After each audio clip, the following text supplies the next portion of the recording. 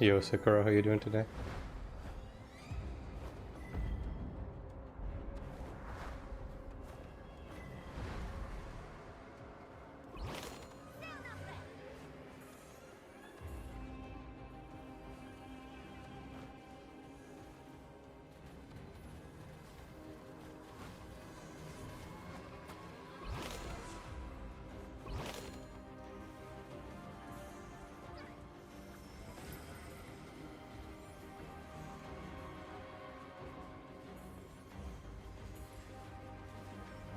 I missed the siege, and I missed 2 rotations of portals, I guess. Oh well, it is what it is.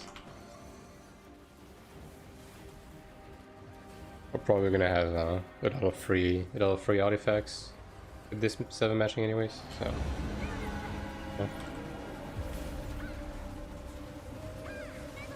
yeah. Siege 2, yeah. I mean, honestly, siege is kind of whatever. It's just the actual corridors that I missed. I should have done them yesterday. I honestly, I just forgot about their existence. It is what it is.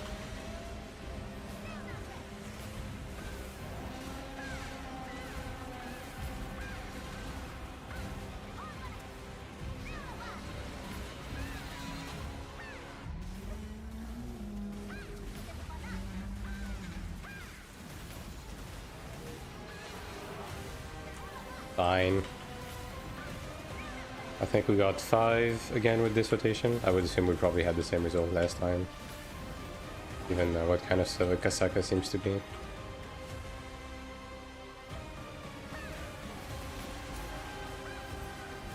So yeah, I potentially lost like 150 KP, something like that. Between 150 and 200. So.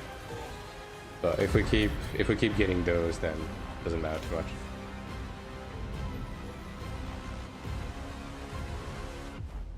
Have they killed it already? They haven't.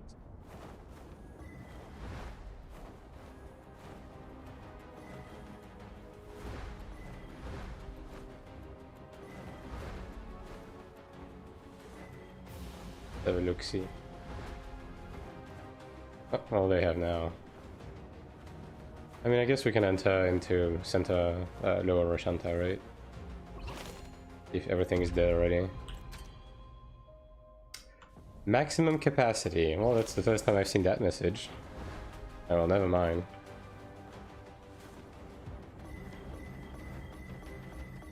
Never mind.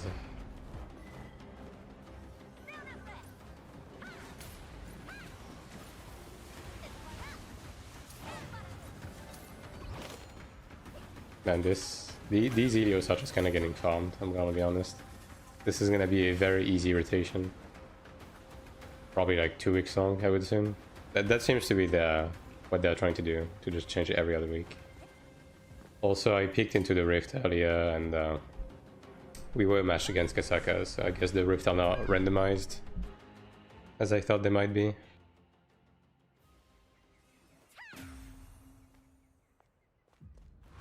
Leave those guys. Speaking of Rift, so we have 1 hour until the Rift.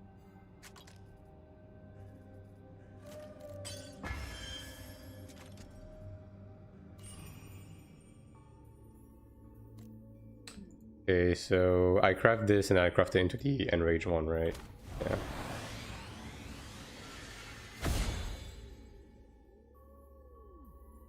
Do the horns also expire? They do, okay. Alright. I have to do it now. Is it not? Do we need like a higher tier maybe?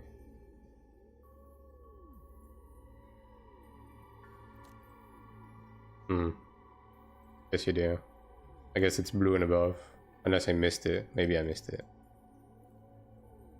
Oh yeah, I did miss it. Alright. Gotcha.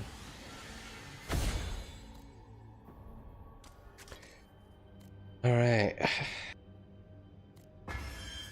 I'll take the 5 silvers. That's nice.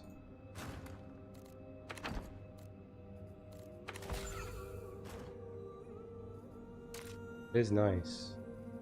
Up to 33. How many do I need for the guard? Isn't it like 50 or something? It's 50. So next week, I guess. Next week I'll buy this. I can break through, get high stats, and replace my earrings, and just full send Tribunus at this point. Yeah. Yeah. I'm just gonna wait till my corridors. This one is the 3 days wait anyways, right? I have plenty of time to do this. So I did see on the supply requests that this week at this and this. I'm gonna do these 2 dungeons actually, just to get some AP back. Yeah, might be worth it. It's literally just one of 3 accessories. It's pretty likely to drop anyways. 14 diamond medals, god damn.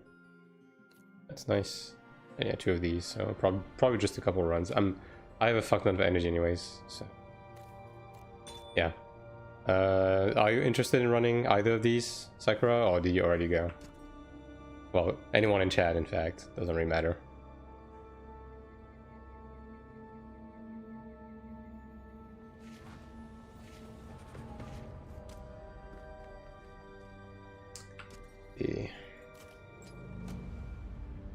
Running what? Fire Temple and Dramata for the supply request, the weekly.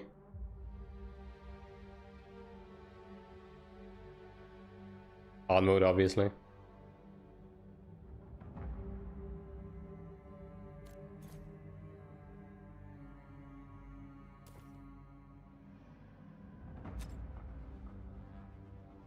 I mean, this group is probably fine, right?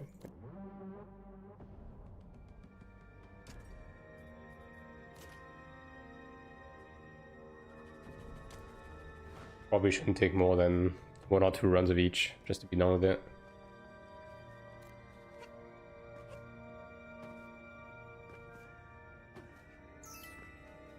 Alright. We forgot to do achievement. Yeah, I have to do achievement in both Dramata and Cradle. Yeah, for sure. Although that is not my highest priority for now. I mean, I have way too many things I have to catch up on right now, but we will, I will be doing it at some point, yeah. The Templar may have crashed.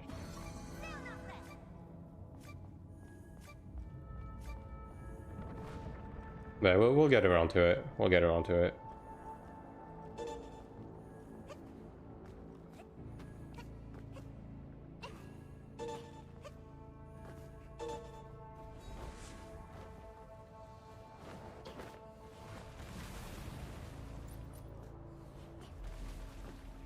Are they doing this one? I mean, I hope they're doing all 3 bosses, because I mean, I kind of want to not have to run this multiple times if I can avoid it.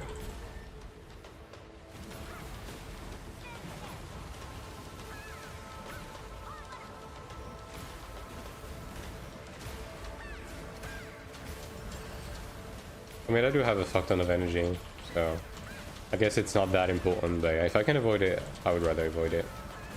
Also, even though we are literally missing 1 guy, we are absolutely demolishing this dungeon, so this shouldn't take too long at least.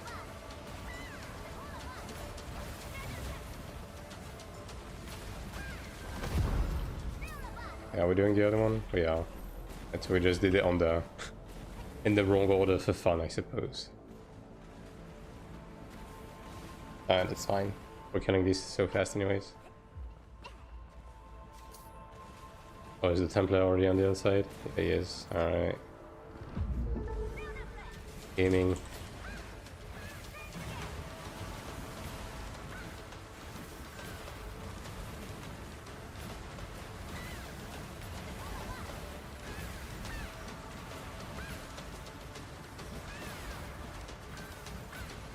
I'm just gonna wait until everyone's here to rebuff.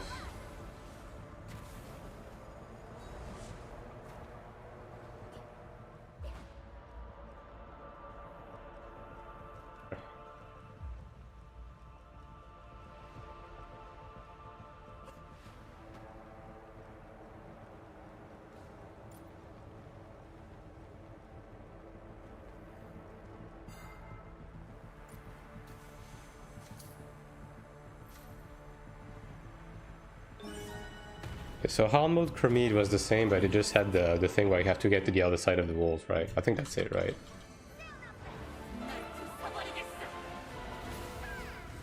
I mean, I'm assuming you can even just like straight up get hit by the walls and just cross to the other side, probably.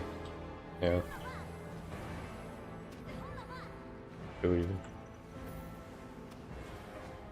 Is it only on the second one? Might be actually.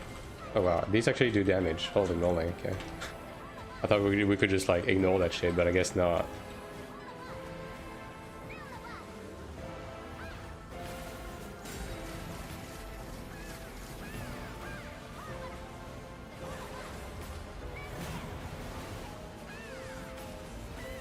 Okay, so the blackout might be on the second one only. Well, if we even do the second one at all. Oh, there it is. Yeah, okay.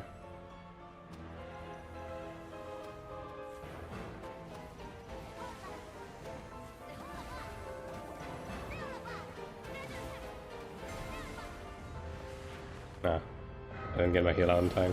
Whatever.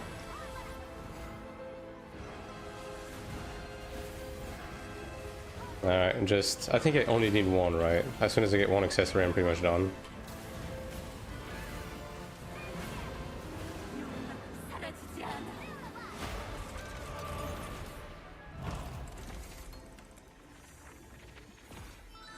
Oh, I got one.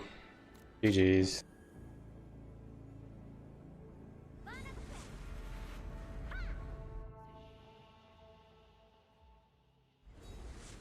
I wouldn't run this on main. I mean, don't you have to do the supply request? Or can you deliver something that is not bound to your character? You don't? Oh, well. Whatever. It only took one. That's fine. I mean, I'm gonna have to run a bunch of Fire Temple on my ult, so... I guess I'll just, like, complete the quest on my ult to get, like... PvP mana stone, stuff like that, right? Alright, now for Dramata. I mean, Dramata hard mode I kinda need anyways for Philistones. Do you wanna come for, like, a couple of Dramata hard modes? Or hopefully only one, but, you know. The blue accessories are not rare. I have beefy ults. Yeah, I mean, my ults are... They're getting there as well. I have a bunch of stuff I have to do actually today on my ults. Like, today is going to be a very back and forth day between my main and ults. I still need to do Sanctuary, but I'm going to wait until after the Rift to try and find a group. So yeah. But yeah, do you want to run a few Dramatas? Perhaps?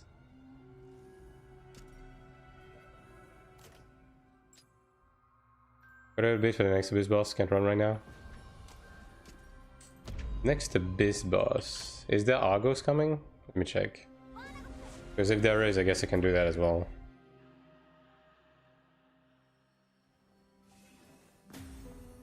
"22 minutes Argos." I mean, in 22 minutes we can... Yeah, I mean, we can knock at least one out. Unless you have to be inside on your server because of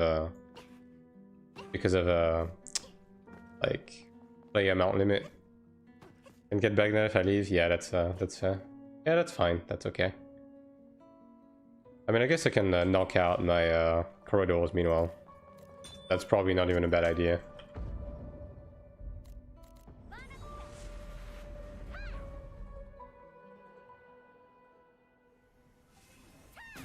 Not the worst idea. Doesn't really matter with these people nowadays. Like, pretty much all 5 rooms are viable anyways. Surely I can find one. I think the one on the right is not. I mean, none of them are taken actually. Just the middle is. Yeah, we're good. Well, my mana potions. I stashed them by accident, I think. Yeah, that is. Corridors are capped to 4 people. Oh, are they? That's nice. Also, hello, Yukiri. Yeah, a lot changed with this patch, and I just kind of forgot like half of them, and I haven't been able to like experience it firsthand. So It is a really good patch this week, right? Really good patch, but I haven't been able to do too much with it. Did they change it? I think they changed a bunch of stuff like that this week, yeah.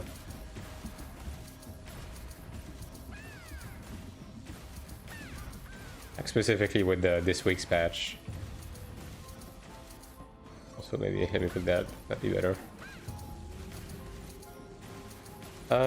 Also on a variety of topics, I have improved my PvE gear a little bit more. All of my PvE accessories are now Diamond 4. And I rolled more Earth Grace on my gear, and I rolled percent attack on my cape, so hopefully that's gonna increase my DPS a little bit. I think I'm essentially done with PvE gear effort for now.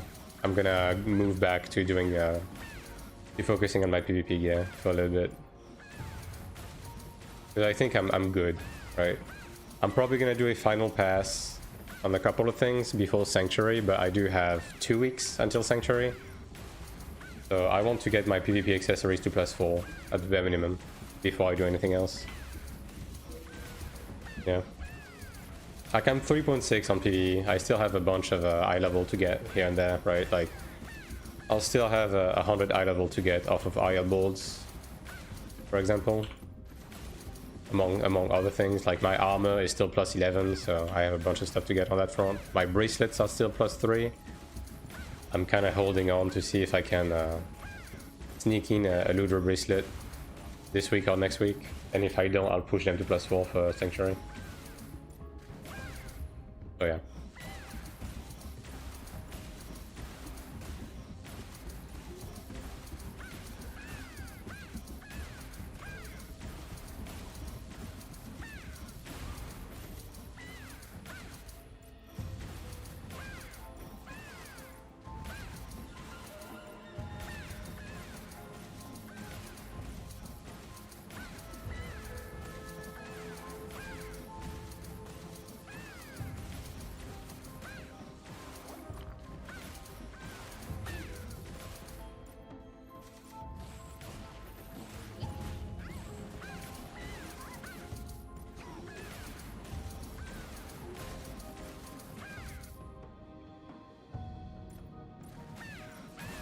Oh yeah, so we'll do these corridors, and then we'll do Argos, we'll do a few Dramatas to try and get the supply delivery out of the way, and then we'll Rift.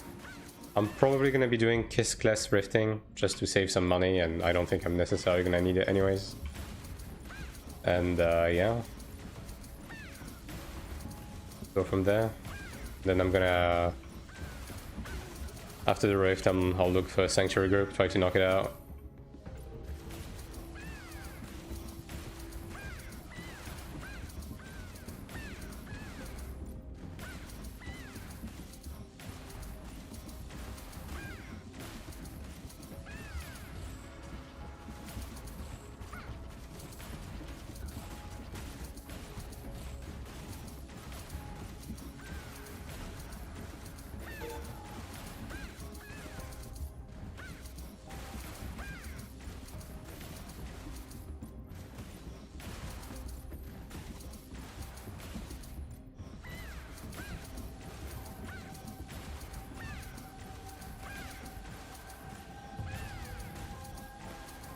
I have made a decent amount of progress on my Elementalist, like early this morning when I had a minute. So that ult is gonna start running shit in a few.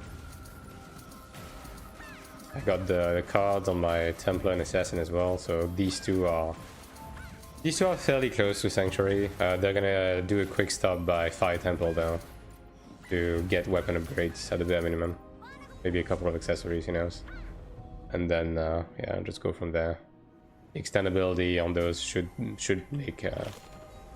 make it easier to go around. Also, my Templar is still using a blue weapon, so yeah, kind of have to improve, like iterate on that at the bare minimum.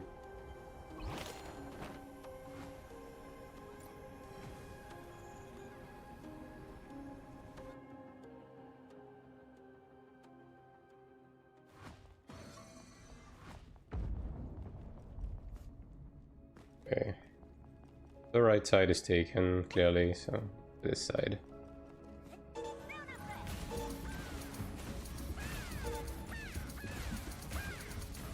Yeah, tomorrow I'm probably gonna be pretty busy throughout the day for reasons. So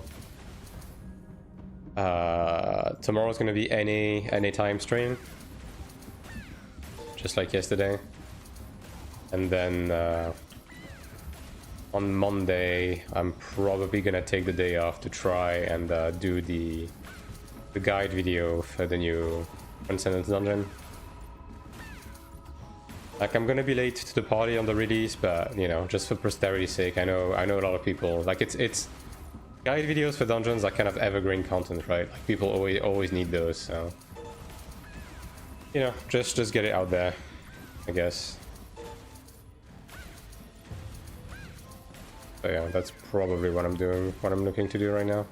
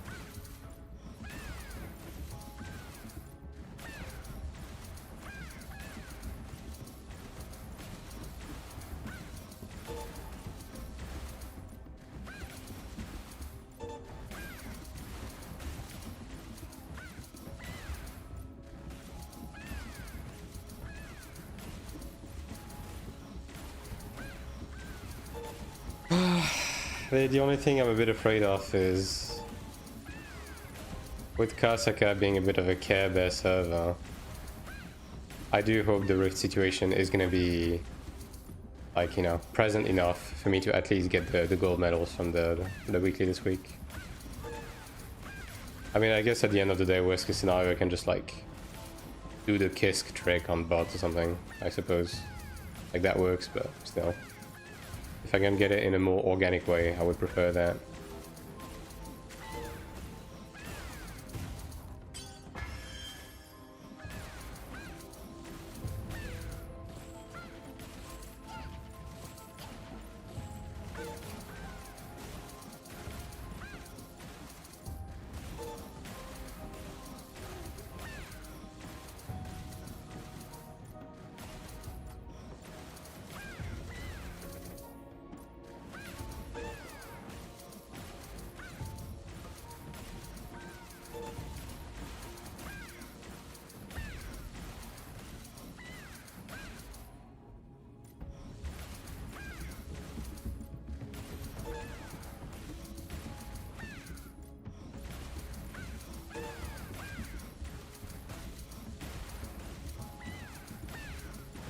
I'm gonna have 5 of these to do, right? I mean, as soon as you're ready, Sakura, just let me know, and we'll get cracking. I have 3 days to do these anyways, so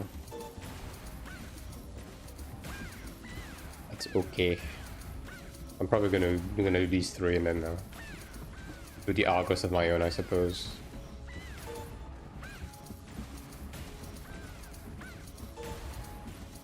Can't say no to more silver medals, XD. Potentially, maybe. Perhaps. Hopefully.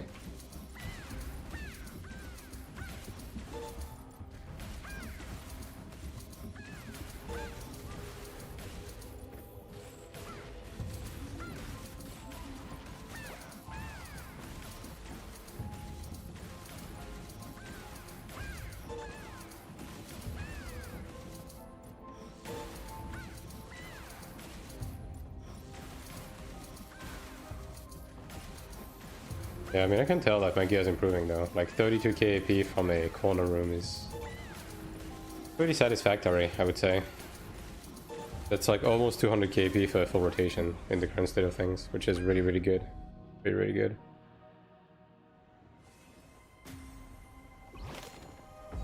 How much time for this? 12 minutes, yeah. Plenty of time to do the last one.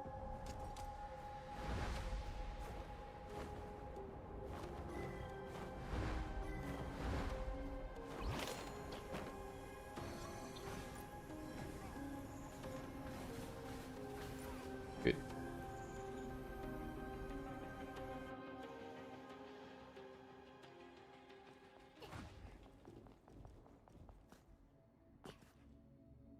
And both corners seem to be free.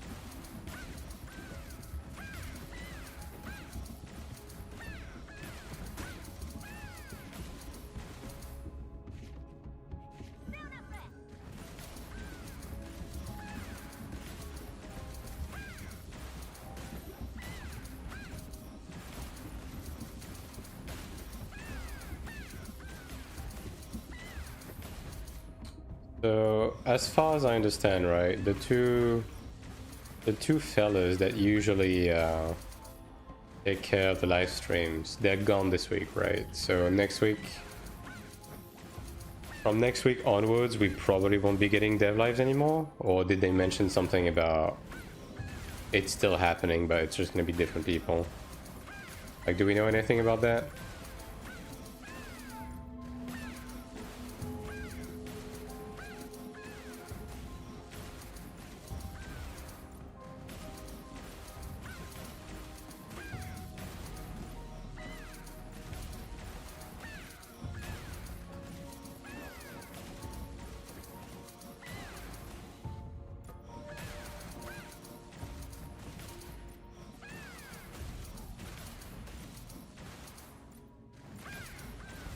We don't know? Alright. I mean, they did shift the time to the weekend, so, yeah. Maybe it's gonna be a recurring thing with new people, I guess.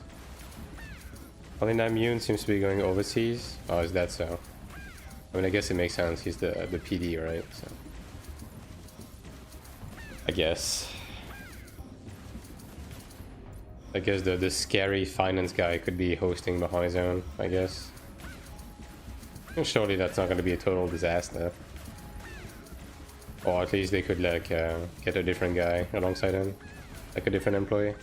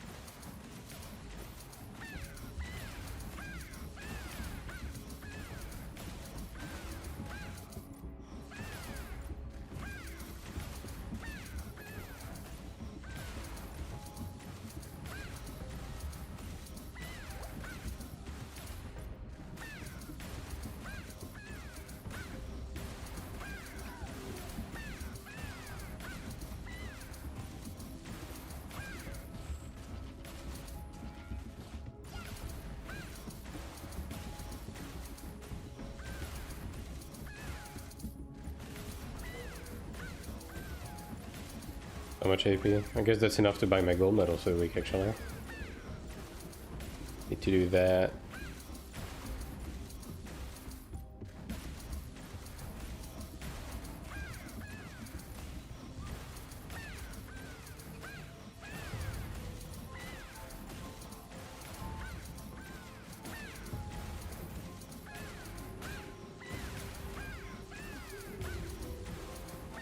I've been thinking though, like, because of the current ongoing thing we have it with the Arcana cards, right? Like, it is especially easy to get ults up to snuff, so... I mean, considering I do plan on eventually getting all 8 slots unlocked, so I get an actual decent look at every single class before global release, so I have a pretty solid idea of what's going on with every class in the game. Maybe now might be a decent time to do so, you know what I mean? So I don't know, I've kind of been thinking about that, whether I should commit to opening up every slots or not. And just like do every class, basically. Because I'm still, what am I still missing? I'm missing Glad, I'm missing Ranger, and Sorcerer. Like, these are the 3 I'm missing.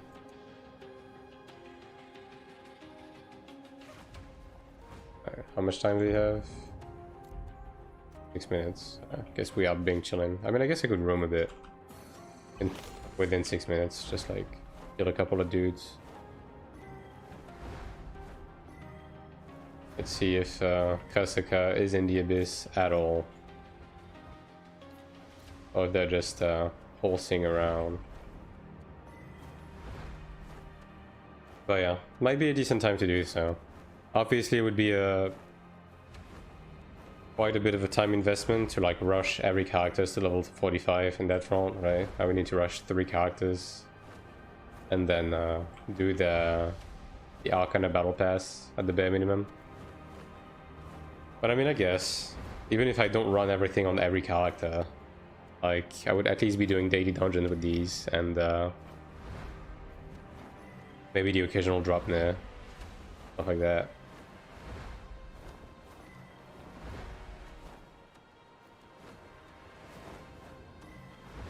You know, just at least get a bit of an idea, the lay of the lands when it comes to every class. I'm pretty curious to be playing Glad as well.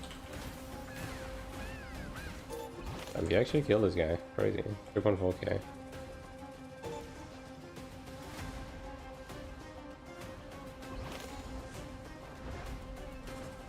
It is so nice though, the fact that you basically don't lose like ranking points anymore in PvP.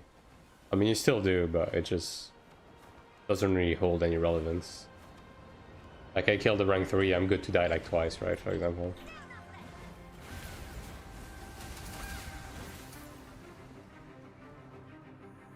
I do need to get my AP cap as well. So many things I have to do and catch up on. A bit crazy. You know, now of all times, maybe is not the best moment to be making more ults, but I guess we're doing it.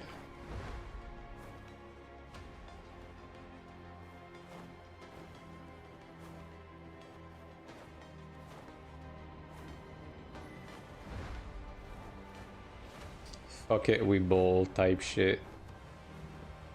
Also, hopefully, I should get enough mats to maybe attempt a demonic mace at some point.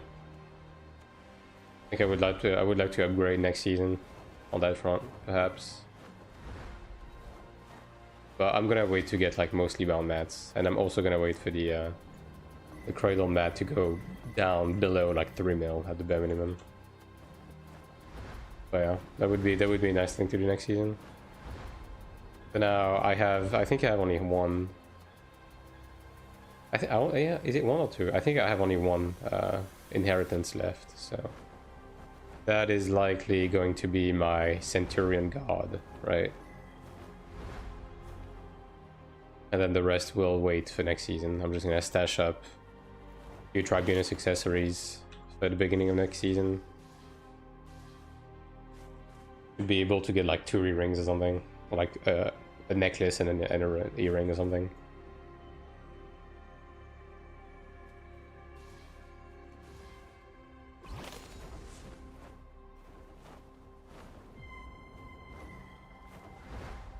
Yeah, there's not too many people.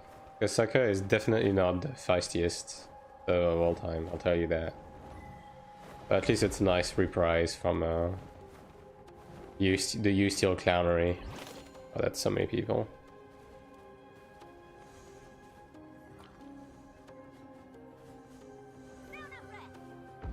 How much time do we have? 2 minutes. Just post in faction chat, whatever.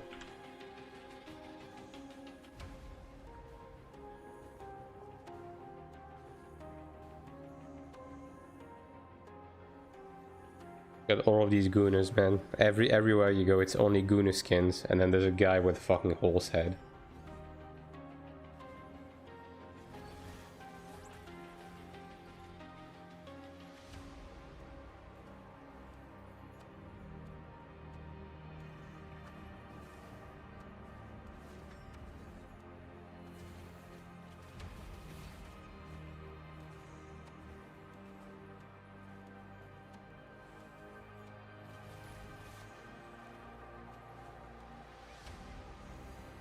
Alright, well, I guess I'm not finding a group for this.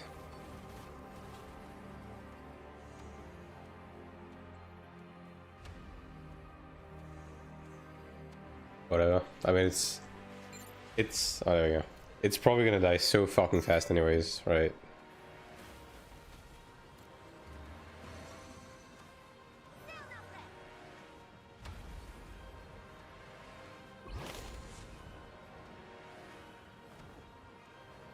Switch my tap targeting.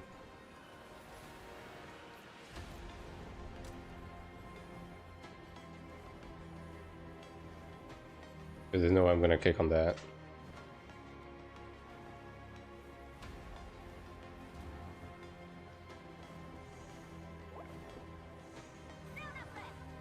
Invite for Dramatar while you're down? Yeah. I mean, a few seconds probably, right? I don't really see this thing living for too long, to be honest.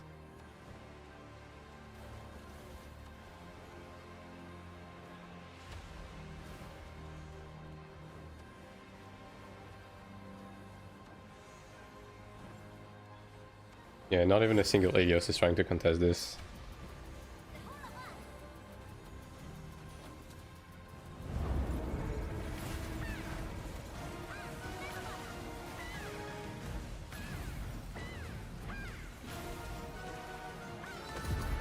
Oh, I got a mark, yeah.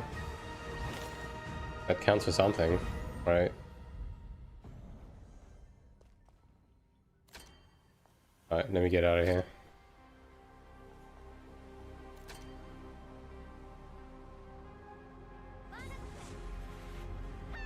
I'll craft the chest. Anybody else wants to do Dramata hard mode? You don't even have to be like excessively geared or anything. We're probably gonna plow through this dungeon really easily. Just trying to get the weeklies out of the way. Can we morph the box?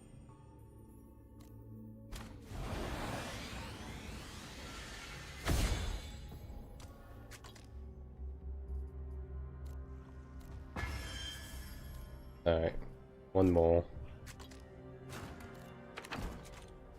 My Twitch is really lagging today. Oh, is it? Like, is the delay on my stream bad, or are you just buffering? Let me switch my gear. Well, I'm not scared to join XD.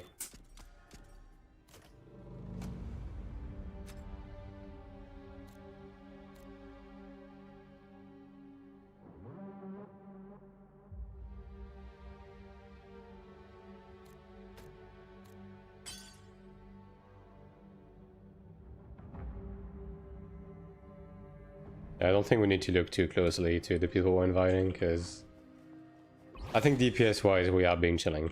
Just with the two of us, I would assume. Just need some damage tolerance up in this bitch. Oh. I mean, this guy's great. I'll look for a Chanter. Actually, I guess a tank would be better for you, right? Let me look for a tank.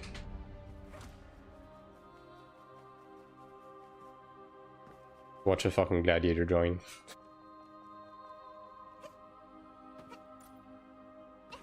Yeah, every time, dude. These people just don't understand that You're not a tank class. Just go away.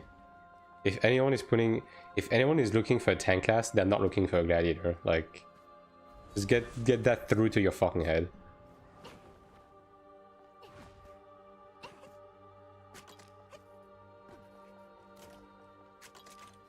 All that.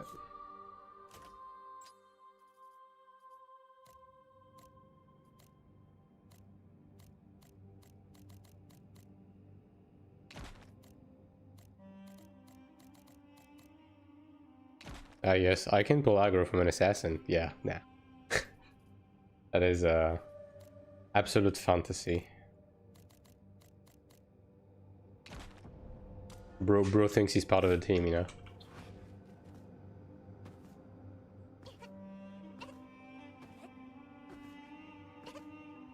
I guess I don't really need salvation in this dungeon, to be honest. What do we even put? I guess res. Oh, why not?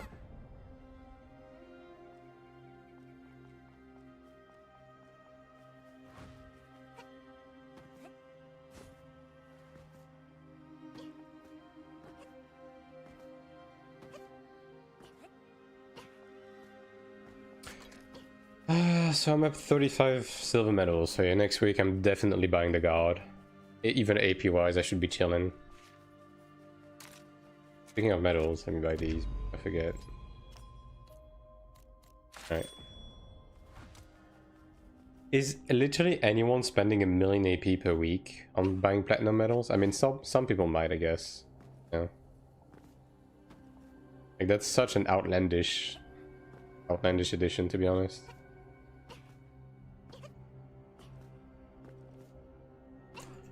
Brother, what even is your gear? I mean, this guy has some gear. Do you want to just send it?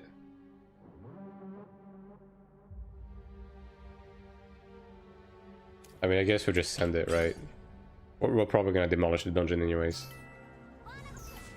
Can you even spend 1 mil a week? Yeah, you can. You get 500 from PvP, and then if you are getting enough corridors, like see for example this week my server is getting five corridors each reset, right? So that's if you get a decent score, that's an additional like 500k at least a week. So that's already 1 million.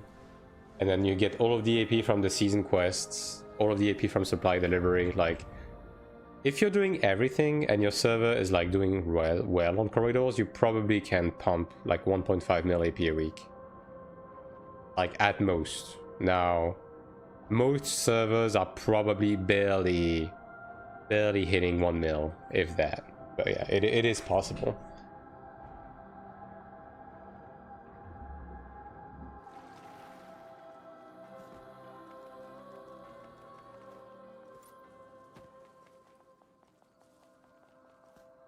I mean, the comp we have is not the best, but we're so geared that this should be dying pretty fast, right?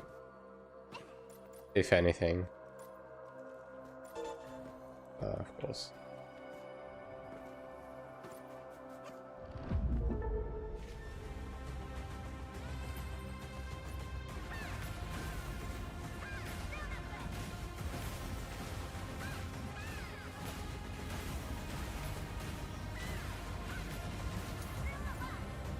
Let's go.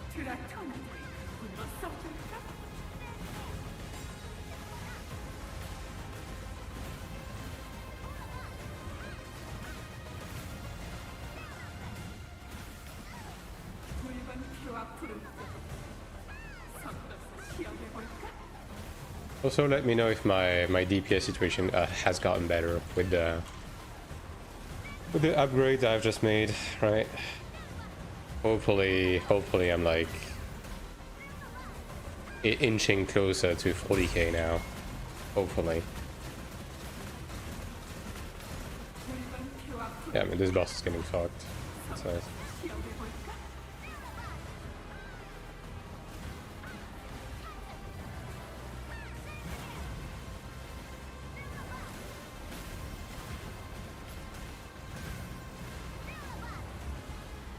Yeah, this guy is kind of standing inside of everything. I'm gonna be honest. But yeah, hopefully the upgrades I have will be enough to carry me into Sanctuary 2. I might have to upgrade my armor a bit more, but you're doing 40k? Nice. Good. I mean, this is a mini boss. Like, I guess like dungeon boss would be maybe a better indicator, but if I'm able to break into 40k, that's good. I don't think I can necessarily expect much higher, considering my ping and everything, as a cleric.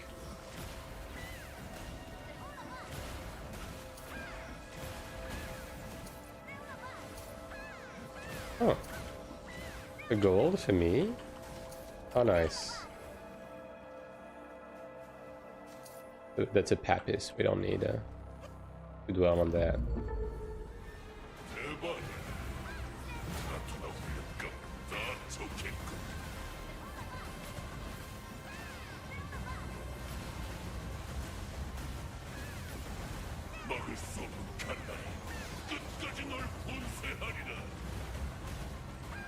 Yeah, that glad is kind of eating shit. I'm gonna be honest, he's just kind of standing and everything. Yeah. I think you stood inside of the puddle, you just kind of died real fast.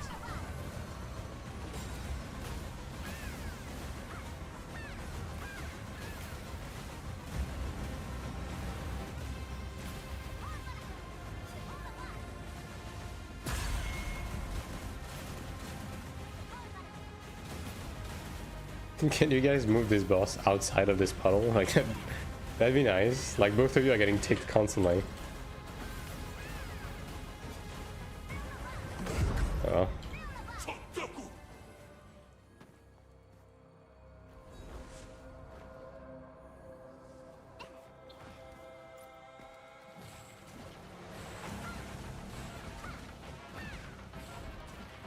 Yeah, DPS is good. I'm assuming the Elementalist is a 140 guy, right? Oh, this boss is just like because respawn goes. Yeah, I mean, I guess that's fair.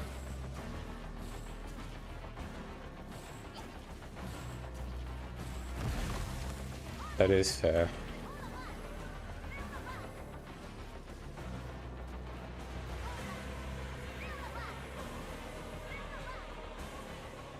That is 140? Oh, really? Even though the Glad keeps eating shit. Interesting. I feel like... I mean, I guess the Glad might have a bit more gear than the Elementalist. Although, I think the Glad had a Star Dragon weapon, and the Elementalist had the money, right? Maybe I'm missing it, but... I feel like Elementalist is, has pretty good PV damage. Glad is more geared. Yeah, fair enough.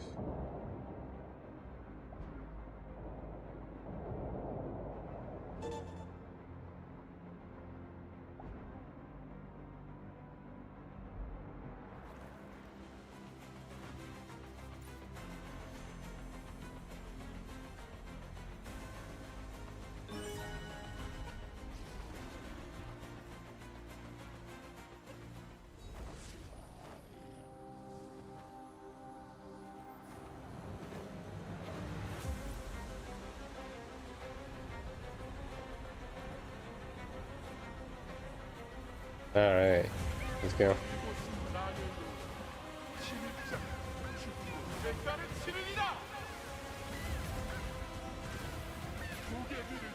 Yeah, that was a good jump.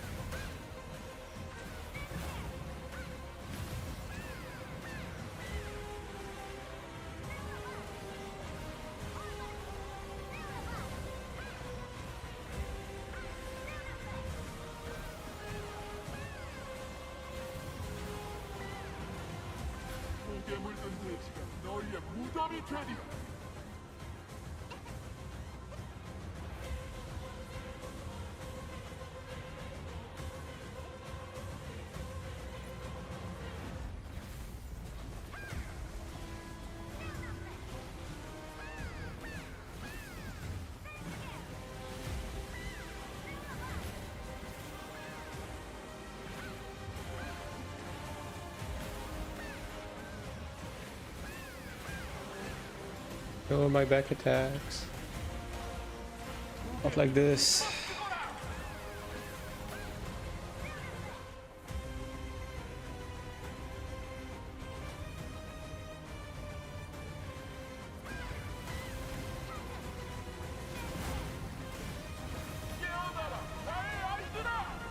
Yeah, we're gonna have 3 larvas at the entrance and one in the back, but I mean this boss is just kinda dead, honestly. Kinda getting fucked. Yeah. Oh man. Yeah, surely this is not gonna get destroyed while I'm on it, right? Surely not. Nah. We're good. Barely.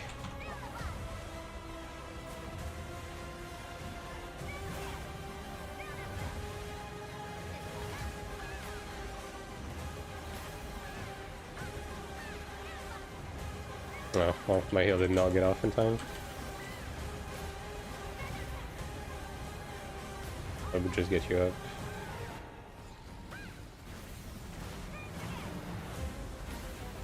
Did that not hit the Glad, or is he just AFK?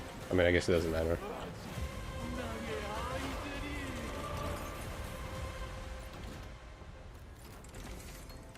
And can we get a Philistine from this? Nope. We got enough accessories though, I believe. Weekly...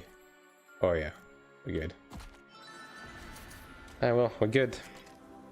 That's it.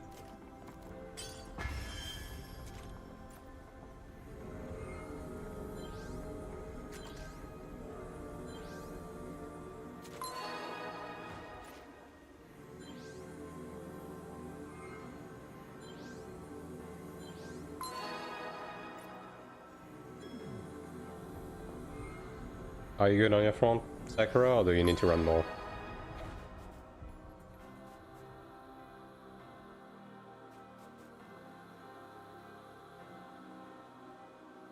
I'm good? Alright. Let's stop that then. Rift in 10 minutes? Let me think. What can I do in 10 minutes? I guess I do need to craft flight pods for the Rift, so I might just do that for 10 minutes. Probably the play. And look at this. I do need to sell that.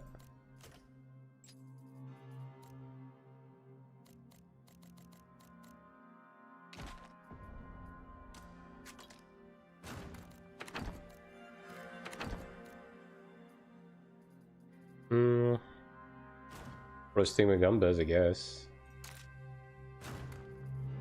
Also, I need to evolve these. I'm gonna need a bunch of these for next week and next season, so I might as well just craft them now to save some space.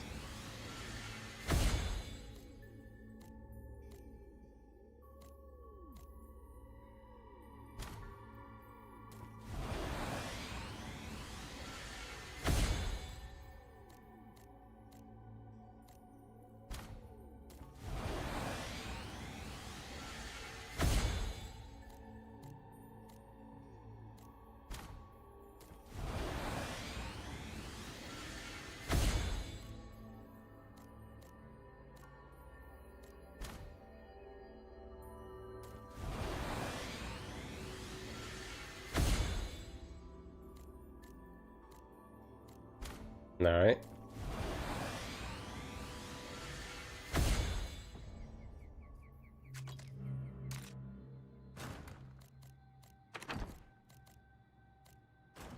Do a couple of stigma gumbas as well.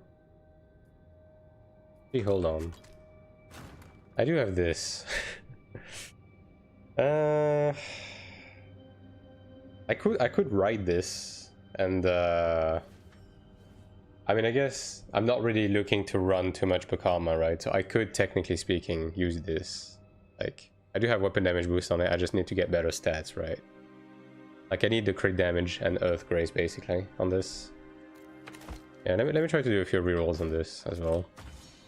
And maybe we get lucky, right? I guess let me remove that.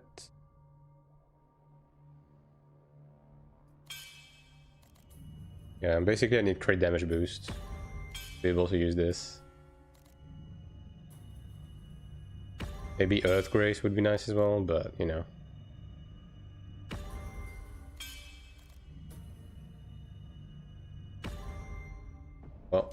Better luck next time.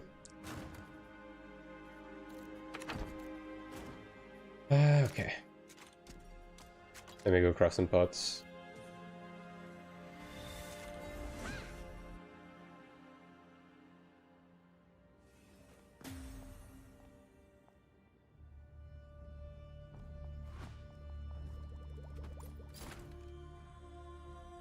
What am I missing? Just bottles? Alright. 150 is enough.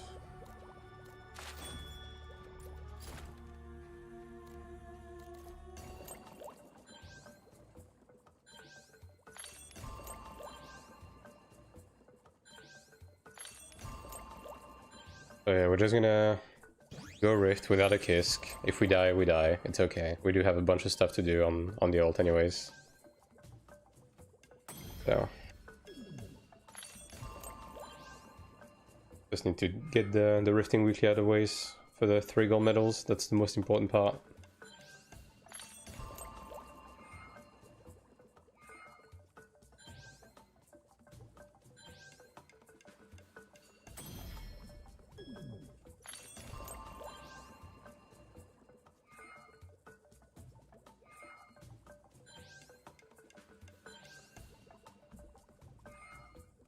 I'll be right back, 1 sec.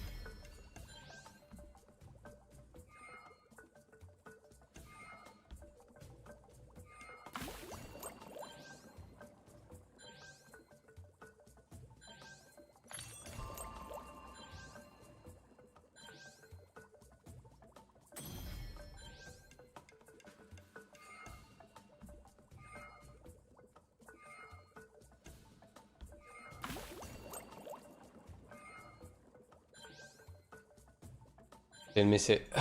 Yeah, sorry, I had a phone call. As it may. I should be able to make it though. Hopefully. Should be.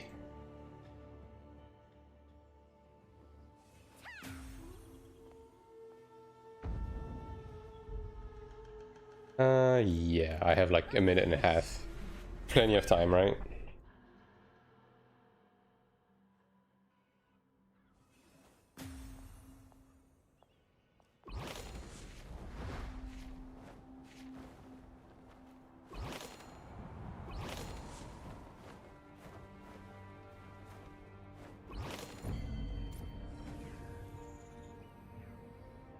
We good, we chillin'.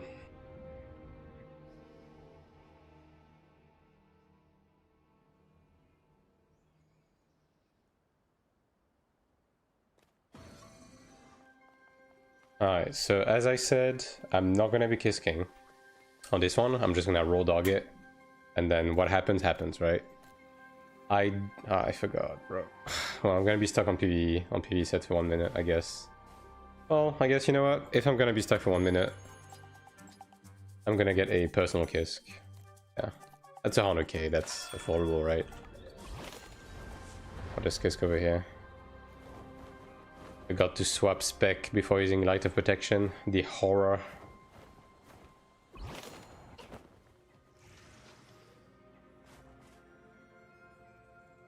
Got into, just got home for work. Nice, GG's. Alright. Yeah, I got a phone call. So, you know, takes priority over everything else, if you know what I mean. Alright, let me put this down and then I'll just wait for my my spec to come back. I mean, I guess I can just ride to town while it does. I don't necessarily think Kasaka is like really aggressively hunting people anyways. At least that would be pretty surprising based on what I've seen so far. I'm kind of running low on potions as well. I need to get my crafting in out of outside of stream, TBH. You don't want to.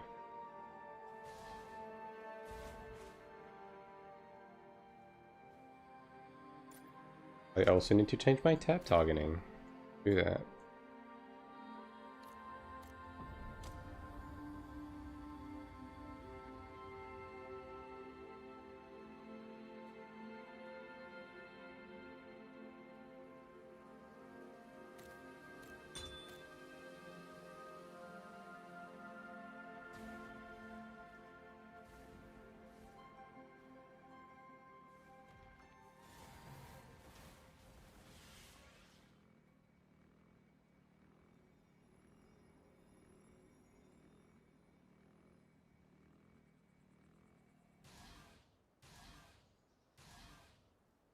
But yeah, goal right now is to get the... How many kills do we need even right now? It's like 100 something, right? Challenge weekly. 100 kills, alright. So we need to get the 100 kills done. That's gonna be the objective for the week. I can't really be asking for much more right now.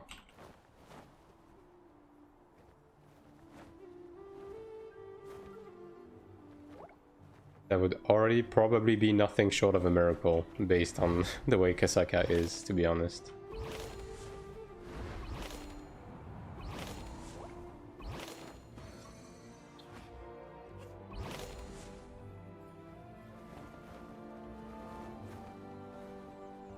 Any benches? No, not really. Yeah. Well, I mean, to be fair, I did a quick rift check this morning. I stayed for like 10 minutes or something before I had to go, and this village was empty, but the other one was like quite full actually. It was full of offices. I got a really good haul in the other village. Just quickly passing by. Also, how's my ranking going? Yeah, I dropped down to 3-star. I'm not that far though. I mean, unsurprisingly so, right? People are just able to farm now. Yeah, I'm 300k away from going back to 4-star, I guess.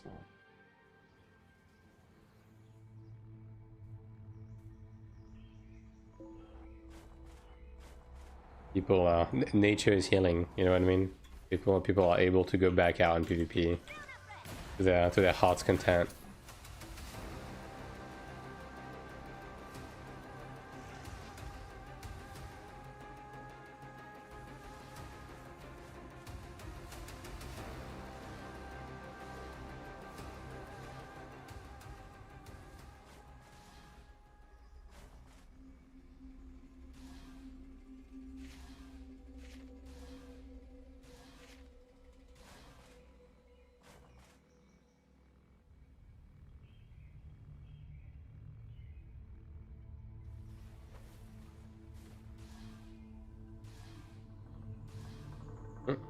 Good fella.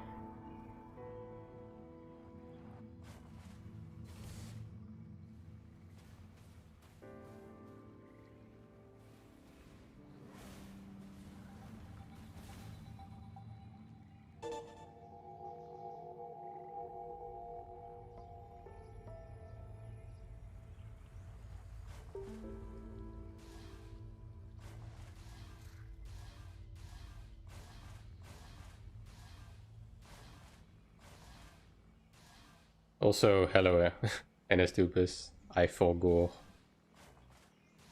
Got to say hi.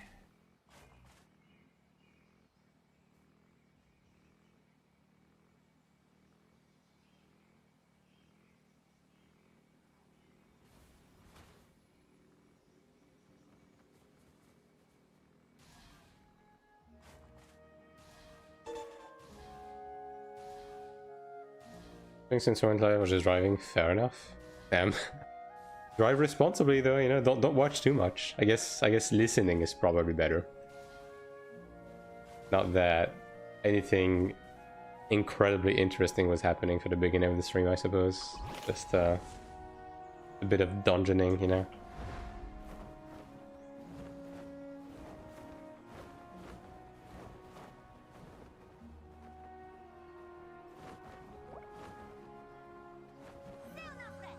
I mean, nobody does jump. I'm not camping that.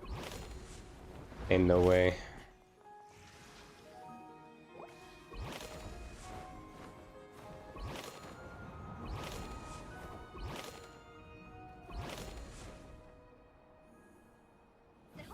Okay, where's this guy? Where's this little fella? He's under the tent. No? Oh, he's gone. XD. Oh, is he? Oh, he's below. Okay. And he TP'd out. What the fuck? What kind of movement is that? That's messed up. Is that a stack of people or is it an actual person? I think that's just a stack of people. Yeah, it's just a stack. Alright.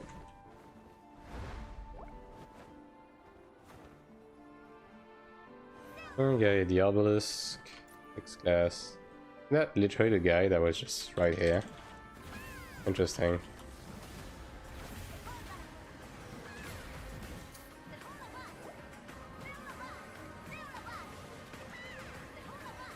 There's a second guy at the obelisk now. Let me check this area real quick beforehand.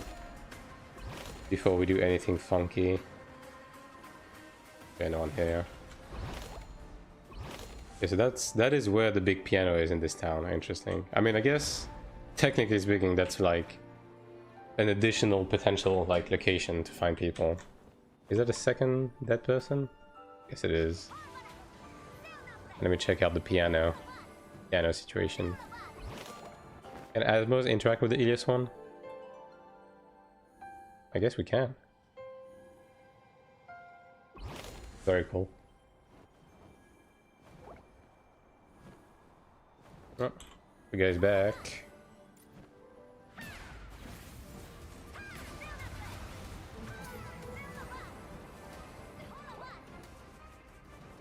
Aid actor confirmed. Any benches? There's not too many crafters on Kasaka, I've noticed. Like even on the... Even like PvE flagged, there's just not many people crafting, honestly.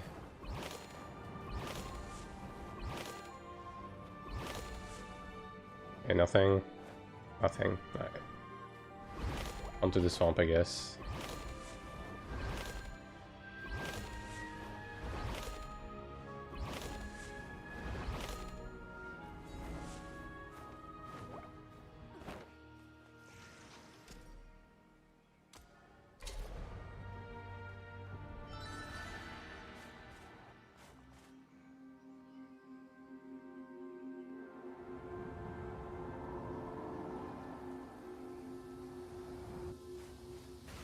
Well, what do we have here? What scenario have we stumbled upon? Look at that. I mean, look, at the end of the day, the goal here is to get my weekly done, so, you know. If this is how it's gonna be, then that's how it's gonna be, you know. And this god is really ruffling my jimmies, isn't he?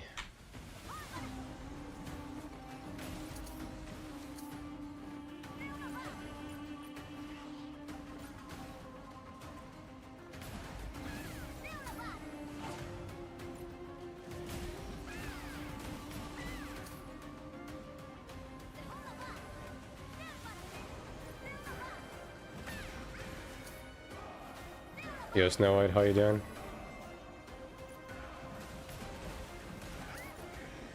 I mean, if these guys want to share, I only see 3 of them, so they can just invite me. Not sure why they're not doing it. Well, I mean, hey, if you put down the Kisk, you can keep them, that's fine. I'll go with this one.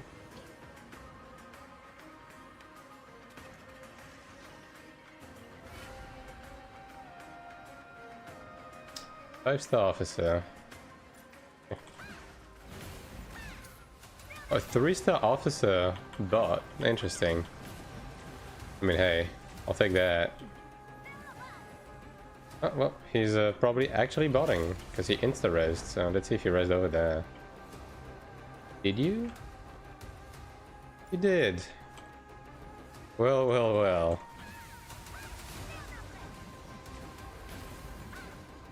Let's see if he raises again.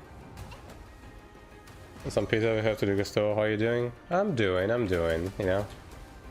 Holding on, just catching up on a few things. While I have a bit of time to myself, you know.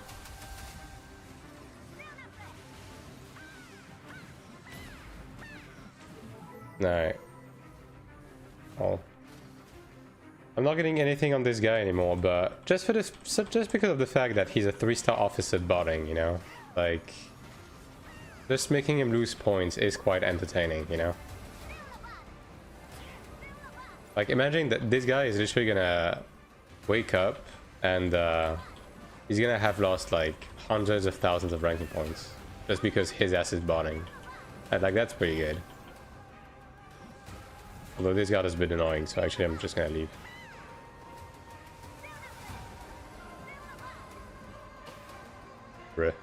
The fact that these cards are also stunning on top of doing all of that damage is crazy.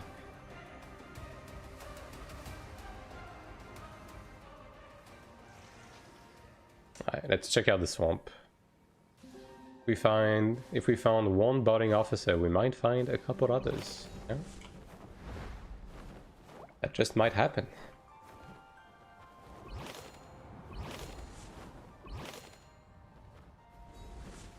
I should have reported the guy actually before leaving. Whatever. If he's here again the next time I come over, then I'll do it.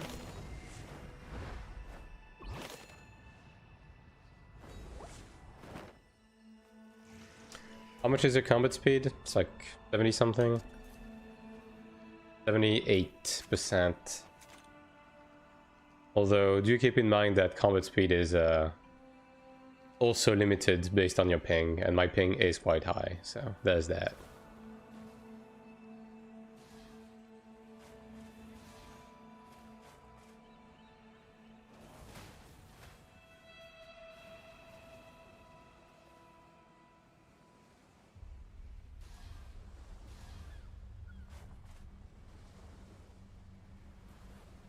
There's slash ping command in game actually? Because that was in Iron 1, so... There's not. Damn. Crazy. I have to rely on the ping thing on the VPN, I guess. Okay, let me check the tree over there. Sometimes there's people that are botting close by to the Kibalisk. Anything? No? And now just a bunch of PV flag bots. I got it.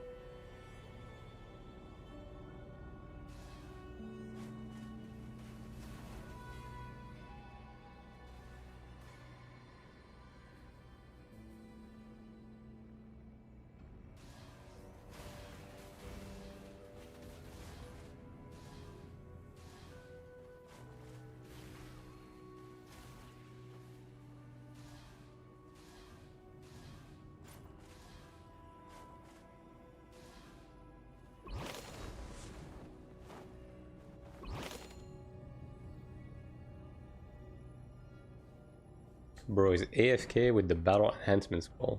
Crazy work. What level are you? 3.8.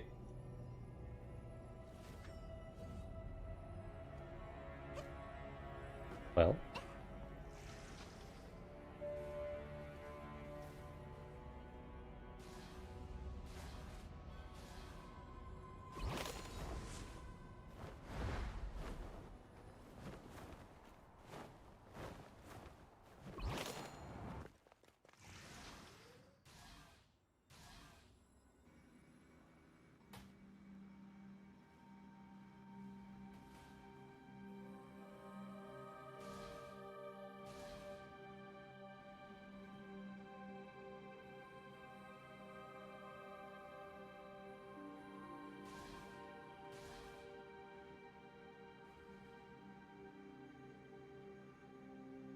Alright, let's see if anyone has populated Zoomian since I left. And if not, I will be checking the island. Because I have not done that with the server yet.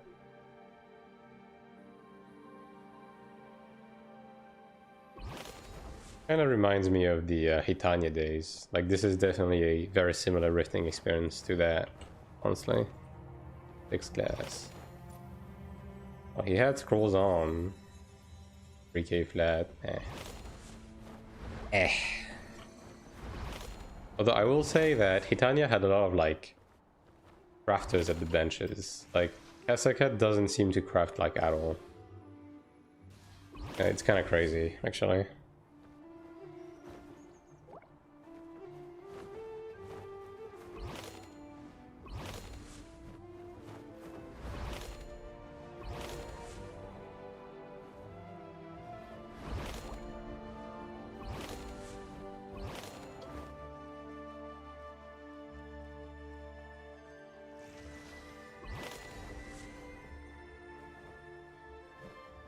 Fourth class here, PV. Yeah, well, no one knows, I guess. Alright. I'm gonna go check the island. And then I might check some less likely areas. Like, I haven't really gone back to like the Veteran Fortress ruins in a while. Oh. Here's a bot. Do you ever see Ilios rifting in Asmo territory? It's very rare. I'm gonna be honest, I've only ever completed the defense weekly once, and that was because there was like a planned invasion, like with both faction leaders agreeing to meet up. But in general, it's very, very rare. Like, I've kind of low-key given up on doing the defense weekly, so I don't really look for them too much anymore. But even when I was, I would roam for hours and maybe find one dude or like a group of dudes. And because usually if you see an Ilios rifting, at least with the servers I've been matched against, like they're not necessarily looking to like PvP with other people. They're just looking for like packs of bots to use the Kisk trick on to get easy kills for their attack weekly, right? So a lot of the time when I meet Ilios invading, I kill them once and they're gone because they haven't Kisked. Because they're just keeping their Kisk to make bots attackable, if that makes sense. But that's the other problem, right? Which, you know, you need to kill 100, so killing one guy here and there is not gonna get you your gold medals, unfortunately.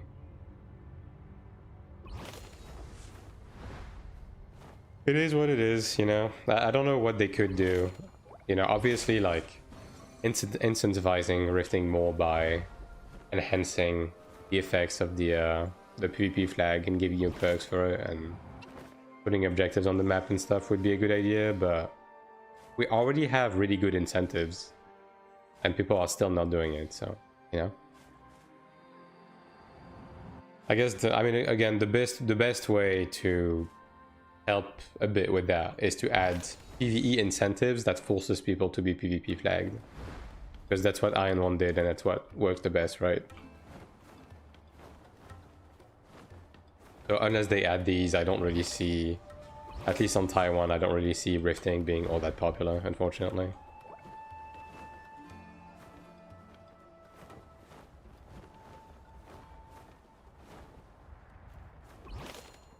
Any bots on this island?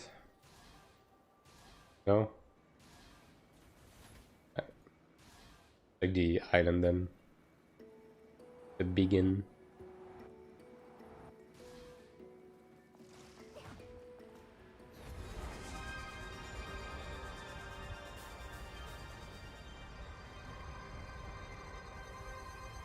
But in general, like, it's been kind of weird in this game, right? Because before the game came out, they were like, this game will have a bigger PvE focus than PvP. And then the game came out, and it functionally had as much PvP as Iron 1. It just had better PvE, right? So I don't know what they want to do in terms of the game's focus and like PvP split. Because there's a lot they can do to make PvP a lot more fun and accessible. But the question is that what they want to put their focus on? Like, for the time being, you know what I mean?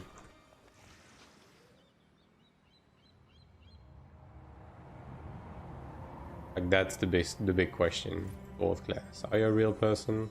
Probably not.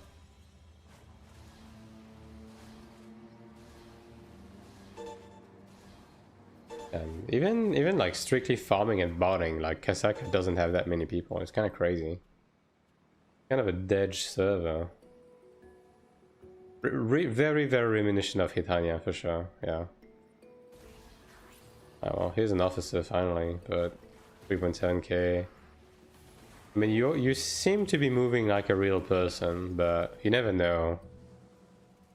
Well, he stopped. Well. Are you having second thought? Or okay, you are targeting me. So what are we doing here? Are we doing the funny haha, or are we just gonna PvE? You are 3.7. No? Alright, well. There's another guy here. Well, he is following me, so maybe he's waiting for me to attack another guy. He's calling people. I mean, that is a very likely outcome. Although he just left, so yeah, I think he was thinking about it. Yeah, he probably had second thought.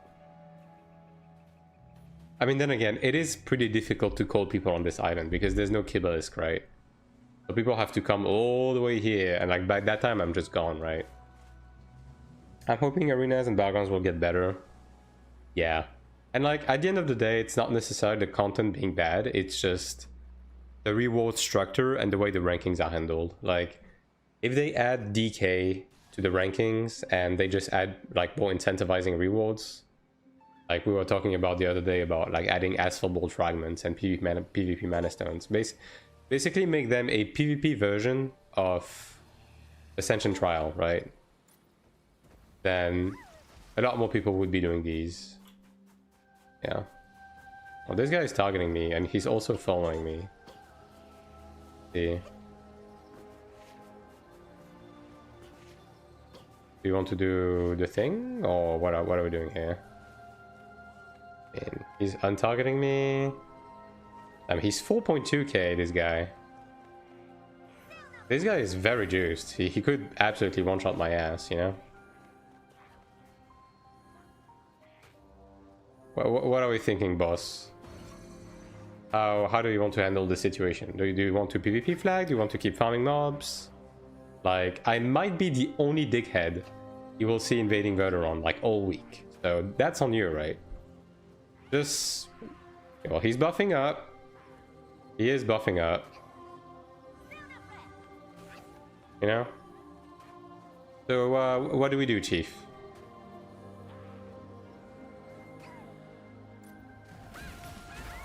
I see. He's certainly thinking. Oh, there we go. Damn, bro kind of took me by surprise. I'm gonna be honest.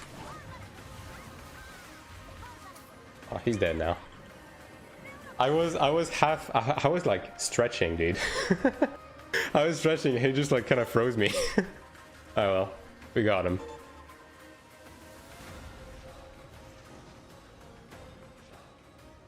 Hello Anchovy, how you doing? Frozen in real life, yeah. He was waiting for you to attack the monster, I guess, maybe.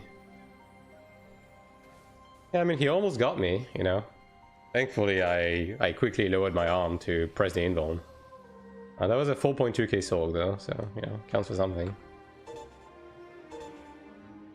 Of the stare down, yeah, I mean, that's kind of rifting in a nutshell, right? You kind of have to get into these people's brain. It's my birthday? Well, happy birthday. Unfortunately, I cannot give subs to you. So, just, you know, I guess everyone in the chat say happy birthday to Anchovy. And I guess this guy could be coming back actually, so I can hang out in this camp for just a second in case he comes back.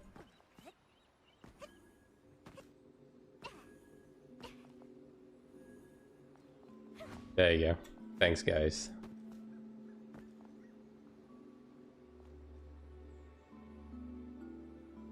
I'll give it a second because I'm assuming when you die here, you rise on the obelisk that's like on the outside of the windstream, right? And also hello to everyone typing in chat for the first time today. Hello to you. I hope you are having a good start of the weekend. Oh, well, there he is. Can't attack him, bro. What is this? Homeboy is stuck. That's unfortunate. Okay. Sure. You know what? Whatever, man. I quit the game today? I mean, that's fair. Like, at the end of the day, right? Like, if for any reason you're not enjoying your time because this is like on Taiwan and stuff, like, it's completely fair to be waiting for global. That's my take on it. How nice of you to instick him. I know, right? I'm such a nice person. I'm gonna be waiting for him though, because he's probably gonna come back again. Easy, yeah. Question, why is your Divine Aura so fast? Well, two reasons. Because number one, I have the 100% attack speed increase, and I'm also fully sending CDR, which increases the attack speed of your Divine Aura. It has a cap, but it does increase it. And hello, Mika. Alright, well, we're just gonna wait for him, and then as soon as he lands, we press the invuln and we fully unload. You know what I mean? Like, just collect our points. We still have one more kill to get out of this guy, so...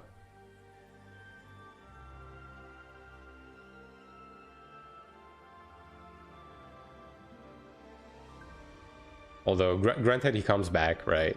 He did take a bit of a long time to come back earlier. Yeah, well, we'll see, we'll see. I knew there would be DPS loss, but I bought DPS meter and was shocked by how severe it was. Yeah, I mean, as I said, it's probably around 30 to 40% less DPS, right? Now, that being said, if this is what is making you quit, I would say don't really press yourself too much about this. Like, it is what it is. At the end of the day, even with the DPS problems that we have, we are still able to clear content, right? So, as long as we can do that, like, I think it's kind of whatever. But yeah, obviously you can't really expect to top DPS charts and stuff with that severe of a ping problem.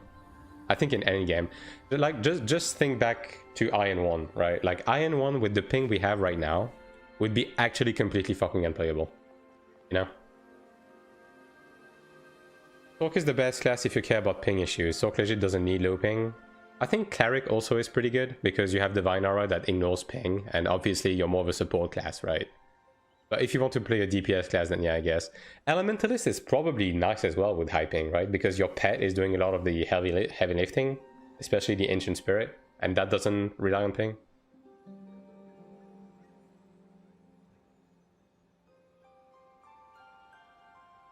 The assassin is cooked. Yeah, I mean, look, I don't know if you had prior experience to Iron 1, but you kind of did it to yourself.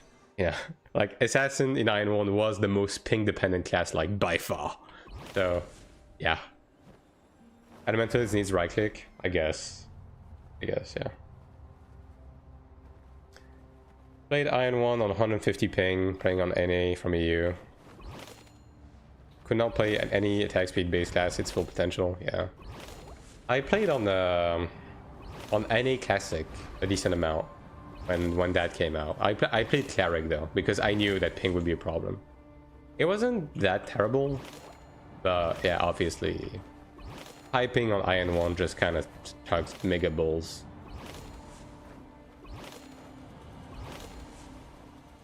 Try hard stab and left. Yeah, that is an option. At least Elementalist brings buffs and debuffs. Yeah. Like, I think Elementalist is kind of a nice in-between because at least for PvE, you're buffing the group. You do have your pet that DPSs for you a little bit, right? There's a lot of dot damage and so on and so forth. Obviously, weaving is involved, so you will be getting fried on that front, but it's probably still better than a lot of other classes. Like, especially if you compare like range classes, I think Ranger probably is terrible on high ping, for example. But in my own fault since I didn't realize I was playing on NA. Well, that's it is what it is. I'm just gonna Abyss and check out patches. Yeah, I mean that's a healthy approach, you know. You can just like take a casual approach to the game, right? If you just want to like prepare for global. And I mean, look, at the end of the day, if it's really like that bad to you, there's always the option to like casually play another class that is like less ping dependent, because that's also gonna double down as you like trying out more stuff. So when global inevitably comes out, right? I have no issues weaving on SM, but I'm guessing having high ping just reduces your uptime regardless. Yeah, I mean, regardless, every class just suffers a DPS loss, right? Like that's just how it is. It's just like the amount of inputs per minute, like the amount of like cast per minute that you can get is just like drastically reduced because of ping. My defense, the Gameforge website looked like a cash grab private server. Yeah.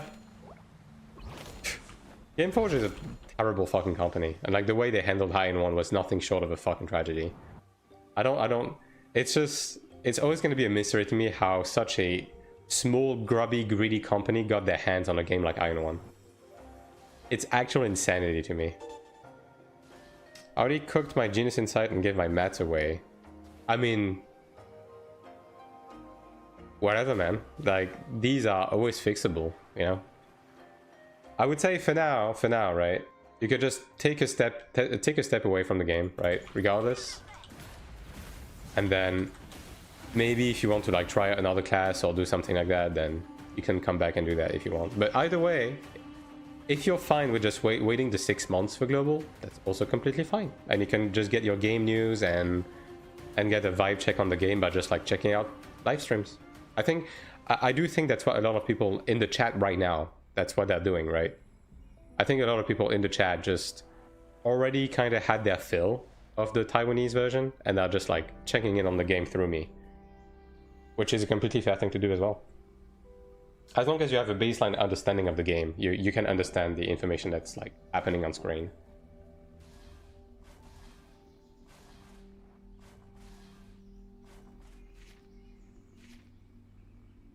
But yeah, don't be too hard pressed about it anyways. Like, it's okay.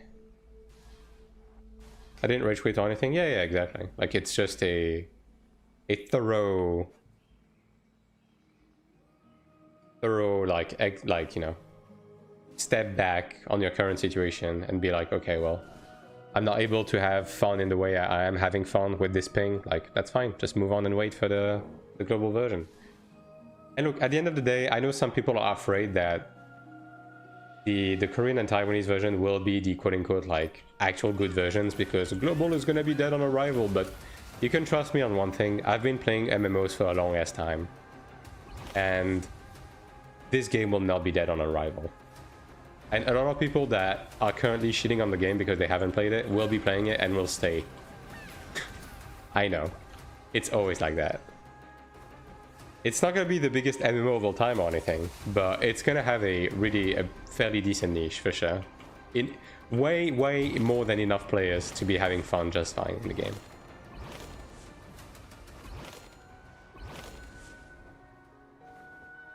Way harder to maintain life mode button if you can't weave. Yeah.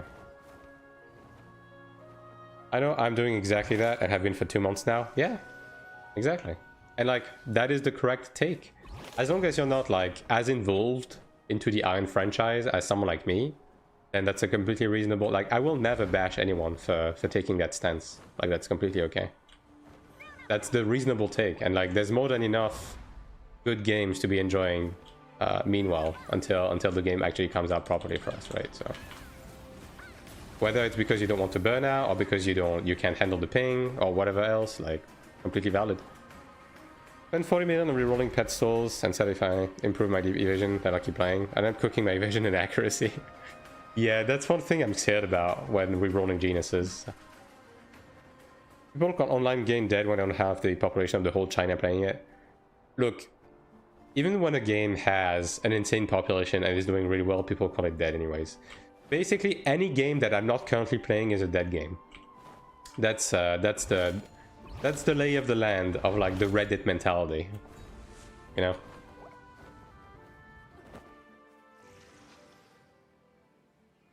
Like you have people playing Final Fantasy XIV mobile that are coping saying that Iron 2 stole the population from Final Fantasy XIV mobile because Iron 2 has more pay to win and the Chinese like more pay to win. Instead of just realizing the Final Fantasy XIV mobile is a steaming pile of garbage with no fundings at all, that will probably be dead in a year because Square Enix is regretting making it. Which is the actual obvious thing if you've actually played the game and you've kept up with the news of it. But it's just, you know, mentalities. That's just how it is. Can you show us your genus? Yes, I can. Just spent 12 hours per day for the first month. Felt like I had to take a step back because I didn't think it was healthy at all. Yeah, fair enough. And also, you don't want to burn yourself out, right? So these are my genus. They're not finished at all, but it's basically like accuracy everywhere because XD DPS Cleric. Yeah. It's just accuracy, bit of damage boost, bit of smite, bit of damage tolerance, you know, here and there. And thanks for the follow, Darius. Yeah. Also, let me press F. 0.6% smite. Take these.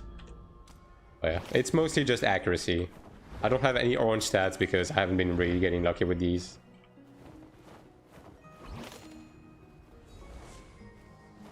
But yeah, look, at the end of the day, it's a video fucking game. You know? Right? Like, you take it, you leave it. Right? If you don't want to play it right now, but you want to play it again in like 2 months, even though Global is not out, the game is going to be right there for you to pick up where you left off, you know? It's not that deep. What does Smite do? It's a proc similar to crit that basically deals double damage. In PvP it's a bit less than double, but yeah, that's basically what it does. Think of it as another crit.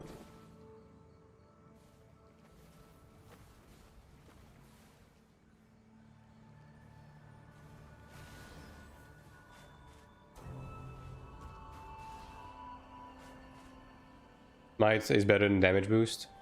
In PvE, I mean, I don't know the exact math behind it, but damage boost does seem to have some sort of diminishing return. And although damage boost is significantly easier to get, right? And smite is more immediately effective because obviously when you get a proc, it just doubles your damage. But you do need to like send quite a lot of smite to see really good results on it. Whereas damage boost is like immediately effective. Because it's like proc versus like just increase. What is perfect? Perfect is another one of those damage proc. It's yet another type of crit, basically. Oh yeah, and when it comes to PvP, smite is decent, but you do have to really full hard send it, and it's really hard to get high enough smite for it to actually proc in PvP. Like, you will need the statue, you will need to focus your Pantheon, you will need to focus your bracelets, you will need to full roll your Genius Insights in order to get high enough smite to actually proc in PvP.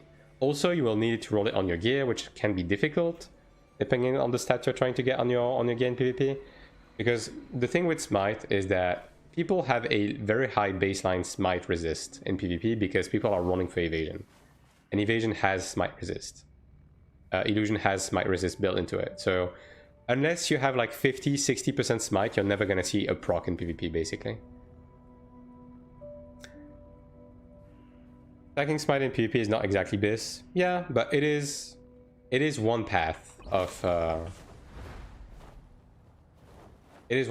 progression right now. Like, especially if you are full sending smite for PvE and you're actually like fully leaning into it on your Genius and Pantheon, like it is possible to like lean into it in PvP as well, depending on your class. Not every class, but some classes.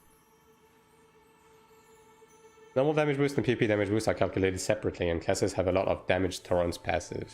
Yeah. For sure. One thing I didn't understand, in one of your latest videos you went through those tokens that now can be moved from alt to main. How does that alternative to crafting work exactly? So basically these crafts, right? So you notice how there's two different crafts now? These are the old ones, these are the new ones with the core items, right? And the ones with the core items, they can't fail. They have a 100% success rate. And the only caveat is that when you finish a craft, the item is bound to you immediately. So basically, if you want to craft PvE upgrades, you want to prioritize doing it through that system. Because this way you have no way to fail in. Because that's like the biggest drawback to crafting gear by yourself, right? And basically what has changed is that the token that you use to get the guaranteed craft, basically the way you get that token is by converting a piece of dungeon gear that has a similar tier to the piece of crafted gear on top of an item that you buy from the season shop. But the problem is that before, that item was not it was not tradable. It was not exchangeable between characters within your account, right?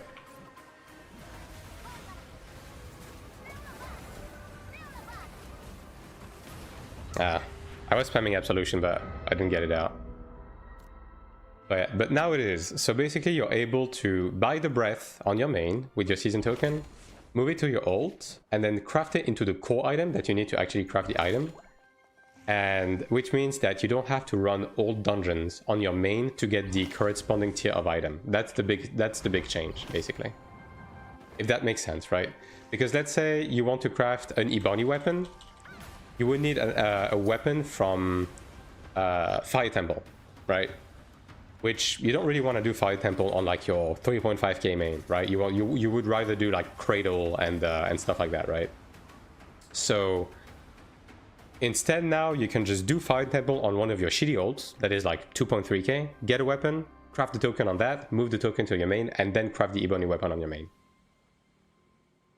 So yeah.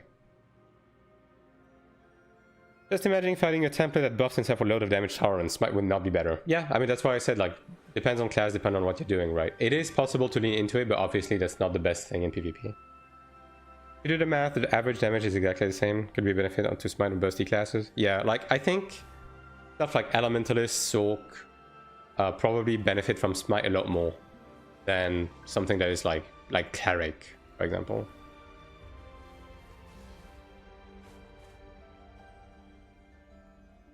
Because especially classes that already have inherent smite in their passive, so like again, as I said, Soak and Elementalists do, for example. In smite, it's better to not invest in perfect. Yeah. But yeah, broadly speaking, the main problem with smite in PvP is, again, because people are running illusion. They have really high smite resist, so you're gonna need to lean very heavily into it, which means also investing into like your soul binds, which investing soul binds into smite can be a bit difficult because you're kind of pressed for slots on your soul binds because you're also trying to roll defensive stuff and so on and so forth, right? Is the Stork still here? 9th class, I mean, sure, why not? At the end of the day, I will take that for the quest, right?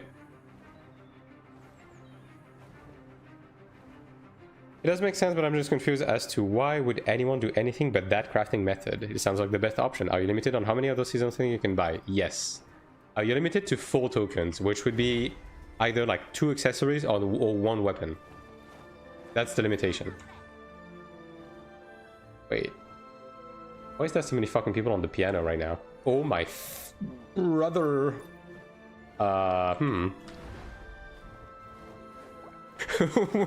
What did I stumble upon? I'm kind of running out of fly time, like that's the problem. That's a Cleric chasing me. That's the problem.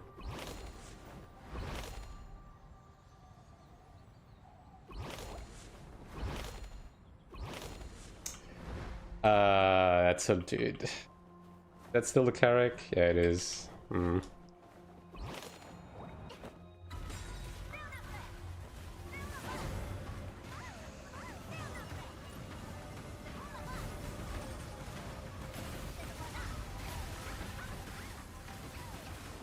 Well, almost. That was pretty close. What the fuck did I stumble upon? Badge? Yeah.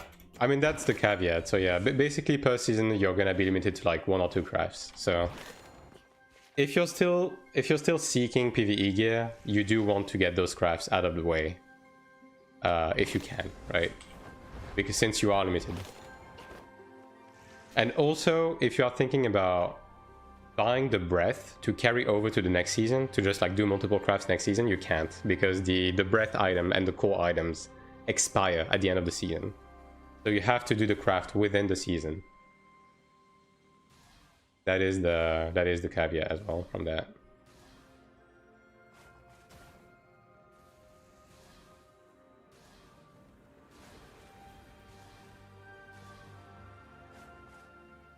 Why do I keep stumbling upon random fucking Legion gathering of like 50 people just taking a picture and I'm just kind of fucking showing up?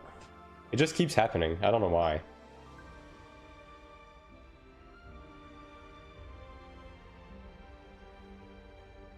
I did almost kill that general though. I was literally 1 hit away, but yeah. Just took too long to target him.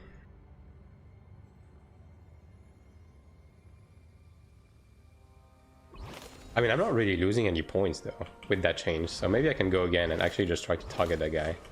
Because I might actually be able to kill him.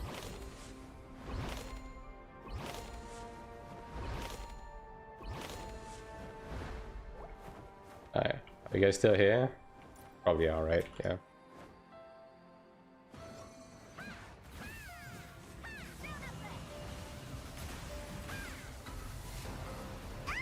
Well, he dispelled my thing and he got healed, so XD. Unfortunate. Man, the seal on the dispel is a bit brutal.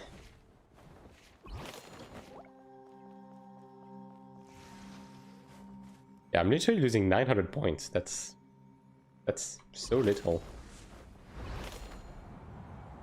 Remember they promised to rework crafting? Is it a reworked version? I have no idea.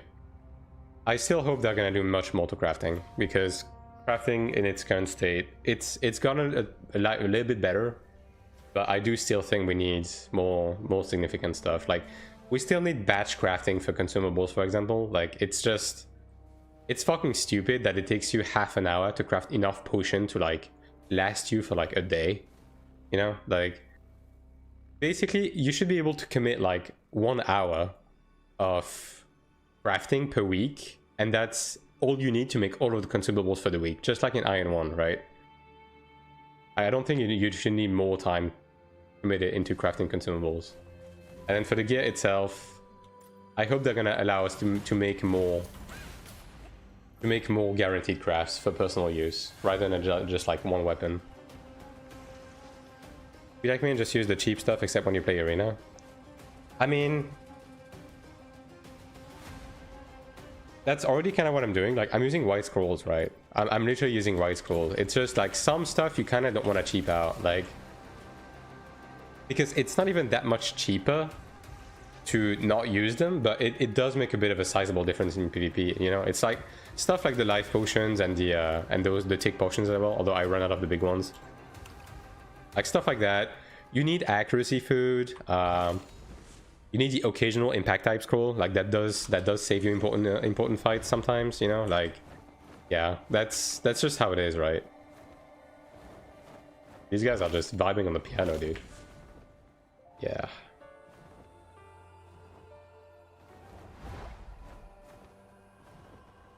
I don't know what to do, dude. It's literally just a force of people just vibing on the piano. Like, I don't know. Maybe I need to stop getting baited by these people and just like move on with my life. Because this guy literally has Cleric, Chanted Templar in this group. It's like, I can't do enough damage to this. I was using a better potion when you lost a lot of ranking points. Yeah. I mean, I guess now it's a bit different because, as you said, we don't lose nearly as many ranking points. So, you know. But again, it's just a matter of... It's not even expensive. It just takes a long fucking time, which is the problem. Like, they need to let us do batch crafting. And with some of those crafts, you have to use them. Like healing pots, the healing pots and the wind potions, dude, you have to craft these. You have to craft these. There's no choice. There's no alternative. You have to make these. But these these still take a like stupid amount of time to craft.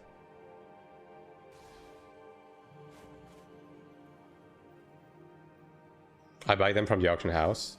Yeah, but it is significantly cheaper to make them though. That's the thing. I mean, that's just me being a cheap fuck, I guess, but yeah. This is the least efficient bot you've ever seen in your life.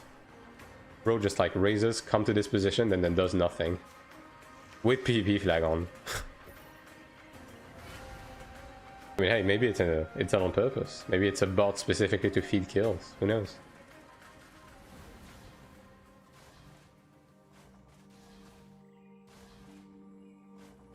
But yeah, like that's what they need to fix. They need to allow us to make more guaranteed crafts. And in general, I mean, the cat is out of the bag now, but I just hate the orange crafts. These should not exist. These are purely harmful for the game. They do nothing good for the game. It's kind of crazy how the game would just be better if the orange craft did not exist. How much is your accuracy now? Without food, let's see. I have 24, and then yeah, I have 3.1k without food, so I have 3.2 with food.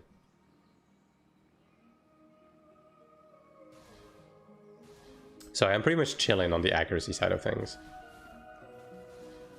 100% agree that those heroics kill PvP. It's both PvP and PvE. Like heroics, like crafted heroics are just bad for the game. Like regular heroics or whatever, crafted heroics are just terrible for the game. It's too many soul binds, you know? Too many soul binds, too much power. I have 900, yeah, you're just a bit short. How come you have so much accuracy? You're all accuracy in genus? Yes. All of my genus are lean towards accuracy, and I have +6 devotion runes. Season 1 challenger to straight burn in season 2, yeah. I mean, I'm still doing okay. Obviously, because my class has only been getting better with season 2. Like season 2 has done so much for Cleric, even on things that did not impact Cleric directly. But like stuff like the Theostone nerf alone made Cleric just like spike in power crazily. Like I don't think people realize that.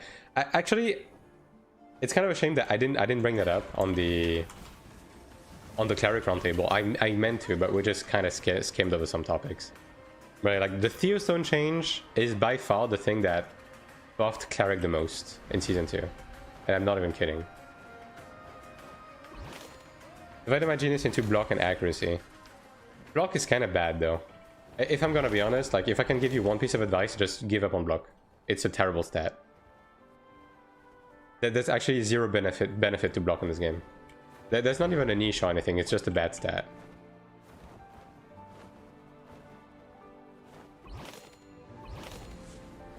Rest plus endurance, yeah, or you know, you can just roll like regular stats on your genus and then you focus on regen and the status effect resist on your gear if you want to be more frugal like me. And it works. It works just fine. Assuming you're playing Cleric, right?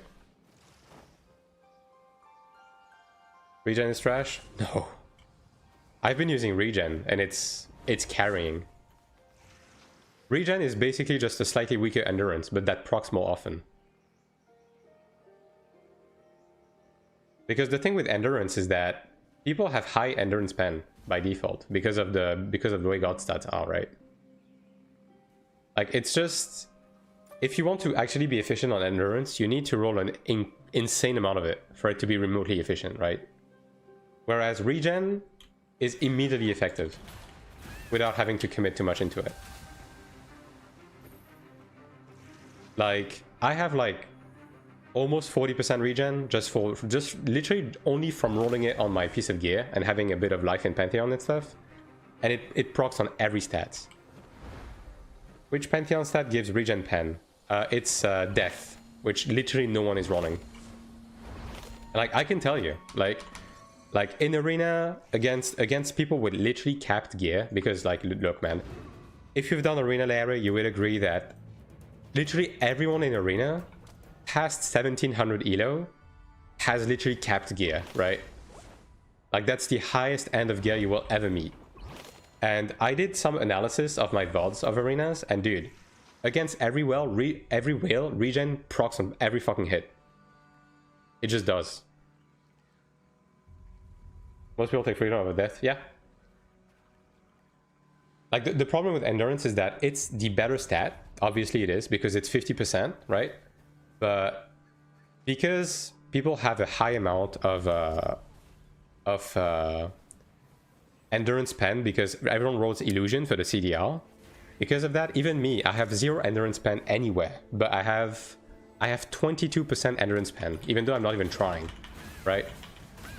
So someone that actually rolls a bit of endurance pen, which some people are, like, people reach 40% endurance pen so easily, which means that if you want to get even remotely decent procs on your endurance, you need to hit like over 60%, which is possible, but you need orange gear, you need full Pantheon, you need Ludra bracelets, right?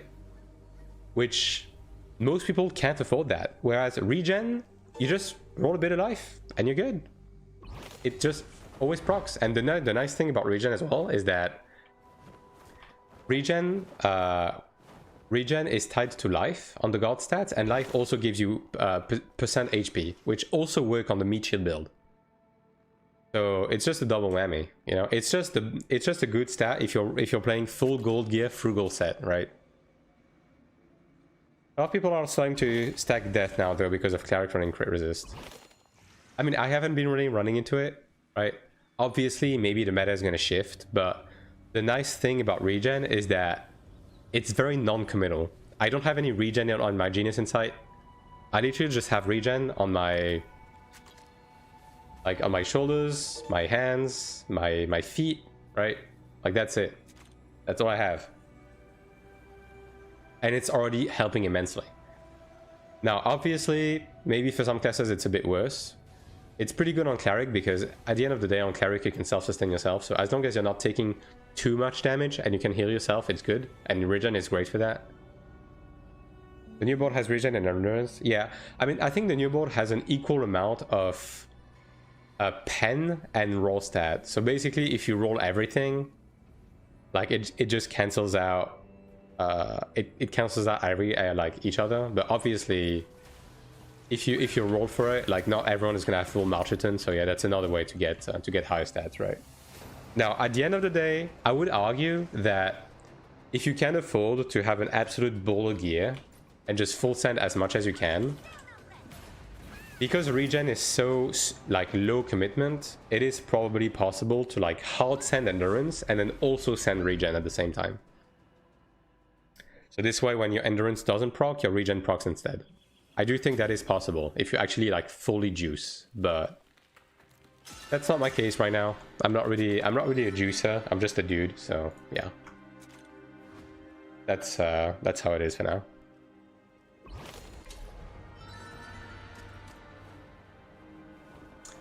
Alright, so that's it for the Rift. Let me see how I'm doing on the season stuff. Okay, we got the first gold medal. I mean, we are 64. We almost completed the quest on one Rift. That's pretty good. Pretty good. Let me think for a second. So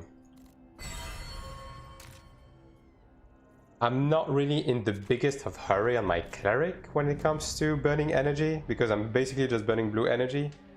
So would you suggest that for Chanter as well?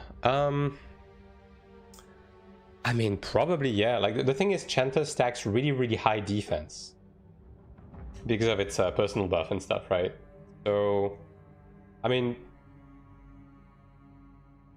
probably Chanter does maybe a bit better with crit res and percent defense, but regen probably works really well on Chanter as well. And thanks for the follow, James.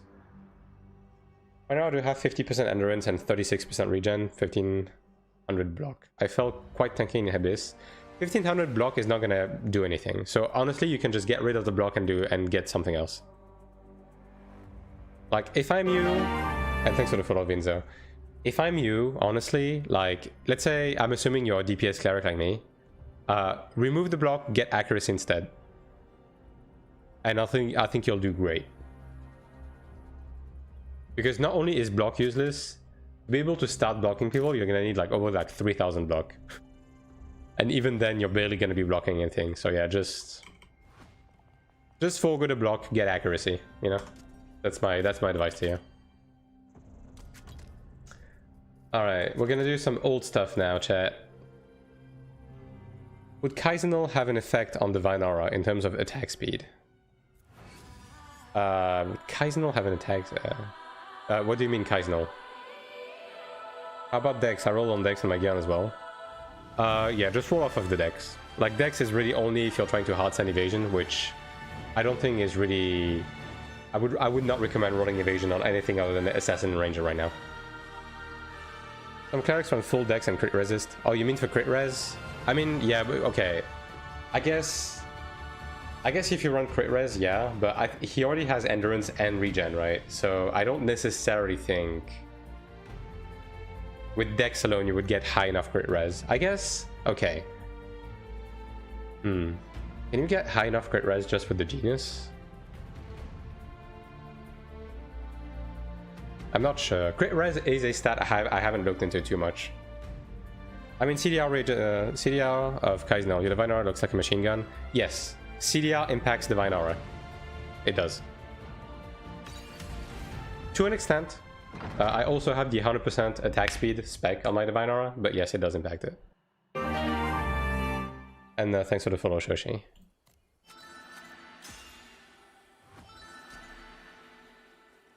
Okay. So I have 480 energy, so I do need to do Fire Temple on this character now, because I'm 2500, and I need a new pair of daggers. So I guess that's what we're going to be doing.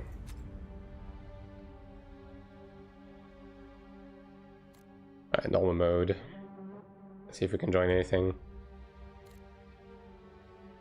102 boss. Yeah, that's fine. That's fine.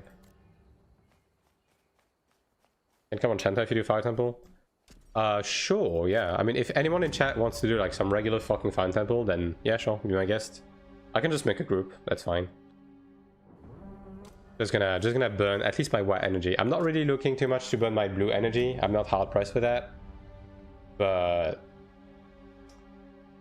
I do want to burn through my white energy because I don't know how much I'm gonna be able to play the game these days.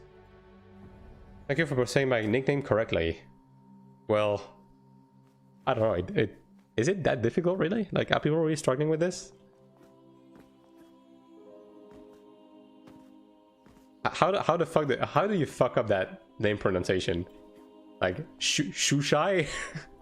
Oh, sushi. Oh, I see. Well, I mean, that's... People are not even, like, trying, if that's the case. Like, come on.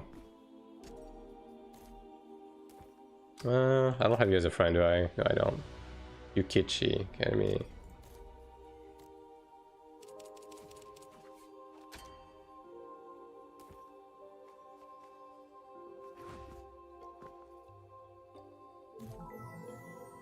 Damn, first friend on this character, XD. Got an achievement for that. Alright. I guess 2400 plus, yeah. Doesn't really matter. Most people are just gonna be ult running this anyways.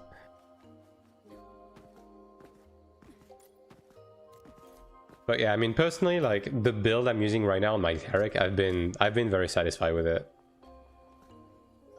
Obviously, I'm sure you can do better, but in terms of like really low investment, low commitment, like, it's been great. I've been able to like compete against literally capped gear players with 10 ping in arena.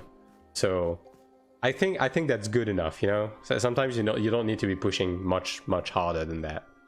Also, please press ready.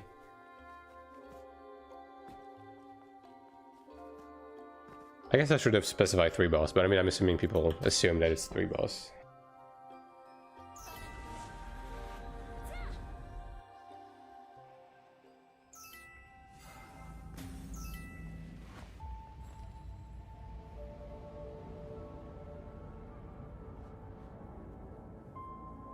Hopefully we don't have to pity the daggers. Would be nice if I just like straight up got them, but we'll see. We'll see. Thanks for the tips. Yeah, no problem. And at the end of the day, right, take everything I say with a grain of salt, but because I'm not an ultimate expert about this game just yet, but yeah, for the stuff that I told you, yeah, it should be pretty accurate. I think I'm going to off my block and see if it works for me. Yeah, I mean, again, if you're trying to do DPS cleric stuff, then definitely run accuracy instead. Like, accuracy is what you want as a cleric. Yeah.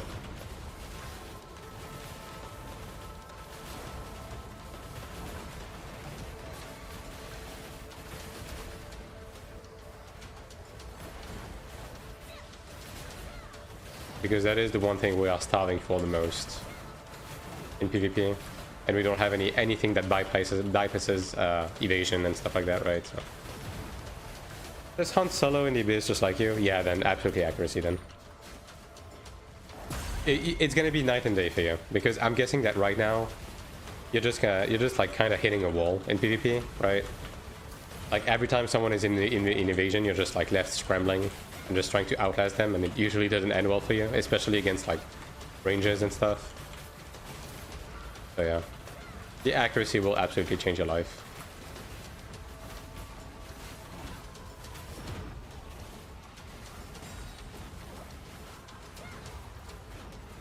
Be nice if we could move that.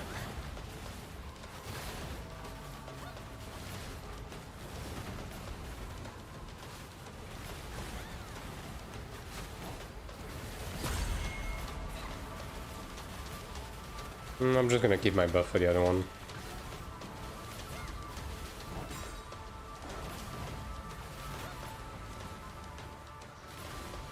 Probably would help me out my CC more successfully. Yeah.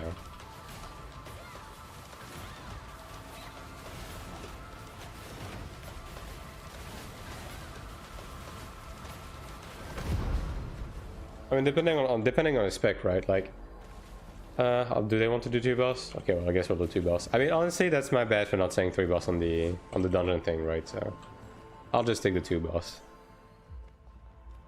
But yeah, like, personally, with the rise in popularity of status effect resist and willpower because of the Theostone changes, right? And the meat shield build, like, rising up over evasion, I have spec'd out of route because I have found that it just doesn't land nearly enough anymore. But yeah, if you still use it, obviously you are very reliant on it landing it. So yeah, if you just miss, then that's cooked.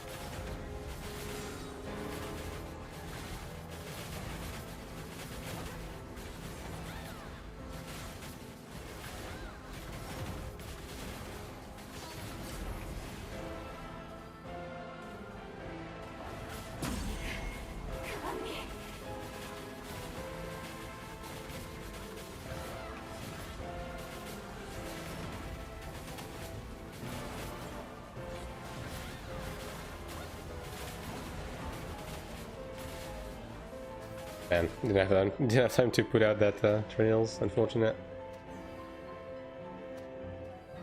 Also, why do we have a mob here? Question of the day.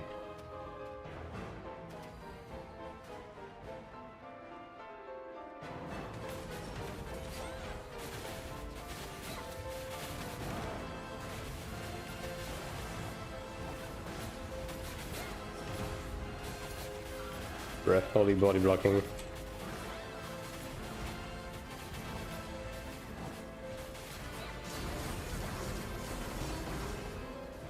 Damn, I witnessed a murder, and I was one of the perpetrator. And this shit is not dying fast though, say that. Oops, that was the wrong timing.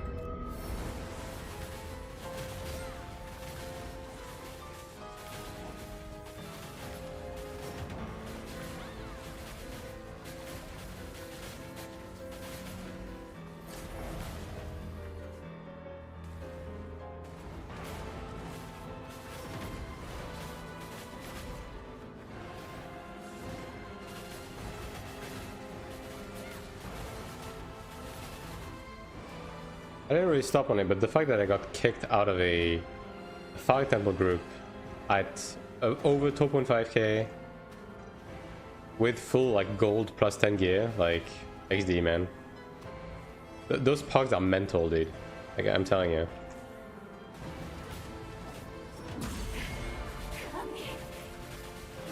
Absolutely mental.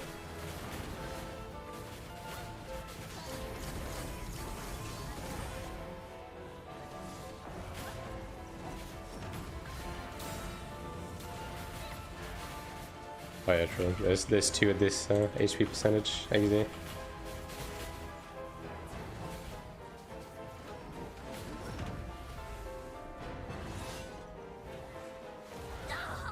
I should have dodge rolled.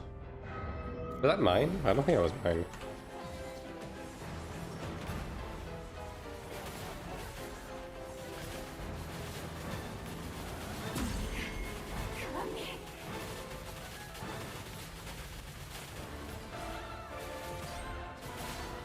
Did she cancel XD? What is this DPS? Not the best. I mean, whatever. I mean, I think most of the group is like 2.4 and stuff like that.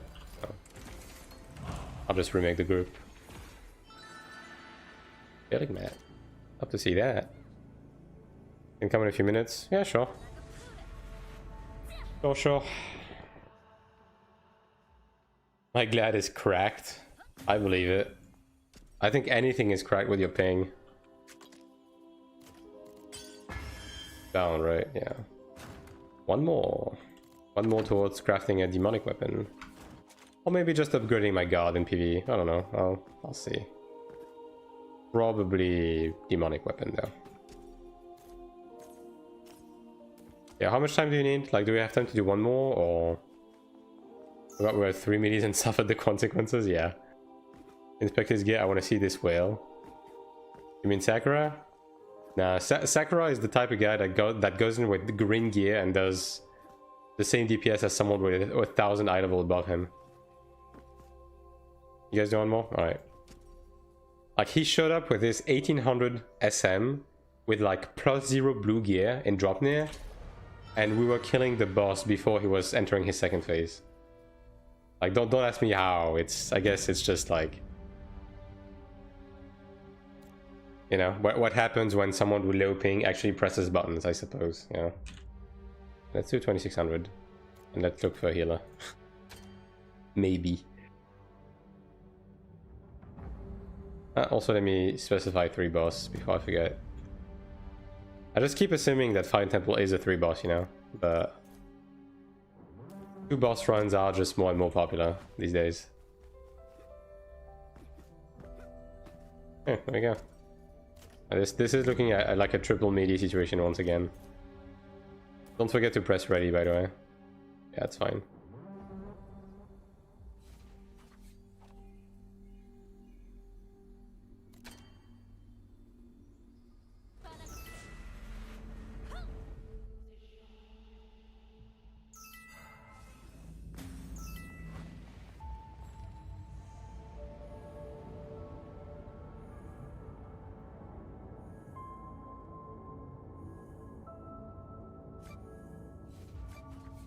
that the cash shop skin on an alt I'm seeing? Am I saying this right?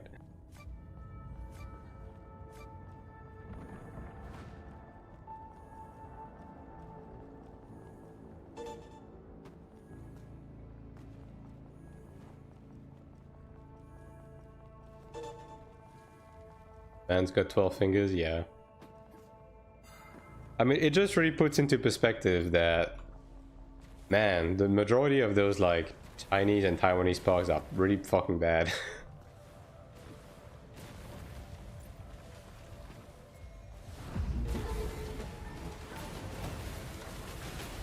Like, if having low ping does that, you know, like, yeah.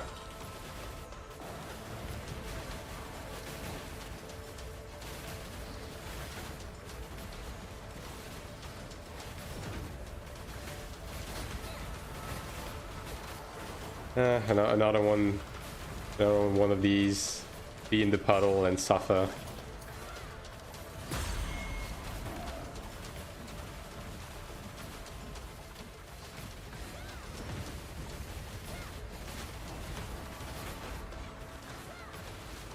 I'm thinking of them like putting effort for grinding content.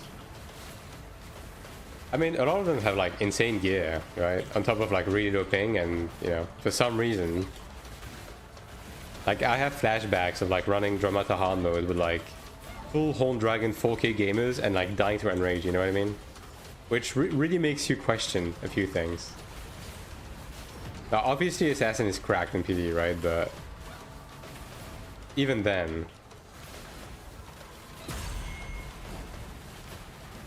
I remember being impressed with a Gladiator doing like 60k DPS, you know? Is this guy jumping? This literally said 3 boss, bro. Like, come on. I can understand on the previous run, but come on, like, just learn to read.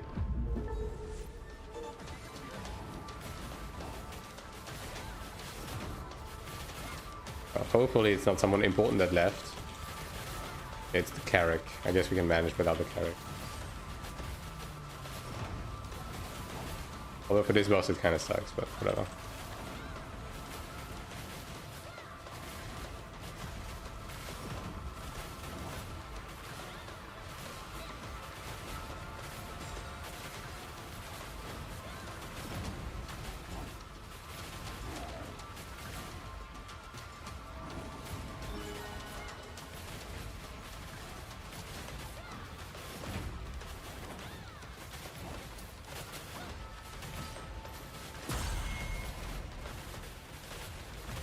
Like, I'm just looking at Assassin right now, right? And like, I'm playing with 200 ping, so I'm like, you know what?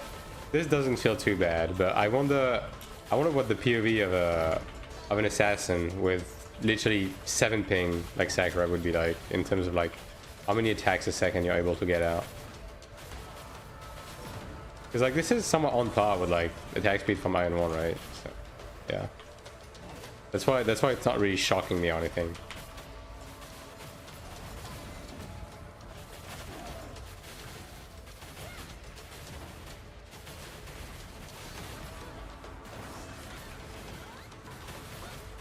The hard gold weave just looks so different than low ping. Oh, do they? Hey, Raiden.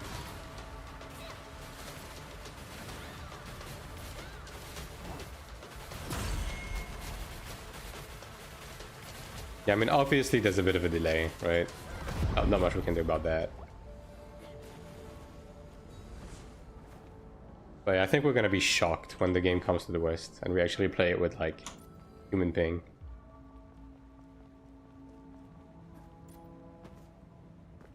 Like, we're never gonna be able to go back, you know? Like, that's the thing. Actually aggroed. I mean, it should be open anyway. Right? Yeah. I guess the Kibblisk was open because this dickhead went ahead. You know, fair enough.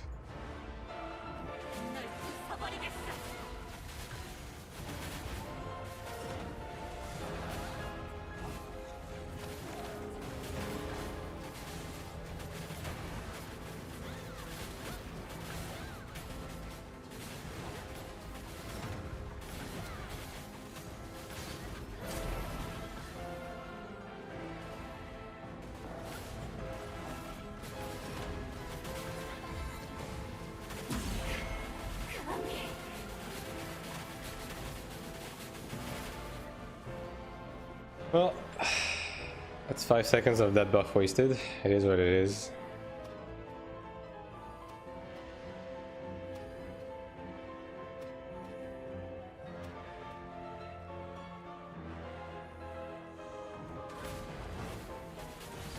Not when you're done? Alright.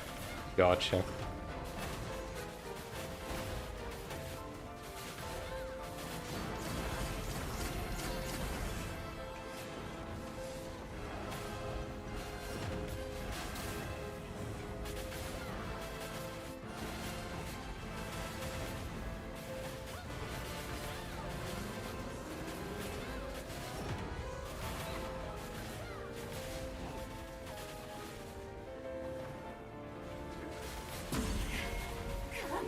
Oh, good stagger, honestly. Good timing for that.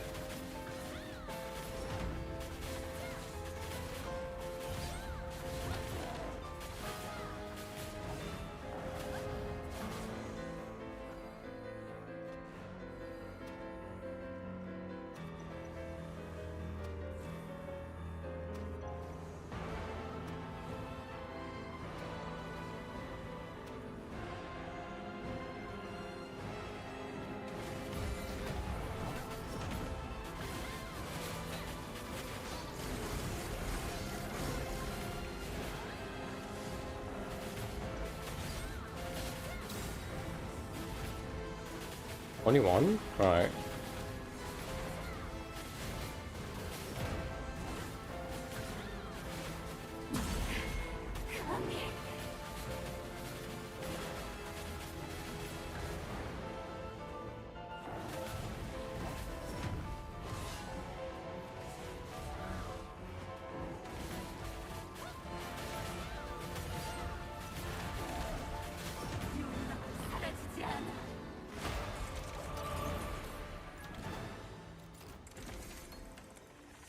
I'm just gonna remake the group from scratch. I think that's probably for the best. So you play Gladiator, he said, right? So I guess still try to find a healer of some sorts, probably.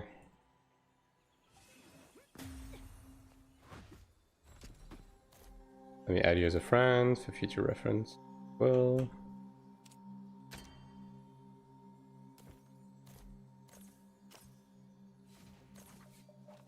Every gladiator has a long ass fucking name. Alright, so this is your 2.2. God damn. Alright, so this is his high level. Let's see the DPS, right? Let's just take a gander. Not 3.4. Too much. I've out DPS'd every person I've met so far. We get it. You have a fat hog. All right. Let's get a quick look on that. You know what? Can I? Well, we got a cleric. We got a decent cleric at that. So nice. I can't get in.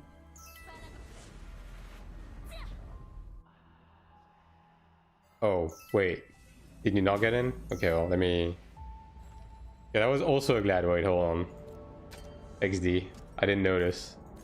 Every glad look alike to me.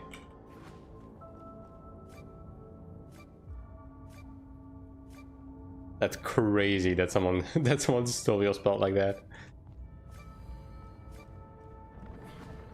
How difficult is it to reroll on a different class? What besides gear and stigmas does the player need to get? Is the genius still separate? Genesis side is silver-wide, as is the rest of the pet system in general.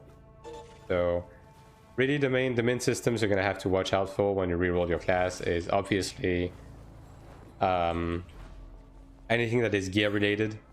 You're going to have to redo from scratch, like all of the enchanting, getting all the PvP equipment, so on and so forth. Also, anything that is like non-seasonal AP, so stuff like from Cordo and everything, you're never going to be able to like get it back, basically. And then otherwise it's going to be systems like the Arcana systems. You're going to have to refarm your cards, stuff like that, right? Your Pantheons as well, you're going to have to get your Pantheons again. It's not undoable, but yeah, there's definitely like a bit of work ahead of you, depending on how far how far you were with your previous character, right?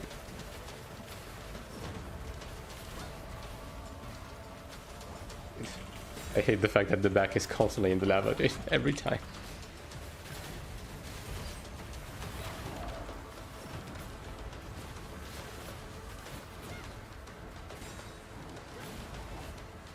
Yeah, I mean, the DPS is better. So I think that's kind of definite proof, right? To be fair. Which means I'm probably doing like 1/3 of your DPS. That's cool. No, that's fine, really. Like, I don't mind.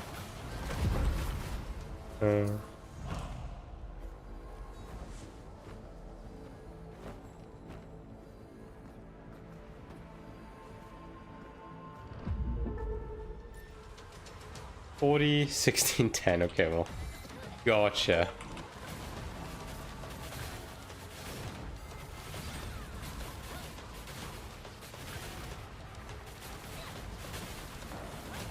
That bad, huh? That bad. Are you smiting a lot even with this character? I wonder. Like, I don't know how committed you are to smite on your Genius Insights. I guess that probably also helps a little bit, but yeah. Just thing be like that, I suppose.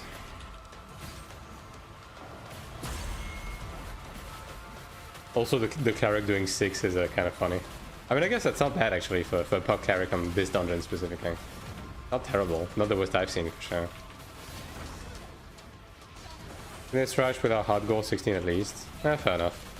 Yeah, my assassin is like has nothing going for it, so I don't have, dude. I don't even have any combat speed on my gear, 0.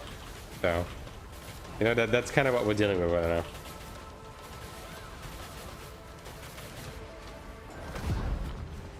Well, I kind of assumed he would die beforehand, but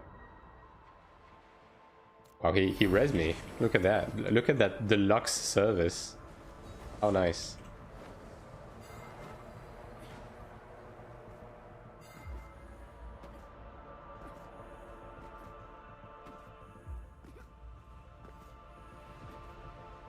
But the fact that you're doing more than twice my DPS is pretty funny. You're doing 4 times the DPS of UKD, I guess. Yeah.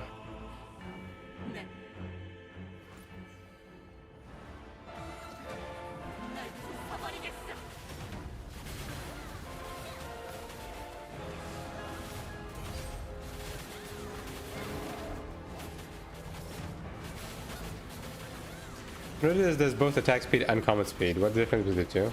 There's no attack speed, it's combat speed. Like basically combat speed is the solidified version of attack speed and casting speed from Iron 1, like combined into one stat.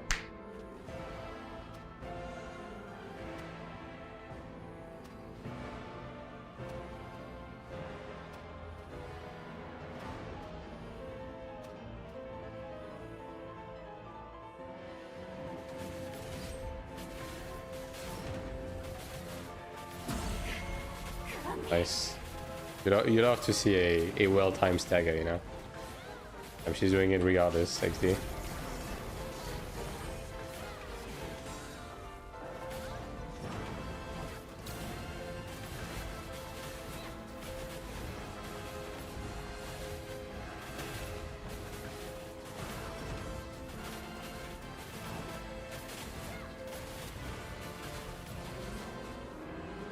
Yeah, she's just kind of fucking dying. That's hilarious. Notice that the 2.2k Glad is like basically putting in the kind of work you would expect from like a 3k Ranger or something. I mean, I guess you do have full crafted accessories, which is probably better than just like dungeon golds, but I'm just running dungeon golds for the item one, you know what I mean?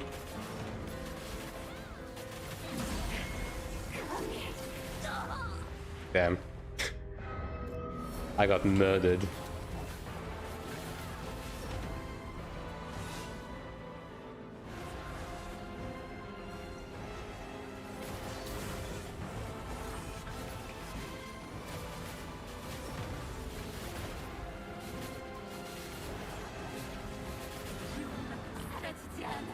Well,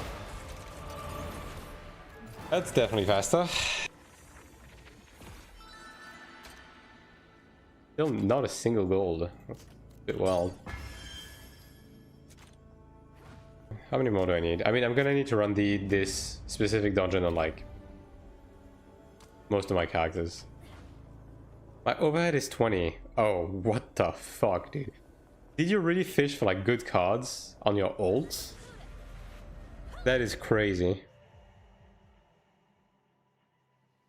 No, it just happened. Is that what happened? Wow, okay. That's a very happy accident, if I do say so myself. Every roll when you do overhead, damn. I mean, I guess I could be rolling my cards to try and get hard goal to 16. Do you even have hard goal to 16? I mean, hard goal on any cards? I do actually, yeah. I guess I could try to. Maybe later.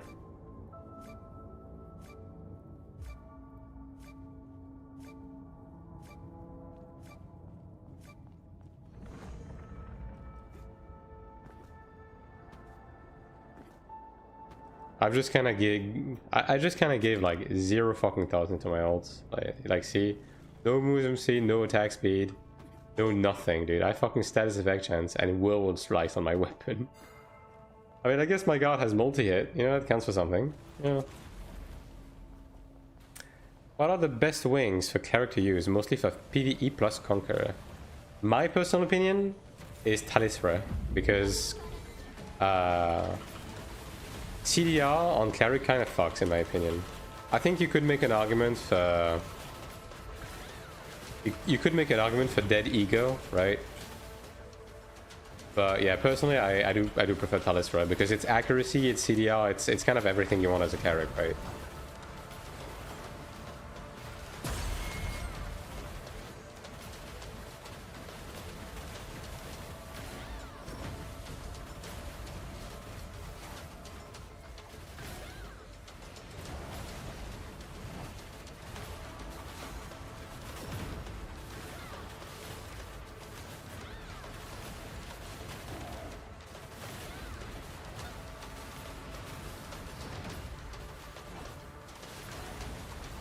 Because CDR impacts all of your cooldowns, and it impacts the attack speed of your Divine Aura, right?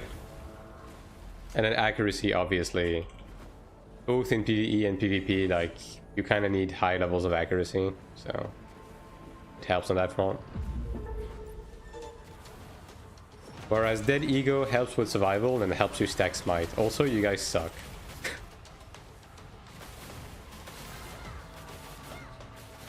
And both of you botched the glider. That's unfortunate.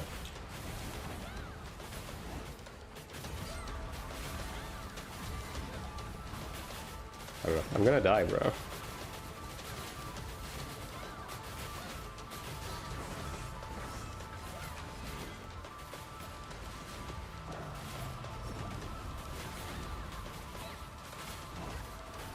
Yukidi's holding on. Also, you can just tell when Sakura isn't here, DPS wise. It's a bit sad. I'm not feeling very useful right now. I'm gonna be dead ass with you.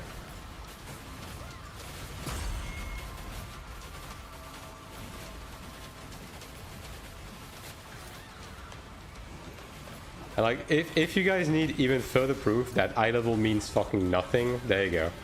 Sakura is 2.2k on his glad, like full fucking blue gear. And that's what that is what he's doing to the boss, right? So, yeah.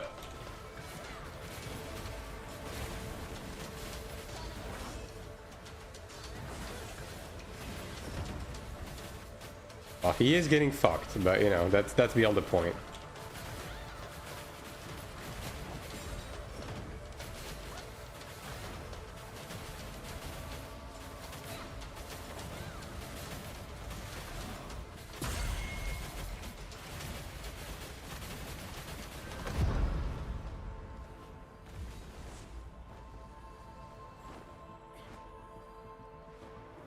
Speaking of wings, I don't even have wings on my ult, man.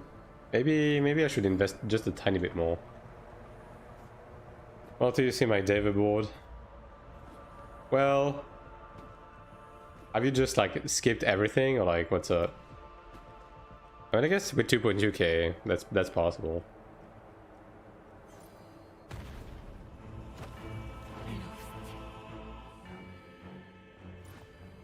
Skipped everything? Yeah, makes sense.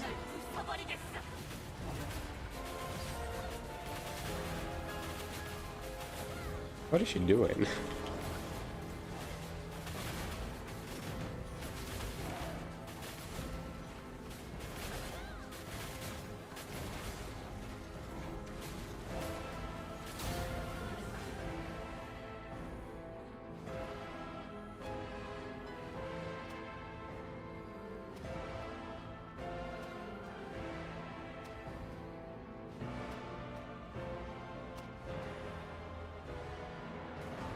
Should have held right.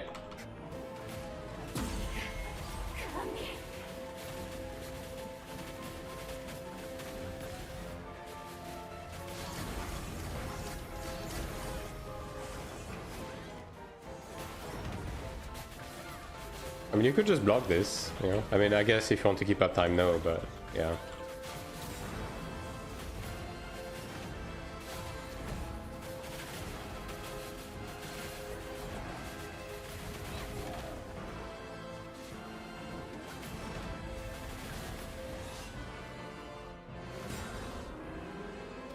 Did one of them still hit me? What the?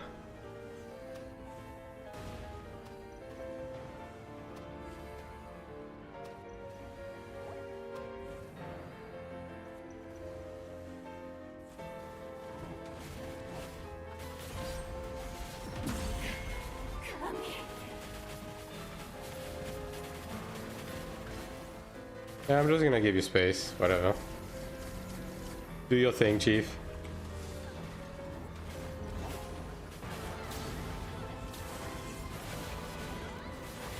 Yeah, I like the fact that they fixed the blocks, man.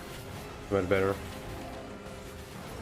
Hopefully they don't fuck them up again at some point. That'd be nice.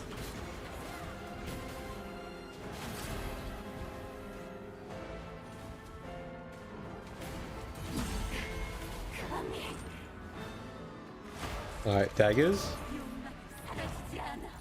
Any daggers? I'm not getting shit.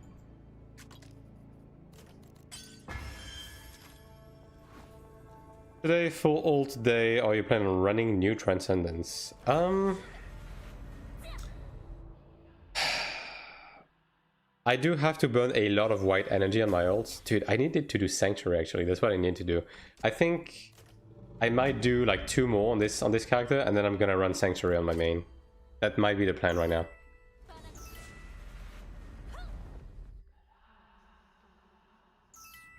Like I've fallen behind on so many things. Like it's rough. Like I still need to do 8 Sanctuary runs this week.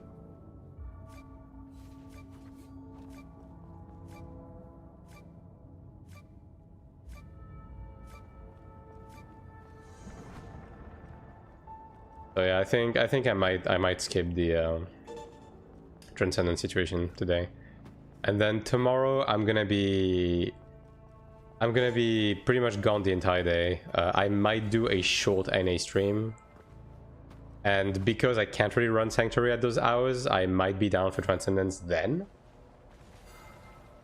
So yeah, that's what's going on. Bruh.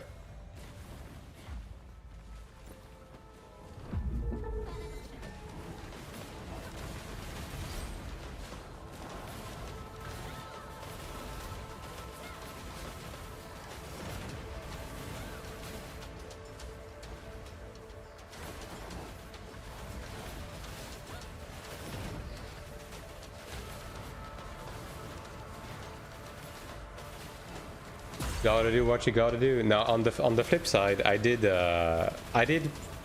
pretty significantly improve my my PD set on my Cleric since yesterday.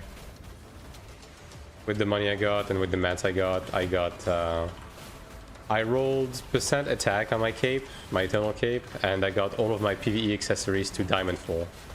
So yeah, decent amount of attack on that. I did a hard mode with a Sakura earlier, and I'm above 40k DPS now. So yeah.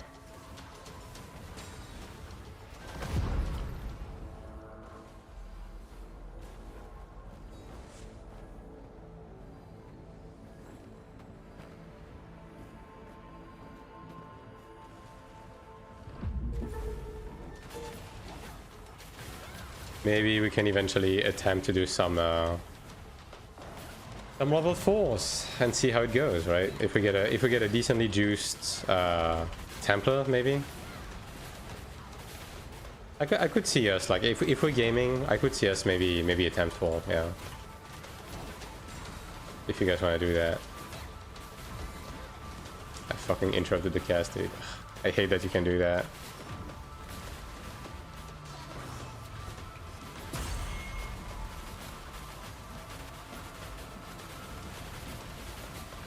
I don't know why in this game, like, buffs just doesn't apply as soon as you press the button and it goes into cooldown. I don't know why it has to do at the end of the animation.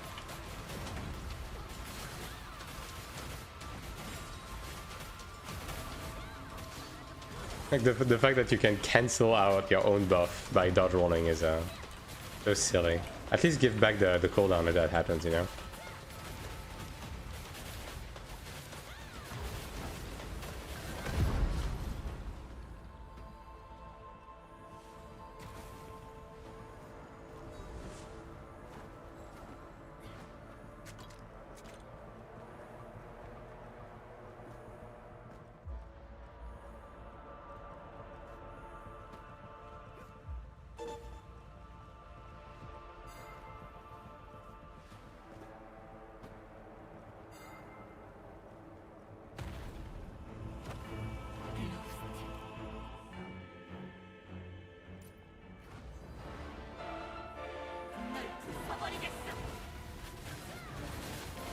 By the way, question a bit out of left field, but do we have anyone playing Pokemon in chat? Yeah, just a random question.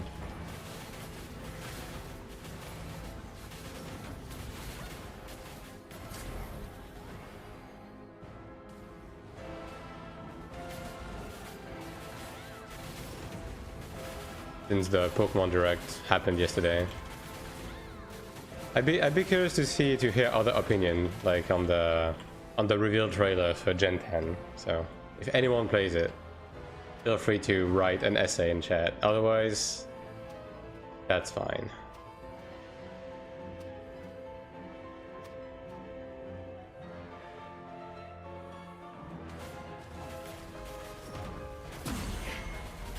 Good stagger.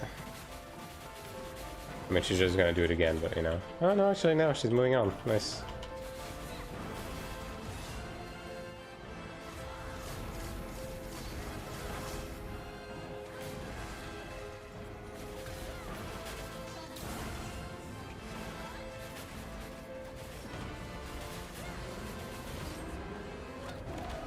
Man, I cool down.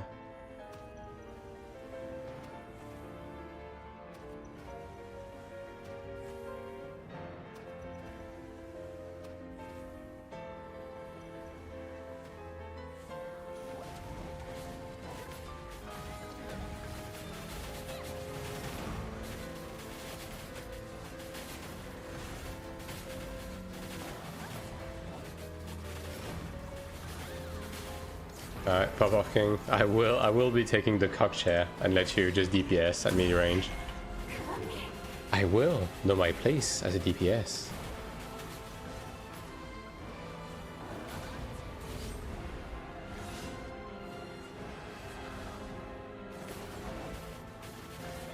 Fucking rip you kitty, dude.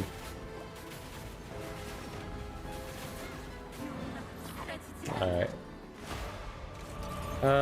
Do I just go now? I mean, I think yeah. I think I'm just gonna go try to do Sanctuary on my main. Holy shit. Yeah, well, at least we got a weapon for the PD ticket. Nice. Yeah, I'm just gonna try to do Sanctuary on my main, and then depending on how fast Depending on how fast I go, maybe I'll come back to this. But yeah. Thanks for the runs. Appreciate it.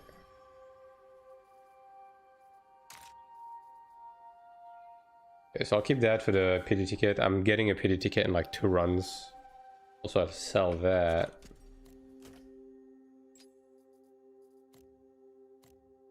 The price on this one is like so stable. Are the other ones like still fucking insane? It's actually more expensive now. How the fuck does that happen? It just keeps rising in price. Fucking 4.7 mil? Like, are we being dead ass right now? That's insanity. People are insane on this server, man. I'm telling you. Absolutely no regards for money.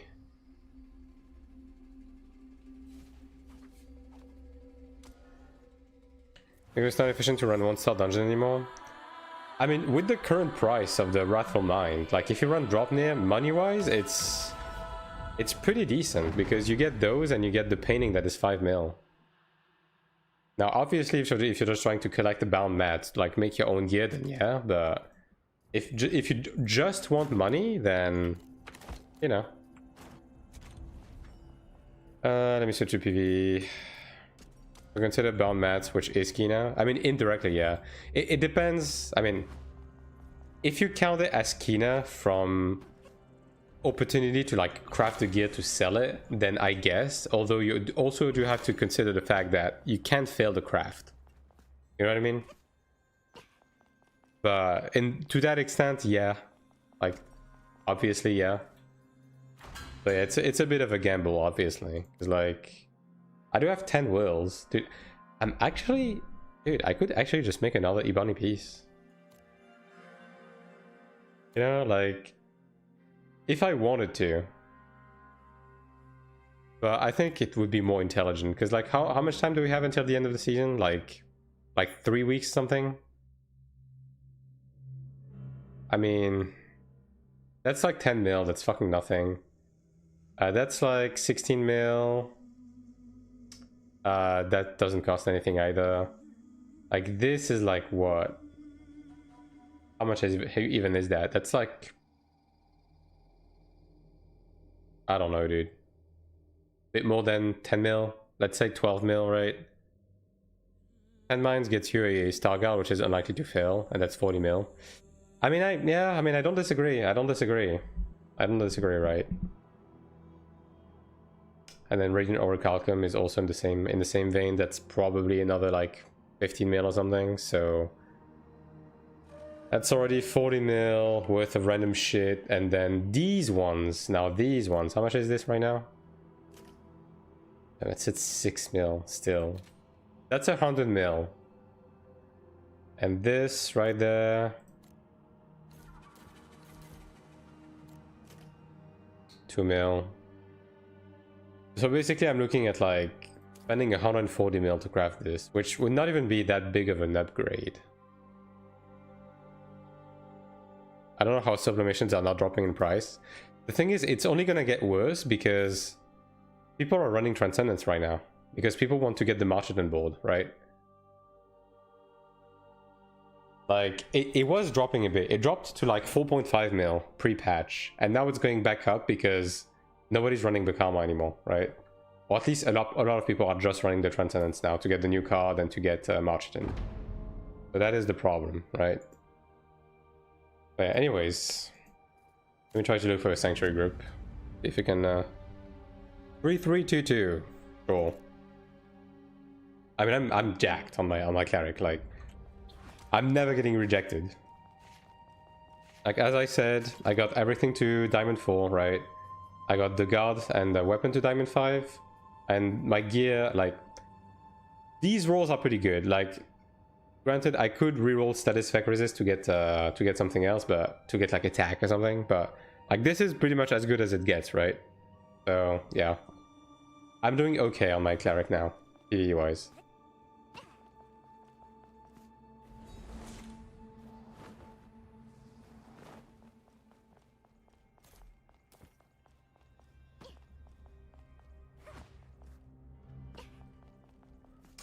What is it with gladiators and then face tanking everything? I don't know. Ask the gladiators in chat. I mean, I just think most glads just face tank and then life leech back, right? Like that's the mentality. Although in the new Transcendence dungeon, that's a bit harder because there's a life leech nerf affix to the dungeon, which does make it a bit difficult to heal because of that. What do we have in the group? Let me have a quick look. I mean, that's fine. That's a bit dubious, but it is a Chanta, so whatever. That's okay, honestly. That's pretty good. Yeah, that's pretty good for a Cleric. Yeah. Good group.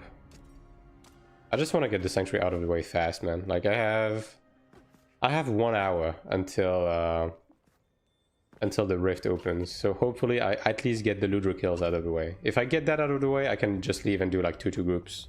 Doesn't matter too much.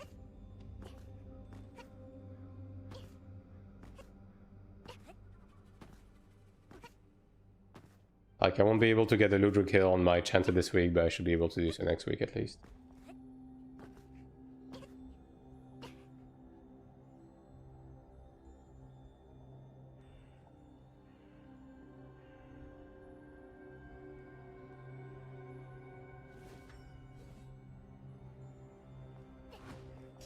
So, okay, I did want to check something. Arcanas. So you can transmute those, right? Yeah, okay, you can. So this does give illusion. So...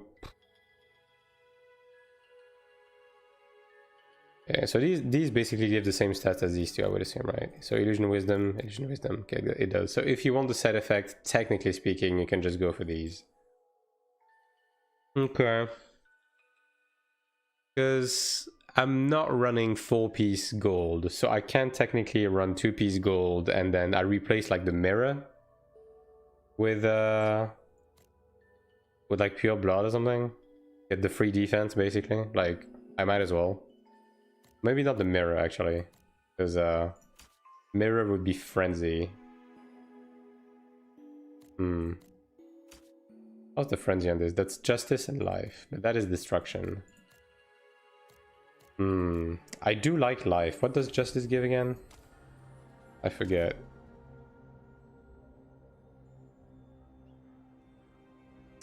Defense perfect activation. That's kind of mid. But then again, it compares with Destiny, which Destiny doesn't do anything for me right now. 10 destruction is okay, I guess. How much would 10 destruction give? I guess it's like 2%? 2% attack? I mean, that's pretty good. Pretty good.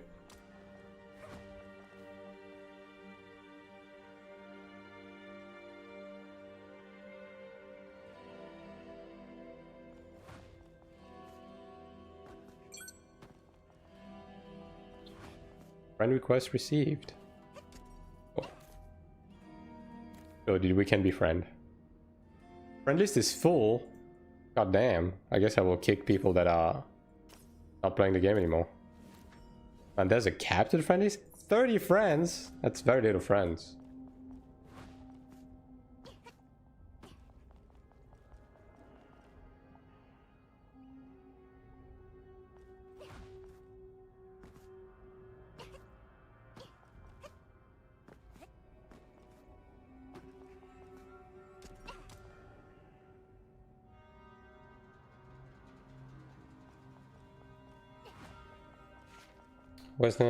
Is that just normal ads if I sub? Because I gotta stop watching this one same ad. Yes, I have enabled subs not having ads in channel, yes. I do have, I am running the minimum amount of ads already, but you know. If you really can't stomach it, then yeah, that's an option.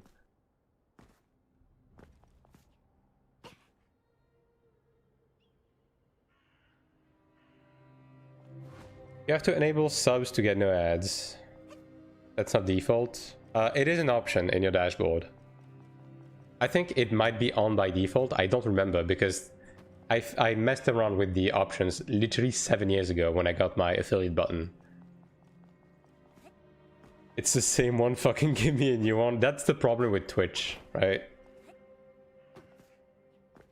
Let's restart, alright.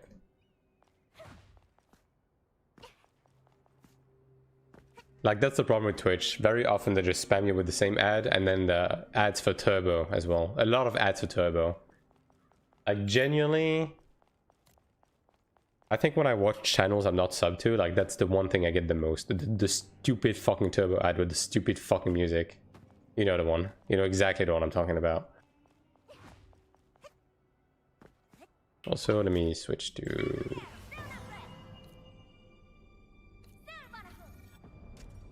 Imagine getting ads in channels you're not subbed to. Can't be me. Well, the Turbo ads are the worst. They are so bright and loud, yes. And that's done on purpose, you know? And look, I'll say it. I'll be the first one to admit it. I think Turbo is honestly worth it if you are looking a lot of channels on Twitch, because you skip the ads and the person you're watching still gets paid a bit for Turbo viewers. So Turbo is actually quite good. It's kind of like YouTube Premium in that sense. I use Turbo, I used Adblock. Yeah, I mean, obviously other than Adblock, right? I'm not giving Twitch more money. Yeah, but I mean, it's also about supporting the channel you're watching, right? Now, I'm not here to like to tell anyone to not use Adblock. Fucking use Adblock all you want, dude. Like, I genuinely do not give a shit. But personally, I don't use Adblock on Twitch specifically to support the creators I watch a bit, because I know for a fact that, especially on like medium-sized channels, like ad revenue is like the bulk of the revenue that you get. Reason why I don't watch Twitch unless I'm subbed, yeah. Don't they take 50% of something? Oh yeah, Twitch absolutely takes a huge chunk out of absolutely everything you do, other than raw donations. Like on Twitch subs right now, like the regular like tier 1 subs, I'm getting like 40%. It also depends on the country of origin of the person, because some people pay less depending on the country. So someone that lives in NA, basically I'm gonna get like 230. And then someone that lives in like some Eastern Europe location, I'm gonna get like 130, right? And then on ads, I don't know exactly what the contract. I have the basic affiliate contracts. I'm assuming it's like a 50-50 split, or maybe I'm only getting 40. I don't know. I honestly don't know. Like, but at the end of the day, right now, I'm not making no money, but I'm not making a lot of money because of my contract. Like, basically, if I actually wanted to get a decent contract to actually allow me to make a human money out of subs and stuff like that, I would need to get the partner thing, like, you know, the badge with the purple check mark, right? In order to get that, you need to have an average of 75 viewers, which I'm not doing that until global, at least, if even that, right? So yeah, I'd rather donate to support streamers than throw money at Twitch. So I can agree with that sentiment, but at the end of the day, the way I look at it is that with the current size I have on my channel, unless you literally donate like €1,000 to me a month, I'm not gonna make a living out of it. Gift sub helps foster a community, because if someone gets gifted a sub into the channel, it makes them feel welcome to the channel, right? They get the emotes, they get the funny badge, they skip ads. It makes the overall community experience just better, you know what I mean? So even though I get paid less, it also incidentally has the impact of having positive impact on the community itself, you know what I mean? That's literally the only reason I give subs. Yeah, exactly. So yeah, I'm not getting much, if anything, out of subs, but at least it like makes the community have a better time, basically. So that's the main perk. That's your sign to start donating 1K a month to the Lizard Man. Oh boy. Any gifted sub I have received, I noticed when I get an issue, it'll be over. Yeah. And I mean, there's also that, right? Like, obviously, there's also the chance that someone gets gifted a sub into a channel and it's like, oh shit, I lost my sub on this channel. Turns out I'm watching more than what I noticed, and then maybe they renew the sub, you know? So it's a bit of a... It's a bit of a, I guess, how to put it? Like, give a man a fish and you feed him for one day versus learn, like, teach a man how to fish and you feed him for life. Like, that's kind of a scenario like this, obviously. But like, more than anything, it makes the viewing experience better for everyone because, you know, it just removes the ads, it gives you access to emotes, etc, etc. Yeah. But I understand your point of view as well, and I don't disagree with it at all. Like, if your main goal is strictly to just support the streamer, and maybe even to, like, I don't know, like, let's say when Cyber wanted me to play Elementalist, right? And because Elementalist, it would cost me $10 to unlock it, right? Let's not do that, guys. We locked someone out. Then in that situation, it makes more sense to just do a $10 donation to just reach that goal and just unlock the slot. So, like, let's say, I don't know, like, let's say you have a streamer that has a goal to, like, buy a plane ticket to go to a specific event, then obviously doing it through a direct donation will help that incentive, right? So in that sense, it's always going to be better. But yeah, I'm trying to do something expensive in real life. I can drop 1k. Yeah. I mean, at the end of the day, and look, I will tell that always to you guys. You don't have to donate anything to me. I will do the community a service regardless. I will make the videos. I will continue streaming. I will do everything I do right now regardless of whether I get donations or not. So you don't have to do it. I will never pressure anyone to do it. If you want to support me because you like what I do, then that's great. And I will make use out of it, right? Because at the end of the day... Yeah. Because at the end of the day, right, I do need the money for multiple reasons, especially now that, you know, I have the whole situation happening to me in real life right now, which is obviously bringing in significantly more expenses, but at the end of the day, that is none of you guys' problems. So if you want to support the channel, that's great. But there's zero obligation, and you should never feel bad for watching a channel without donating or subscribing. Like, that's fine. I just, sincerely, if you want to actually help the channel, just show up, chat, you know? That's the biggest thing you can do right now. Like, just make the community cool and make people want to, like, interact, you know? That helps a ton already. I really want to stream too for PoE, me videos, and I got pretty good views, but I don't know how to start. It's intimidating. I mean, yeah, obviously it is, right?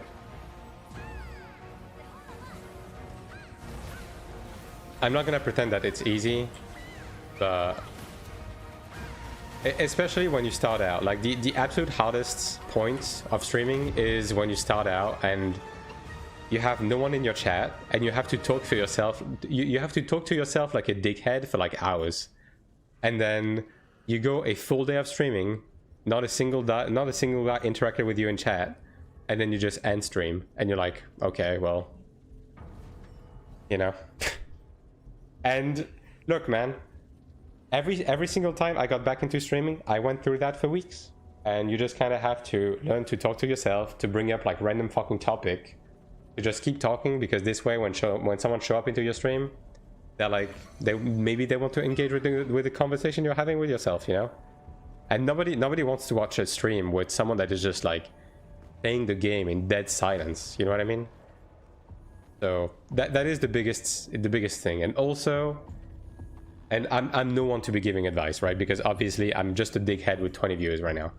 But if I can give you one piece of advice, is streaming is not your main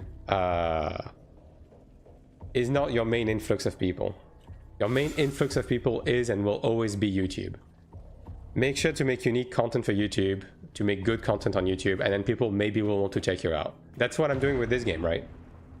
So yeah, if you want to start out, those are my main recommendations. And obviously, like I was saying earlier, you can't be looking at the profit, because Fact of the matter is, streaming and growing on streaming is a lot of luck. And regardless of the amount of work you put in, even if you're doing a good thing and people like what you're doing, it's also going to be up to luck and trends and everything for people to join your stream and actually get you to a position where you can make a decent income, especially from ads and stuff, right? So you're just going to have to do it for the fucking love of the game for a long time. A long time. Even back when I was streaming Final Fantasy 14 7 years ago, and I was like part of a fucking esport infrastructure and like all of that, right? And I was getting like 70, 80, 90, 100 viewers on every streams. I was barely making $500 a month, right? Which is really good, but that doesn't pay your bills. And like right now with this on Iron 2, which I'm working my dick off on top of everything else I'm doing in real life. Like I'm posting all of those videos, making those guides. I'm streaming like 5, 6, 7, 9 hours a day. Dude, I mean, I can show you my dashboard, right? Like, let me see. Overview. I can show you my dashboard. I don't give a shit. This is how much I've made with my stream. And I'm not making any money from YouTube. So yeah, this right here, this is it. Right? So yeah.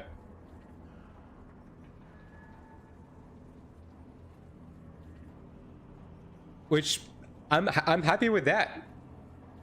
What is that in freedom units? It was literally in American dollar.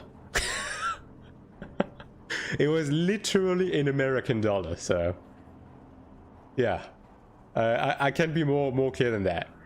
There's been guides every week. Let's leave a video at 22k views. I don't know how many of them would want to watch to make the build though.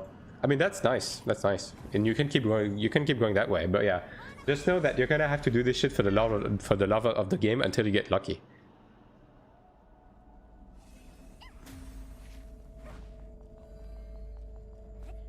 Did it? Stream window is tiny. Yeah. That was $91. Braden. And look, at the end of the day, I'm happy with that. Even though I'm obviously working a lot of hours to do what I'm doing, right? Like, it's paying for my game sub. I'm getting a few extra, you know, to like run off the edges every month. So, yeah. Can't complain too much about that.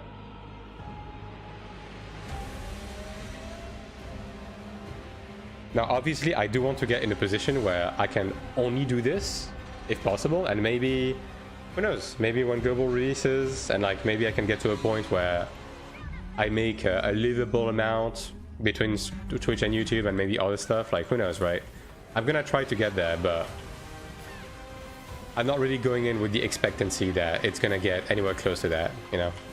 And neither should you. The amount of people that can live from content creation and streaming and YouTube and all of that is tiny. And look, man, I've been working with other content creators because I've been working as a video editor and YouTube channel manager for other content creators for like 6 years now, and I can tell you that even people that appear to be successful are not making that much, right? So yeah, that's just how it is.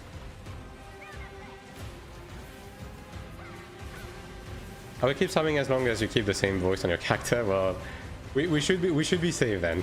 We should be safe. I don't intend on changing that because I don't really care too much to begin with. So, yeah, there you go. Oh God.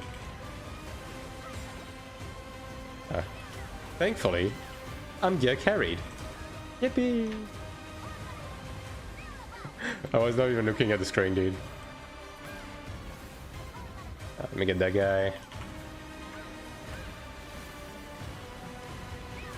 Or making an only fan for the avatar. I don't know, man. If there's a demand, maybe. Oh, there we go.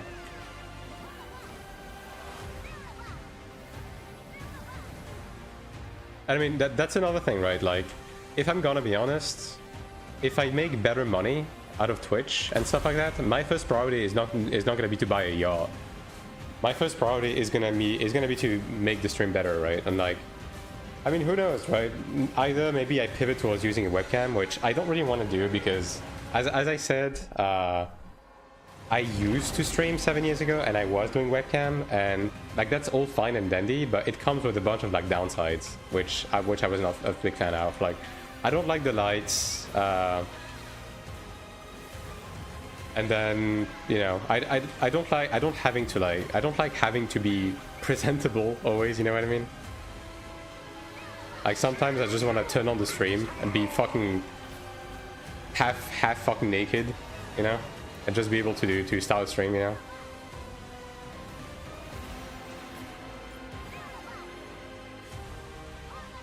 That's the reason why, if I do this long term, maybe I'm just gonna full on commit to the VTuber thing.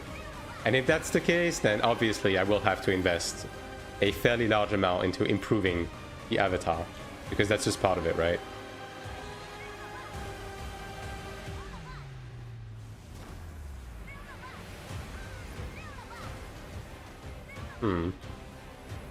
Not looking good, Chief. I'm yep, unlucky.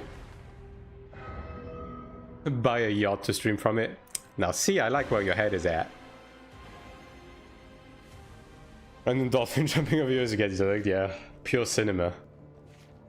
I thought the lizard would you. Is it?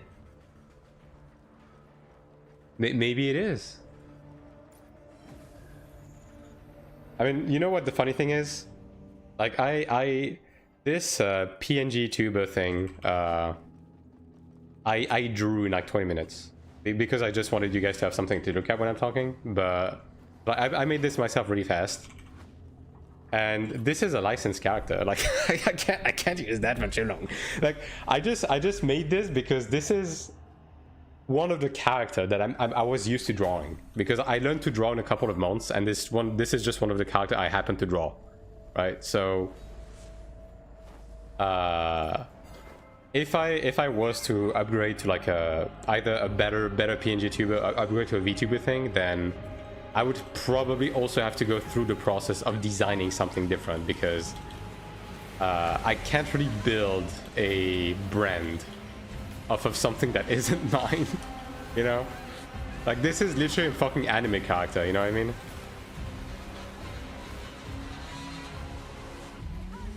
Yeah. I've seen it in the same room at the same time. Yeah, true. There's no such thing as a coincidence. It is true. It's a bit too convenient to be true. Right.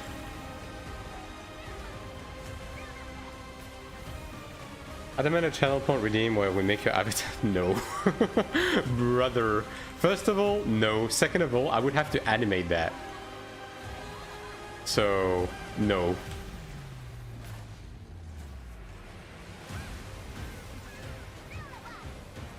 PNG avatars have way more charm than a lot of fully rendered 3D avatar.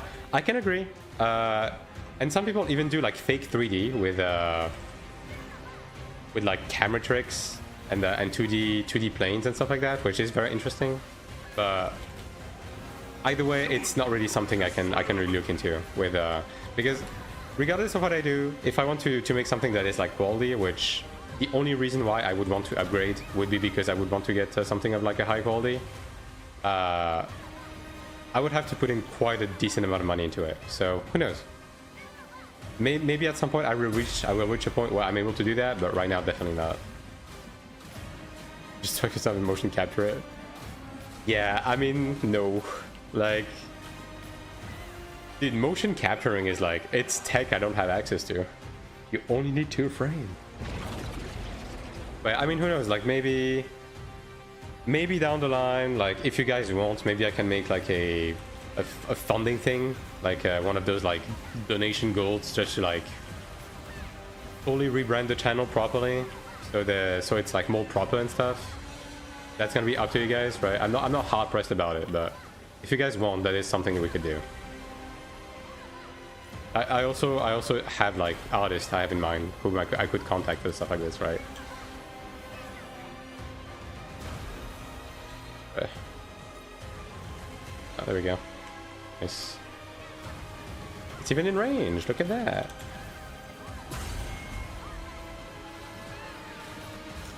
You can animate images in After Effects with a lot of ways. Yeah, I know. Although that's not necessarily stuff I know how to do myself. At least off rip. Like I know how to do some stuff, but not everything, right?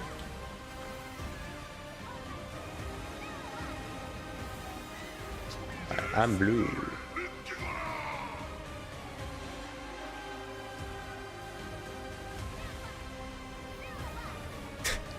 Can you guys stop with the twerking thing? Alright, moving on with the conversation, alright?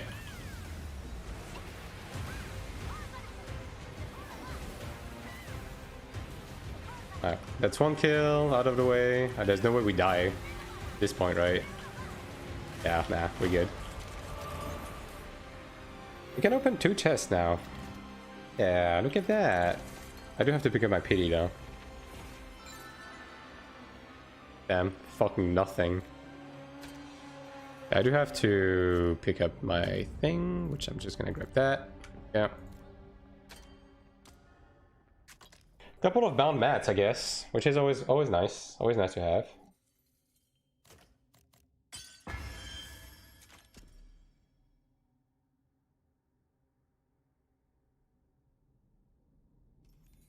I kind of wish they add stigma shots to lower tier dungeons as well. Yeah, that'd be nice if they retroactively added some, for sure. One guy ran away.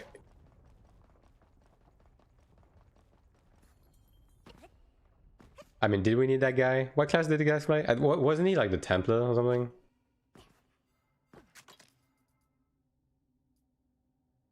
Alright, so that is my second ticket, so I'm just gonna stash this, right?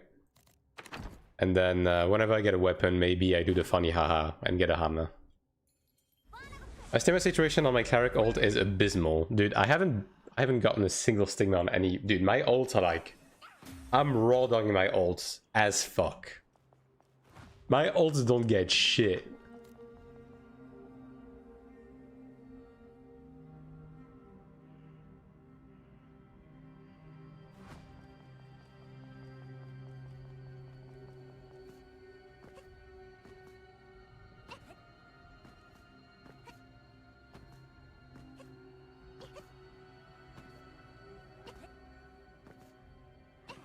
It's pretty bad. I mean, we don't even get stigma shots from Ludra, do we? That's pretty funny, actually.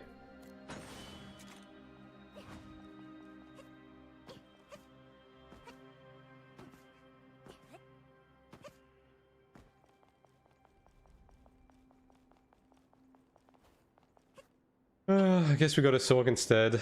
That's fine. But it is pretty funny to me to think that basically the mega whales that did Ludra first, they had like they basically had like fairly similar gear, right? Like these guys were 316k. They even had like crafted armor, which means they had more damage tolerance.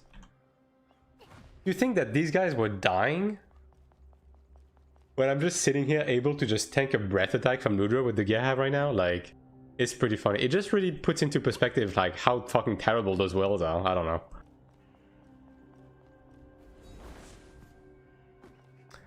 Why aren't top arena players Sorks? I feel like so far Sorks has been the hardest to fight in arena. I mean, Sork is very threatening. I mean, at least with our gear level, it is, because Sork is literally able to just like Ice Storm into Inferno and just one tap if you're not being careful.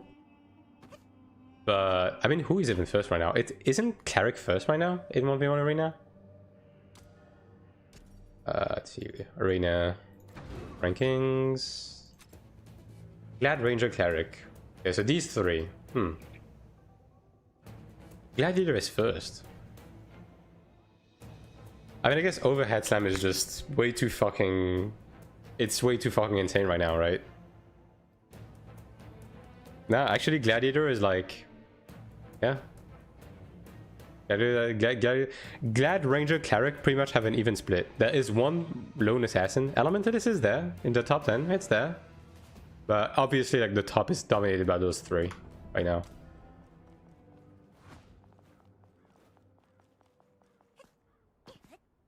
A Geared Sork one-shots you because they have two skills that ignore evasion and guarantee crit. Yeah. And also, like, even in a scenario where a Sork has to play more careful, they can just like freeze you and just force a Defiance and then just run away and then freeze you again.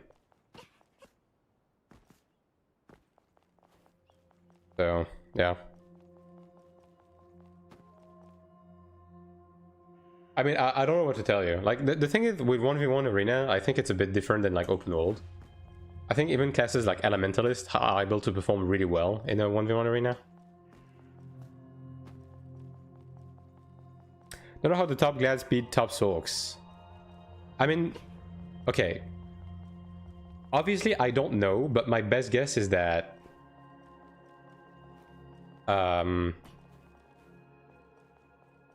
Gladiator can just engage with full buff and invuln and just like smash a Sork on the invuln. And then even if the Glad gets farmed a bit afterwards, as long as he's able to get like one kill without the invuln, he gets the invuln back and then just gets another free kill. Like, I'm guessing that the invuln is doing a lot of heavy lifting for Gladiator in Arena right now. Because what are you supposed to do against an invuln if you're a class that can't heal himself and can't dispel the invuln? Show the guy's name again. I mean, even if you look at it doesn't matter, dude. If you look up the guy's gear, I can tell you that fucking everyone is a copy pasta gear-wise in Arena. Like, past 1700, you're literally only getting people with capped gear. You know what I mean? Also, I guess we also have to look at the win rate, right? Like, this guy has 52% win rate, but that one Cleric guy has 78%. But only 28 games. Like, that's also the data we need to look at. Or just Horn Pants, Weapons, Rest Centurion, Tribunus. Yeah, I mean, typically, anything above 1700 in Arena is Horn Dragon, Weapon, Guard, and then either Chest or Pants, and the rest Centurion, Tribunus, full plus 2025. And then full Asphalt, gold Theostones, and so on and so forth. Like, the main difference is the consumables. Like, the really high elo people use like full gold scrolls and stuff like that, which actually makes a bit of a difference for sure, especially if you're using like white scrolls.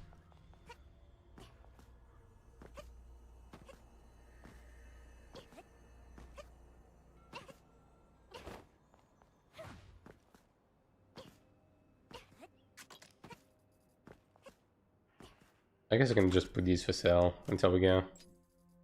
We do be waiting right now. Do be waiting a lot.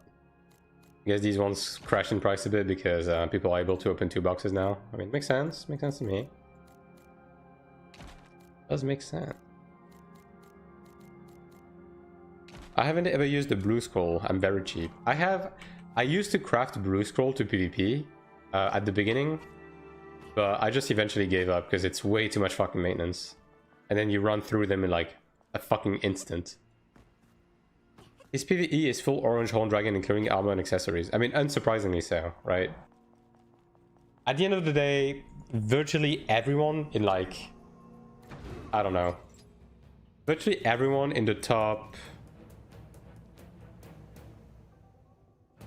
like, top 15 Arena is a whale. Actually, more than that. Hold on. Oh, it's just not Cleric. Yeah, like top 100. Top 100 1v1 Arena is likely to have like orange gear, basically.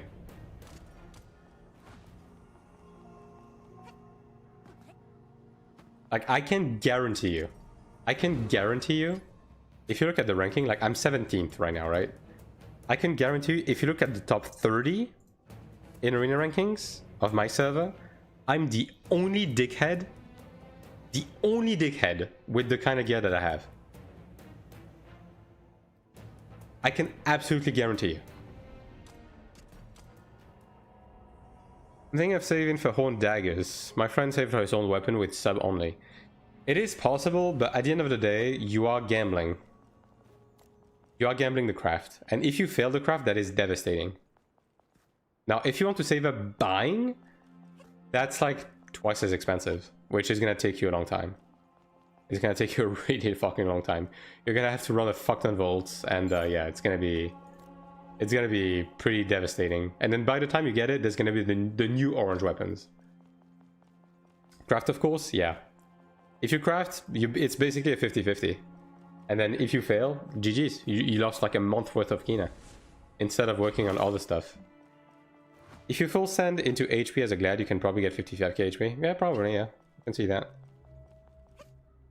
You can use bound mats. Yeah, but it's not just about the bound mats. Like, the orange mats alone is gonna set you back a fuck ton of Kina, right?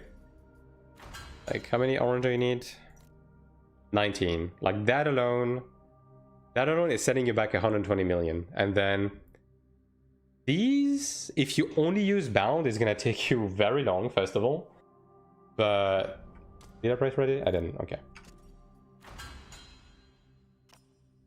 But like, these are gonna set you back a really long time. This is a multiple months ordeal, and you will probably have to buy a couple, right? And then that is setting you back like 40 mil. That is setting you back. That's setting you back like probably 70 mil or something like that, right? So you're probably looking at, even if you're only using bound mats, at spending at least like 250 mil. And then you're probably gonna be buying a couple of mats regardless. And then you're gonna have to wait like 2 months or something to click the button. And then it's a 50-50. You know what I mean? If I was full degenning with 8 characters, that one craft would not be too bad, but fuck that. Yeah, but okay. You do have to ask yourself, at this point, it would probably be faster for you to just get like a part-time job and then invest your first paycheck into just buying the weapon. You know what I mean? That would probably be more time efficient. Like, unironically.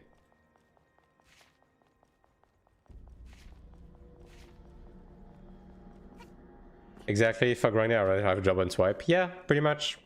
Like, it's a balance, you know? And like, making the gold gear and enchanting and everything is very doable with only in-game means by not sacrificing your entire life by doing it, which is why I think it's fine just to grind a little bit for these.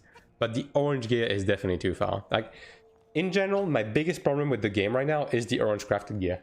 I have to admit, both in PvE and PvP, just in concept, like, I just don't like it. It's just bad. I'll get a bit of money from PoE, which I might use for horn weapon. I mean, fuck it, right? If you want to do that, more power to you. Personally, I just don't really... I'm just not the kind of guy that even if I have the funds, I don't want to use money to buy power in any capacity. But that's just me, right? If you want to do that, fucking more power to you, brother. Using illegal means Horn Dragon is only like $300. Yeah, I mean, I guess, right? But then again, that's between you and your conscience, right? Personally, I couldn't give any less of a shit if anyone does that. I'm above it. I've played MMOs too many years of my goddamn life to be caring about this. Like, people have been doing this exact shit since the dawn of times on MMOs that people pretend that... People have been doing this shit since, like, pre-World of Warcraft MMOs. And people like to pretend that, oh, back then you deserved your gear, brother. The overwhelming majority of the high end of those, even those MMOs, auntied. So, if you start giving a shit about that, you never have fun with those games, you know?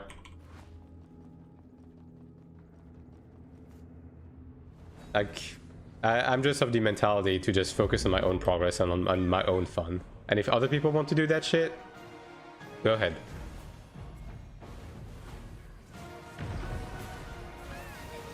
I used to care because I was a full sweat dog who grinded for everything, but like, yeah, I mean, likewise, right? But you just kind of... You just eventually come to understand that it's not that deep, right? It's a game.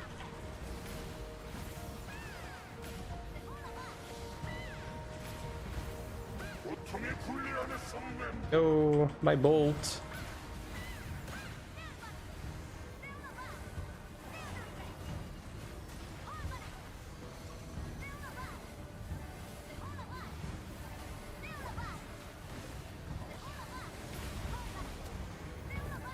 Right, can I go south? Yeah. I'd rather just spend money to enhance my experience. And if you want, so be it. It is your money, your disposable income.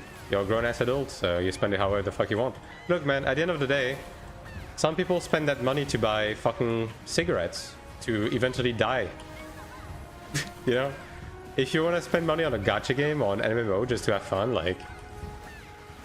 Is that something I would do? No. But, you know, at least you're not actively shortening your life expectancy by doing so.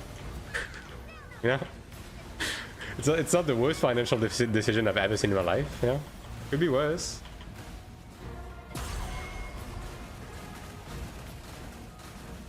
What do I think about it too? At least I'm not doing drugs, yeah. Whatever, man. It's your disposable income, you're a grown-ass fucking adult.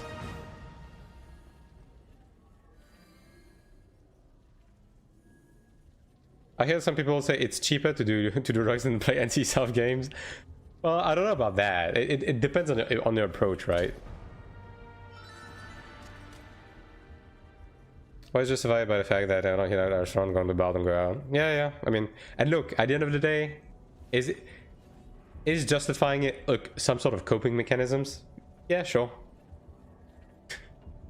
And I'm sure everyone does that. Everyone who spends into these games probably justifies it because of one of those reasons, right? But at the end of the day, I'm not gonna call you a fucking loser or judge you because of that. And I'm not gonna stop myself from playing the video game either because people are doing it, you know? I just don't care enough anymore. I just care about the game being good and fun, you know?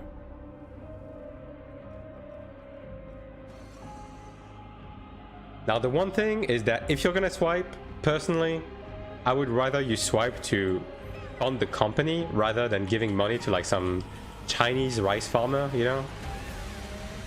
Like that's me, right? Because at least if you swipe for the company and you're funding the game, you know, that's my cope. But you know, again, you do whatever the fuck you want. It's your account, it's your money. I have no say in that matter. When a company wants to stop one of my goals, they don't deserve my money. Well, I mean that is your approach to it, right? And like at the end of the day, again, you do whatever the fuck you want, but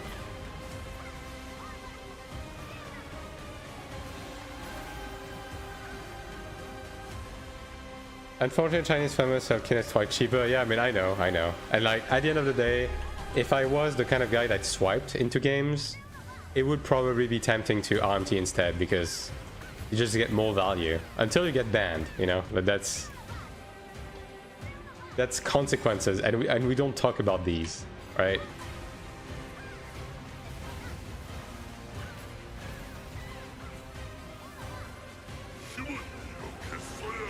Consequences are cringe.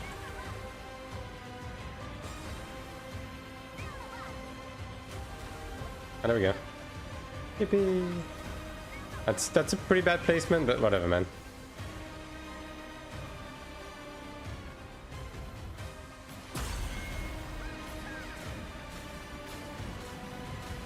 Assuming has been 50-50 legal or not. Well, at least there's some legal to it. I know some people in this game right now that have only done RMT, so I know some people that have gotten banned from RMT as well. So it is the risk. That's a risk for you to take.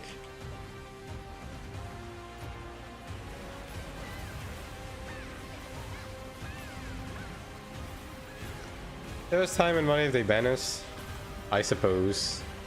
I mean, that is another coping mechanism, to be fair. But yeah, that is one way to look at it. You want to do this? Alright, we can do that, that's fine. Oh, there we go. Yippee! We can even hit the boss from here. Never mind, he moved. Okay, now we can hit him again.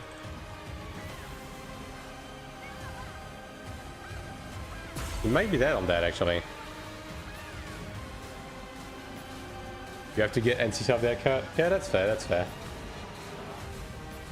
Yeah, he's dead. That's a dead boss.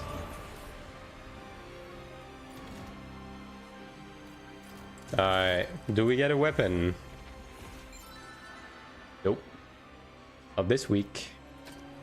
I'm not even an orange gear. Or orange crafted mat, I mean.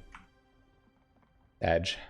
Yeah, rifting is in 15 minutes, but I guess we're just doing mini bosses, right? So the range, you don't deserve weapon. Yeah, I mean, I don't really care too much about it one way or another, so that's fine.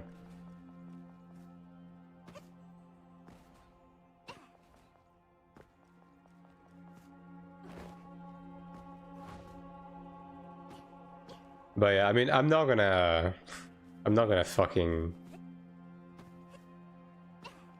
try to have some fucking superiority or like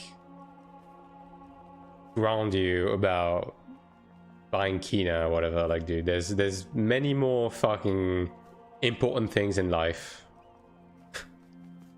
I just don't care enough. You know what I mean? Like, who cares? If this is your biggest concern in life, you're having it easy. Like, that's all I'm gonna say.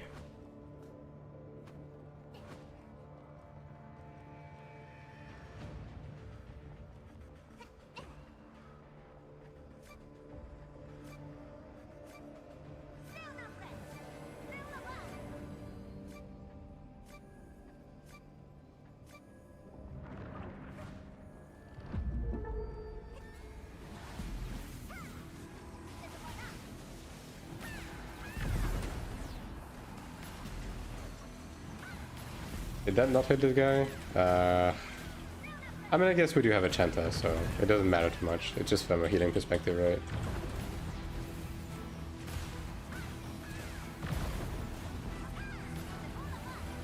I wonder if Sanctuary 2 is going to have the entry mini-boss again. I mean, I'm assuming Sanctuary 2 is just going to have all 8 people be together for everything, because that makes more sense. Probably. Also, based on the map data we got from Sanctuary 2, it does look like it's a linear path. Like, there's no split the same way there is a split in the map for Sanctuary 1.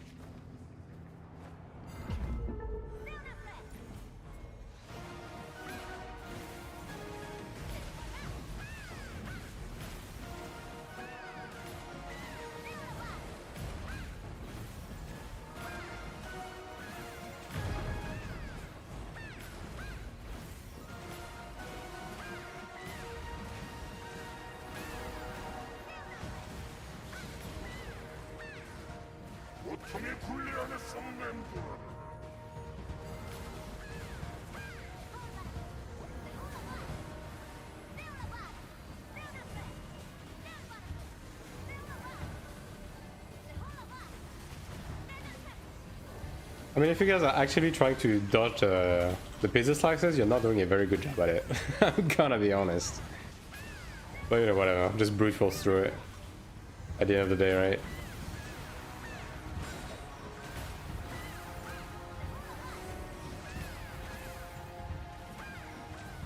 Oh, does he want to give it to me specifically? I mean, okay, that's fine.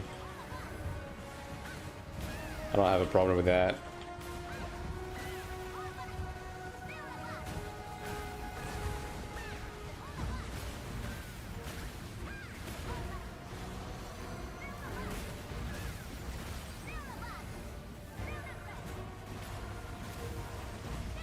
Dodge, what is that? Is it edible? Yeah.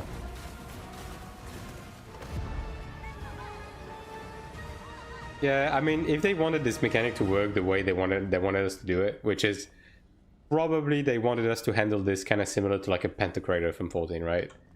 Like, they needed to put more consequences to getting hit by AoEs. Like, they needed to put some kind of debuff upon getting hit by one of the AoEs, and maybe if you stack a certain amount of them, then you just explode and die or something, I don't know. Like, it was obvious that just doing a bit of damage but not quite one-shotting you was just gonna lead into people stacking on top of each other and just like eating everything and just healing through it, right?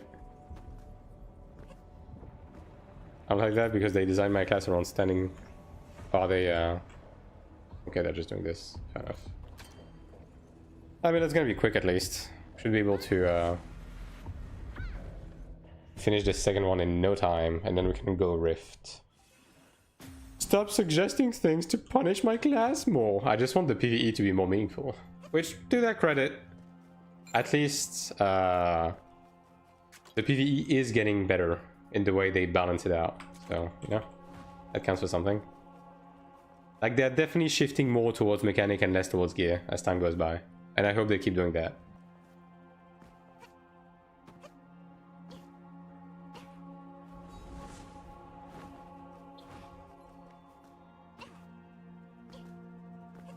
Damn, did we lose 3 people? Really? That sucks. Rift is in 10 minutes. Hopefully I can fail. I think they took a step backwards in the new trends compared to Cradle. I think the new Transcendence is okay. I think it's... I don't think it's anything special. Like, there's definitely a couple of mechanics I'm not the biggest fan of, for sure, but... I think it's better than, like, fucking ATL was.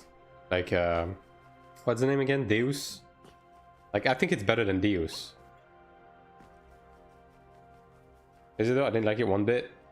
I mean, maybe as a melee it's a bit different, right? But it was decent, I guess. It's not my favorite. Like, I definitely, if I have to compare it to Cradle, like, Cradle is just a significantly better piece of PvE content in my opinion, but it's not complete trash, I guess. The bubble punishes you so hard for zero reason. I guess, yeah, the bubble is a bit weird. It's a bit of a weird one.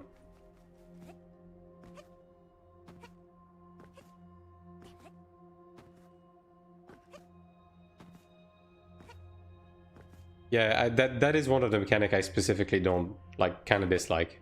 The second tornado from the final boss is like probably my least favorite mechanic. I don't like in general.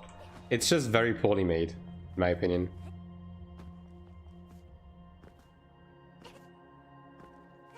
I think the spinny wall where you have to collect the ghost, I think that's fine. I think the puddles that you place on the ground, the fact that you have to go far away. I'm not a fan of how that mechanic snapshots, but I guess that's inoffensive in a way. The ghost tether mechanic is weird. It's such a non-mechanic to me. I don't know. Just so you know, on the last boss as a melee, you get hit by bubble thing a lot and it's hard to dodge. Yeah, the star AoE that bubbles you, right? The star attack from the last boss that bubbles you has to be avoided too. Yeah.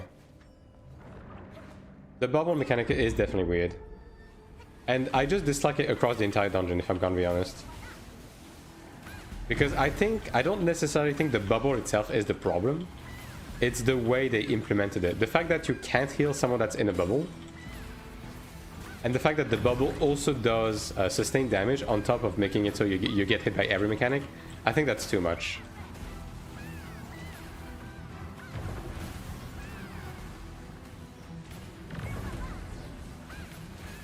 Can I avoid it with my ping if it targets me? Yeah. Yeah, I mean, I can see that. And I also really did dislike that the like the jumpable ring AoE at the beginning of the dungeon, the fact that that bubbles you is really fucked with hyping as well. Because the tail for the thing that for the ring is very not accurate at all. Like, I wish there was a timer above it or something, so you could actually do it some proper, or maybe like at least have a ground indicator. But the way it is right now, like with hyping, is fucked.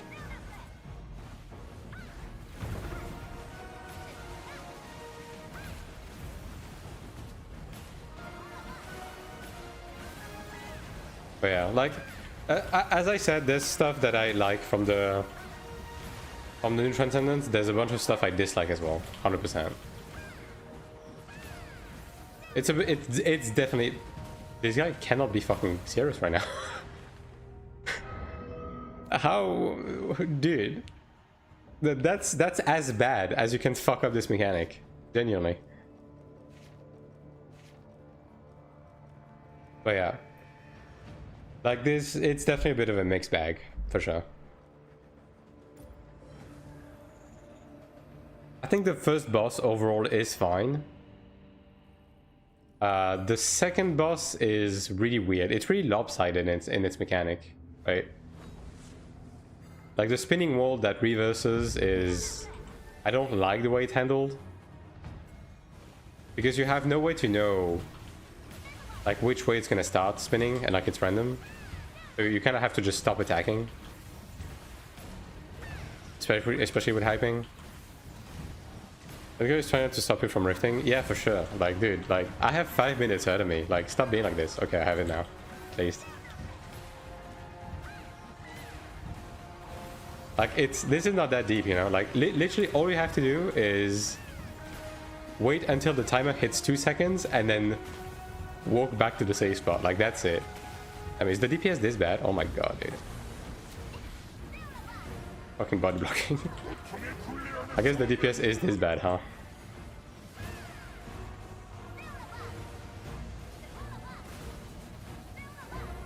Are we running around? I guess we are.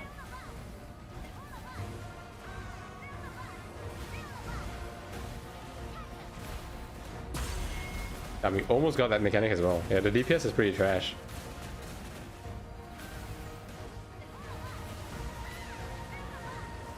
Okay, he's gonna do the cross, you know. And I'm still gonna have to open the boxes, right? And do the gamba and everything. This guy cannot be fucking serious right now. Did you guys see what that gladiator did?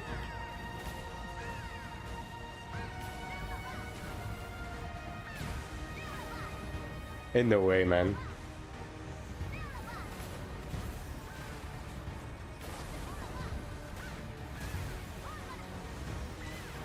I'm tanking. Yeah, I mean, that makes sense. If the DPS is what I think it is, yeah, that absolutely makes sense, yeah.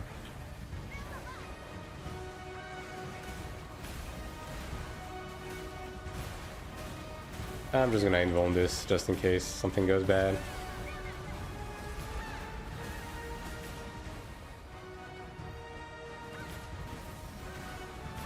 I mean, just kill the boss. There you go. Did they kill it already? They did. Alright, well, see ya. See ya! Now we open the box and we go kill people.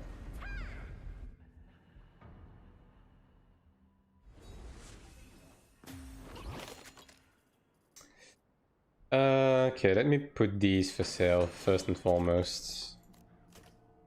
Save some space.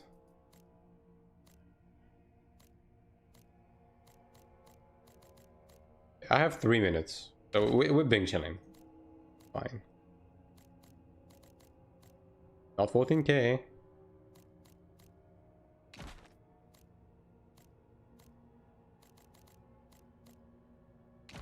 Okay. Now we store this shit. Put that here. Now we open the box. Do we get a looter bracelet this week? No. 2 more boxes to open though.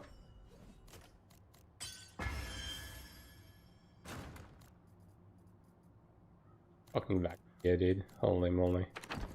Yeah, I do have a decent amount of space though, so that's nice. And 2 more boxes. Nope. Nothing. A fucking Promede Greatsword, dude. XD. Oh, Squad and Rift. We stayed in the main town for 30 minutes. Not a single person came.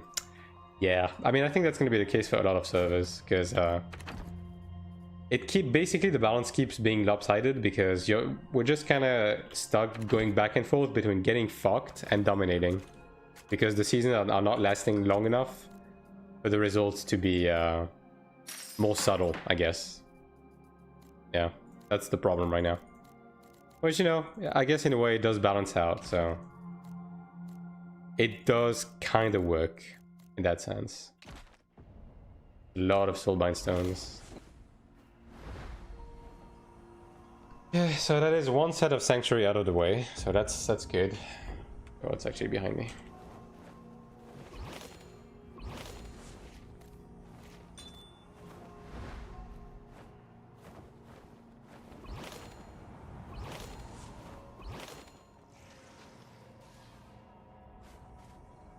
Okay, I guess I'll get a personal kiss again, since I'm not very likely to die against this server, to be honest.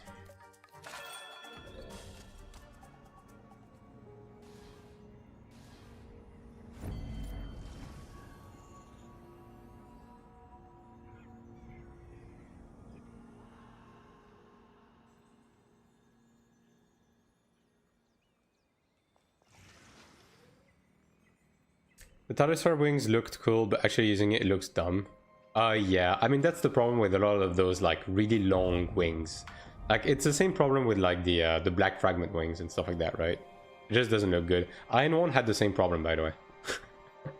Iron One kind of had the same problem. Like, the long-ass wings kind of looked stupid.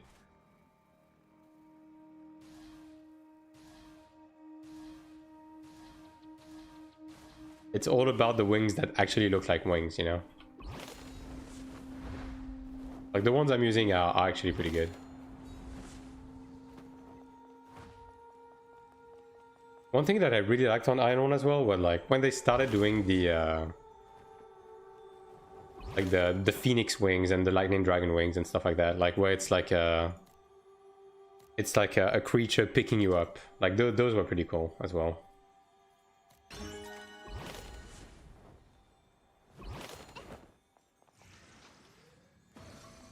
I miss the jetpacks from Iron One.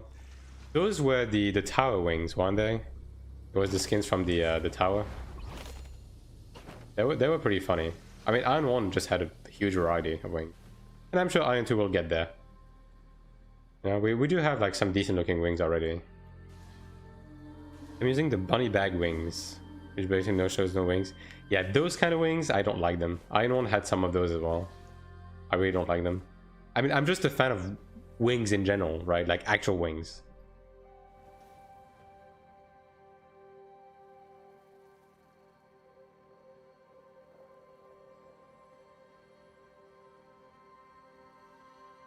I like my wings meaty.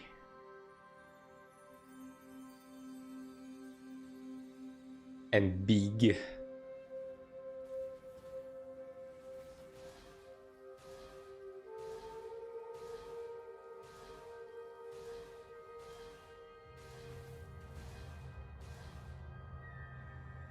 What is that? Nth class? Nah, we don't try to bait that. Also, I'm probably in PV tab right now. Let me fix that. Yeah. There we go.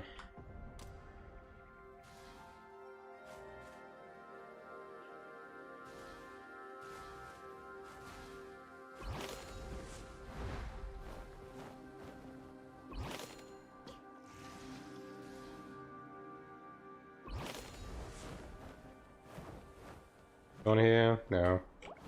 Okay, 90 wind potions should be enough. I'm just gonna do a huge batch of crafts tonight, I think, while I'm taking care of other stuff. That's probably what's happening in my near future. Yeah, let me check the piano again. Because, yeah, there's no one this time. That was a bit of a traumatizing experience. I'm just a bit surprised they just added a like piece of land to add the piano instead of just like putting it in the middle of town, right? But I guess it does allow them to just put a piano anywhere because it's just like a piece of land they could put anywhere. And thanks for the photo save, appreciate it. It's pretty funny, yeah. I mean, this is literally the same. This is the exact same piano as on Iron 1 in Pandemonium and Sanctum. I will say one thing that I find to be mildly disappointing with this game being in UE5 and everything. I would have expected the piano keys to like actually move, you know, instead of just lighting up. You know what I mean? That's my only like petty complaint about it. There you go. Can I see the skill specialties you're using? Yeah, sure. Sure. Let me just cross that encampment right there, just to make sure there's no one here, and then I'll show that to you. The build information cost 1 Twitch sub. It's true. It's paywalled. Alright. I'm gonna have to remove this though for you to see it. That cover. There we go. I'm assuming you mean the regular skills, right? So I don't use anything on my left click, right click. I have these. My Debility Mark, Divine Aura. I'm gonna fish for a 3rd spec to get the Tentacle skill down soon. That's gonna happen soon. Chain of Torment, Light of Regen, Condemnation, Healing Light, pretty much staple. Radiant Recovery. I know some people prefer the -2 cooldown over the 2 debuffs, but for solo PvP I prefer the 2 debuffs. That's my Bolt. That's my Defiance, obviously. And yeah, pretty much that's what I have, but you can just look at the levels and already take a guess, right? Yeah. If there's anything more specific you need to know, just ask. Also, I released a Cleric roundtable where I talked about all Cleric stuff recently on my YouTube channel, so we do discuss skills like somewhat in the middle of it. So yeah, that's also an option if you want to see different opinions and stuff about that. The chat is hiding. You should be able to see most of them, right? Even with the chat, because the chat is semi-transparent, so you can figure out which line it is. But yeah, if you need me to like tell you a specific one, just ask, and I can tell you again. When PV and remove debuff are way better. Yeah, it's just way too convenient to just like have an AoE debuff removal like on demand at all time. Now, obviously, on some content, it's not as necessary, but I also find that the -2 seconds on Radiant is just... It's good, but it's... You know, it's not needed. Like, the cooldown is pretty short already to begin with.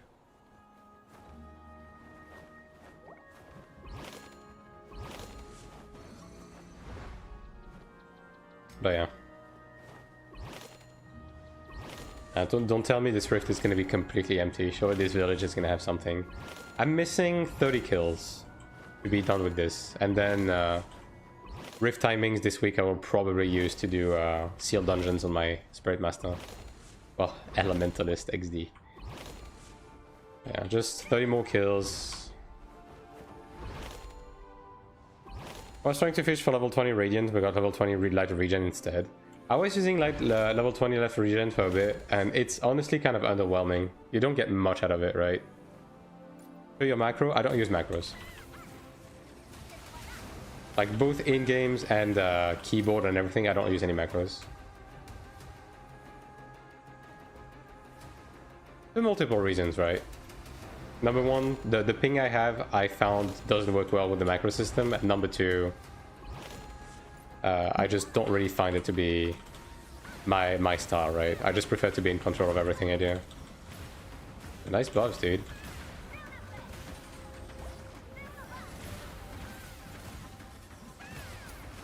And one more kill on this guy.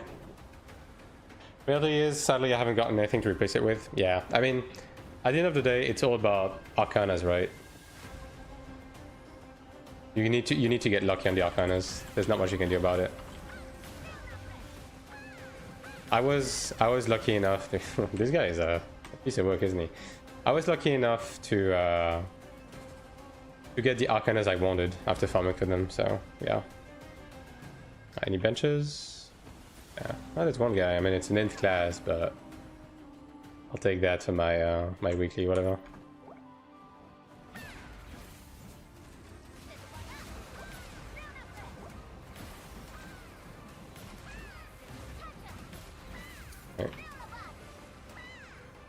You say, meanwhile, that Glad has 5 level 20 skills. Yeah. I mean, I'm doing okay, right? I have 3 skills level 20, the rest is 16, and I'll get a 4th level 20 skill fairly soon. Well, fairly soon. I need to get a good balance with Divine Aura, and then I'll fix, if I need more points, I'll unlock slots in my rings. Yeah. Oh, that's a dead dude. Dead fella.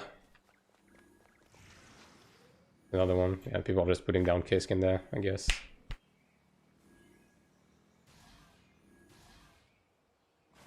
Fourth class. You are a real person. But you are... Are you a real person? TBD. TBD, for sure.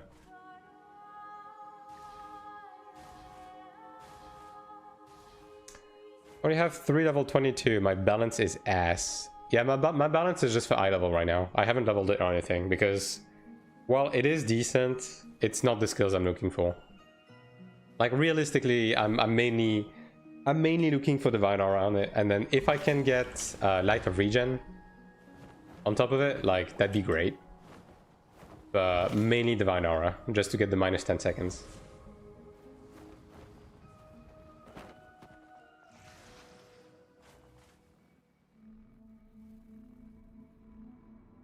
Because like the rest is whatever. Like bolt is whatever.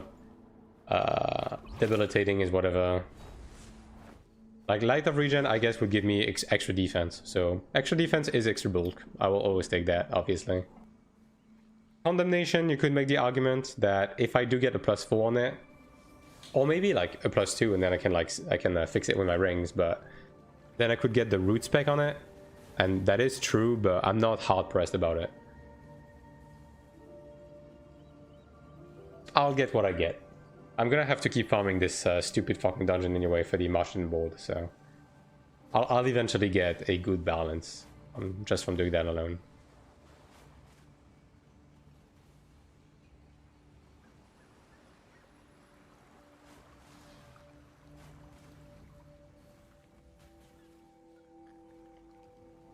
Dude here, and glass, yeah, sure. I'll check the tree as well.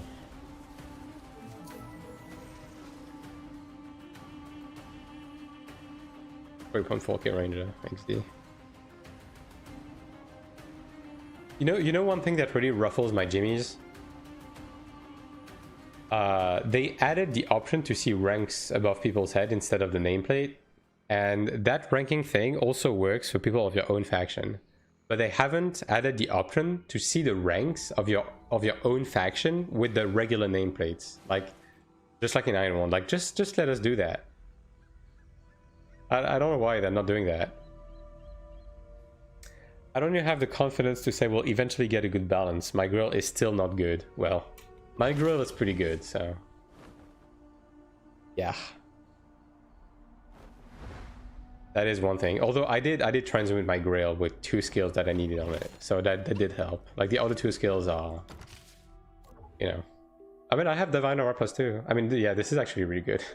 I mean, this passive sucks ass. This line is useless, but these are pretty good.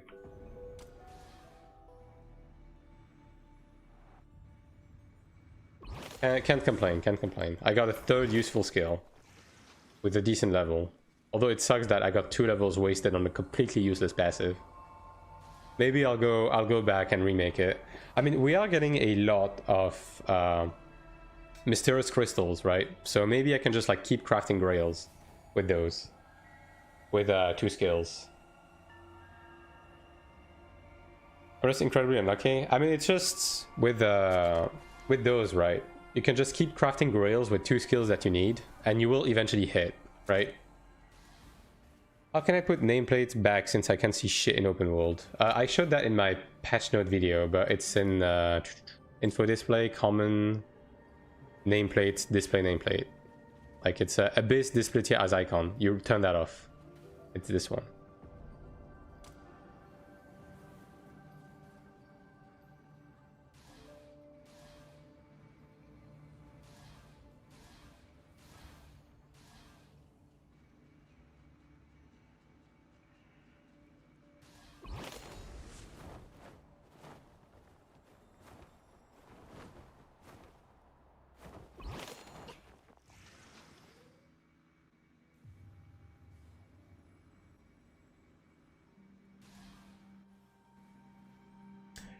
No problem. Also, is it just me, or did they up the contrast of those things? Or is it just because the Transcendence has high contrast now, and it makes everything pop out more? I feel like they upped the contrast on those pictures. Like, it's an unimportant detail, but it's something that I kind of noticed. Yeah, I'm gonna check Zoomian, and then I'm gonna go check the island again. Just on the off chance. I mean, I did get something in the island earlier, you know? So everything's possible. I actually, like manipulate someone into turning on their PvP flag, so... You know, maybe we can do that again. There's a dude here.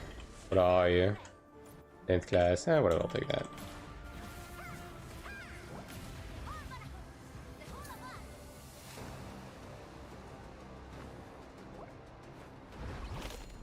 Okay, well, he rezzed.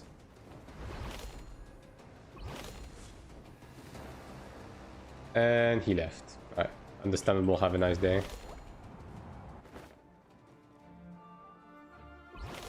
We check the benches.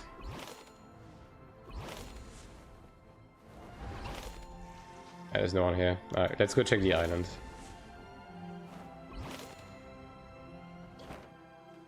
Oh, it's a dude. Dude right there.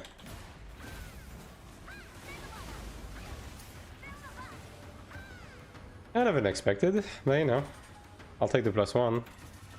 How many more people do I need to kill? 28. 28.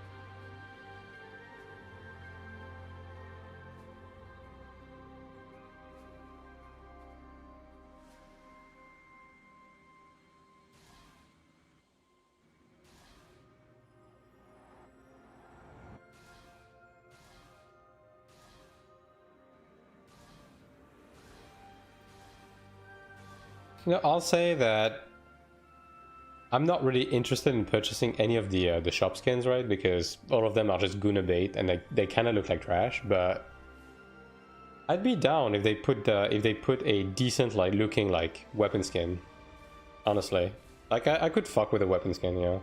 But I haven't really fucked with any of the mace skins they've put out so far. If I'm gonna be honest. Like, I don't know how you guys feel about it, but yeah.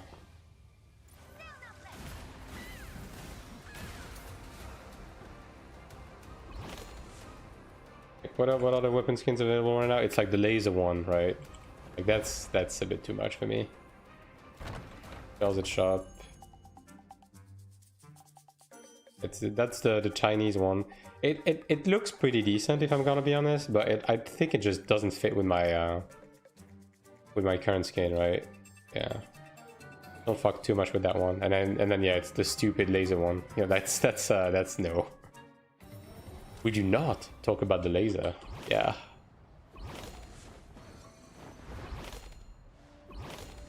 I don't fuck with it.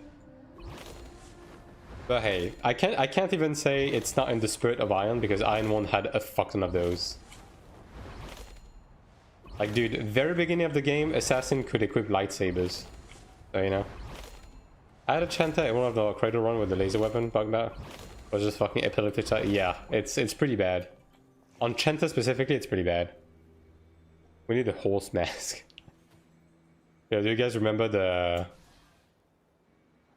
days of EU Gameforge with the Nick guy with the horse mask? Yep. I remember.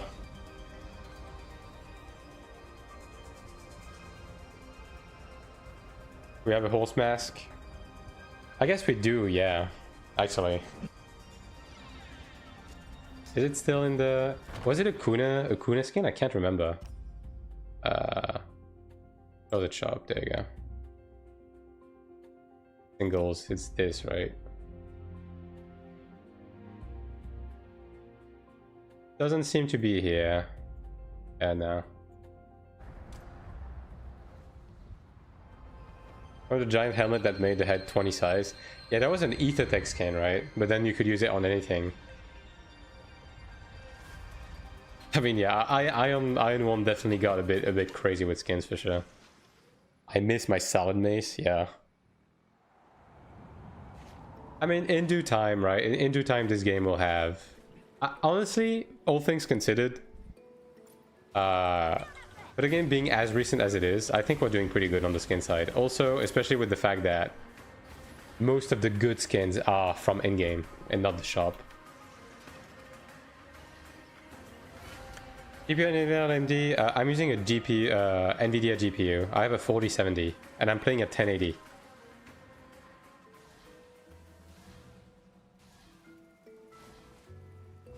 And I'm playing on a widescreen. Which, by the way, that's another thing, right? On the topic of like streaming and everything, dude, I'm a dickhead for streaming my ultra wide. Like this stream probably is not very comfy to watch on a regular size screen because you have like black bars on the top and bottom, right? Like realistically, right? Do you think Gameforge will be published Iron 2 for EU? Hell no. Gameforge is already like... It's already insane to me that Gameforge has Iron 1. But Gameforge is a tiny ass fucking company with a shitty reputation. So the fact that they haven't got their hands on Iron 1 is crazy. And there's absolutely 0% chance they will even see the light of Iron 2. Like, as far as we know right now, NCSoft is going to be handling the global publishing by themselves. So, yeah. That is what is coming up. Ethertech mentioned.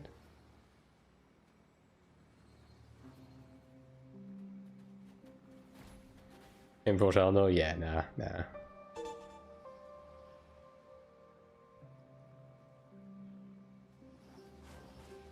Like, I would never dare wish ill on anybody, but bro, if Gameforge as a company closed down, the earth would be a better place.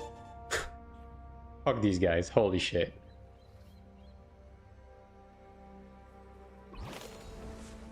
Like, the only reason why Iron 1 will always be dead in EU is because of Gameforge. Like, dude, we could be like Korea and have Iron 1 and Iron 2 be in the same like ecosystem, and we could be going back and forth and playing both. That would be amazing.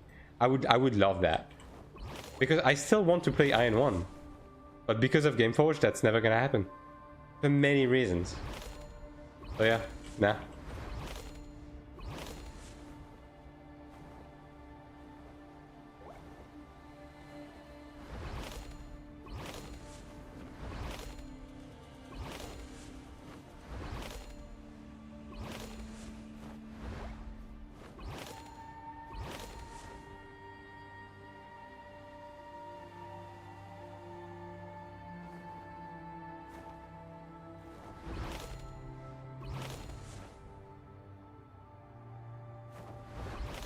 That is good news, yeah. I mean, it should be, and also like the other side of the coin is that NCSoft seems to be recruiting some of the people who got laid off from Amazon, right?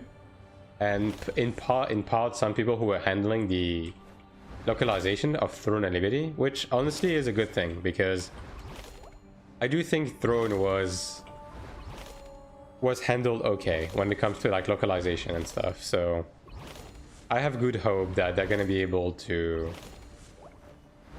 do some right changes for the West when it comes to this game. We'll see, but you know, I just prefer to be optimistic when it comes to that. How about Ola? 15 minutes on Ola. Okay. All right.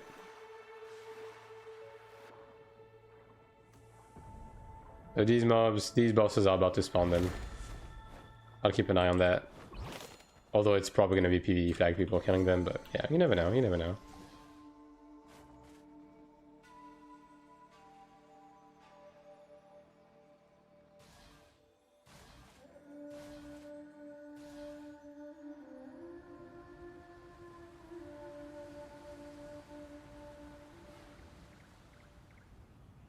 But like, if I'm gonna be honest, like, I don't really intend on going back to Throne and Liberty like ever, because to me at least this game is just better on every single point.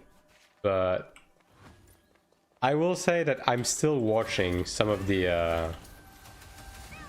like the updates and everything they do for this game, because it's really fucking funny when they release like roundtables fairly regularly. And like, even if you guys don't know Throne and Liberty, you've never interacted with the game, you're not interested in the game, like, if I was you, I would watch the roundtables solely because of the fact that you can see the Amazon employee interact with the content creators of Throne and Liberty, and and he's called Tico, right?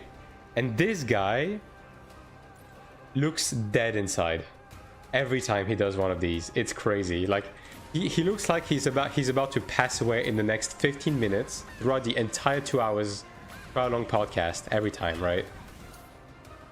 And just for that, that's good entertainment for me. Like you can literally just like skip anywhere on the video, pause, take a picture of this guy's face, and he really looks like he doesn't want to be here. And it's just really fucking funny every time. Like the last one I watched was, dude, the last one they uploaded, right, was there was like 2 content creators in Throne that I'm not too familiar with the content creation space of Throne, but as far as I'm aware, I think everyone in this game thinks that these guys are just complete morons that don't know anything. And these 2 guys also happen to have like beef with each other. And they kept basically like not full on insulting each other, but they kept like flaming each other on their takes. And then you would have that Tico guy on the side just like, he would do the speed meme of like trying real hard not to laugh throughout the entire video. And that was, yeah, that's cinema, man. It was a constant like emotional battle with this guy of like not wanting to be here, being heavily depressed, and then finding the fact that these 2 dipshits are like flaming each other on an official podcast on the Amazon channel really funny, and stopping himself from laughing. You know, like it's, yeah, it's good, man. It's good entertainment.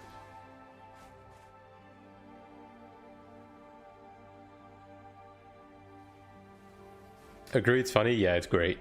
It's great.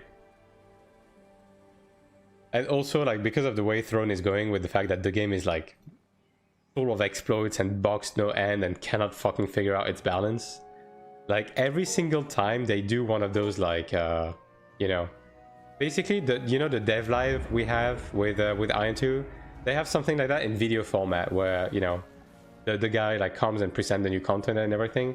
And it's like the last like 5 videos have been, the first 50% has been the guy has been basically an apology video of the guy just saying, we understand that the content has not quite hit its mark, and also like it's been full of exploit and everything, and we deeply sincerely apologize for that. And then it cuts, and it's then we understand that this content has not quite hit the mark, and we sincerely apologize for that. And it's like 50% of the video is just that. You know, so yeah, they just on that front, it's been fairly entertaining to just keep following this game. It's like he's all the time counting and praying for the end in his mind. I mean, I don't know, maybe this guy really is truly passionate about Throne, right? That Tico guy, but I feel bad for him. Between all of the layoff situation at Amazon and then the fact that the game simply cannot seem to like hit the mark on anything that it does, like I just feel bad for him, you know?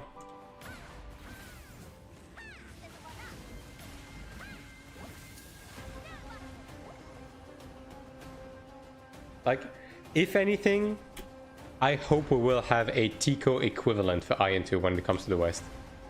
If not Tico himself. You know, like we all need a Tico in our life. You know what I mean? Dude, this guy cannot be serious. Like I killed him and he insta-res and went back AFK. He has to be botting, right? Yeah, he's insta-raising. Okay, well, he's actually moving now.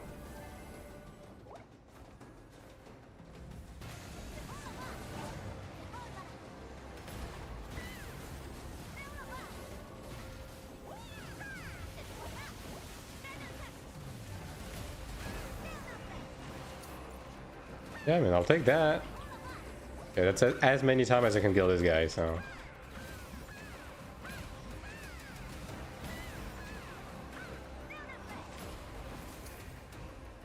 if you want to kill me, brother, you're gonna have to follow me. Because I don't have my Defiance right now. Alright, is he coming? We're doing this, boss? No? Alright. I can't get any more points on this guy, so... yeah, I'm not too pressed about it. I'll go check the benches now.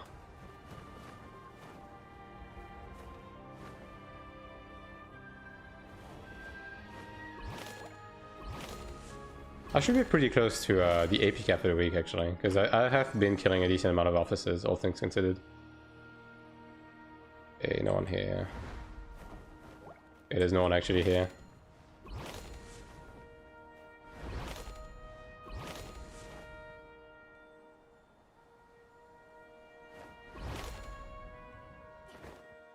How are we doing on the AP side? Yeah, I'm literally 40k away. Nice. Might be done with this rift even. Be good. So I'm gonna be good to be buying the Centurion Guard first thing next week, basically. Inherit that, and then I'm done. I'm done with the upgrades this season.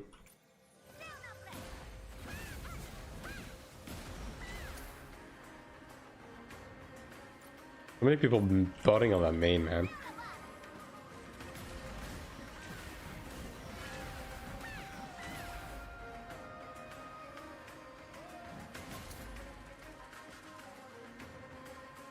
$3.8k Ranger botting. Like, they really need to do something about the botting situation in Taiwan. Like, people have stopped giving a fuck. Everyone is just full on botting on that main at all time now. It's a bit unfortunate. Yeah, for 5-star. Hello. Are you a human per? No, you don't. You don't like an actual person. Well, maybe. I'm not sure. You do be holding the same button. Just checked. Wings are 8 mil right now. What the fuck? Probably because Odil is rising up, right? Like, the price of wings typically is dictated by the price of Odil. Yeah, well, this guy is probably not with us right now.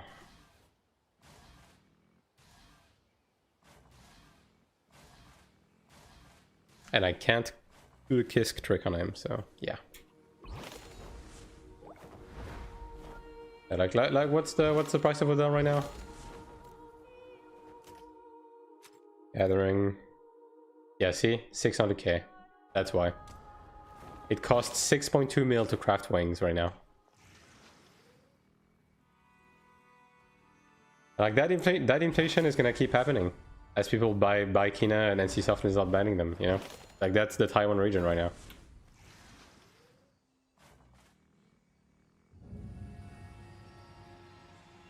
It's just bots fighting this. Yes.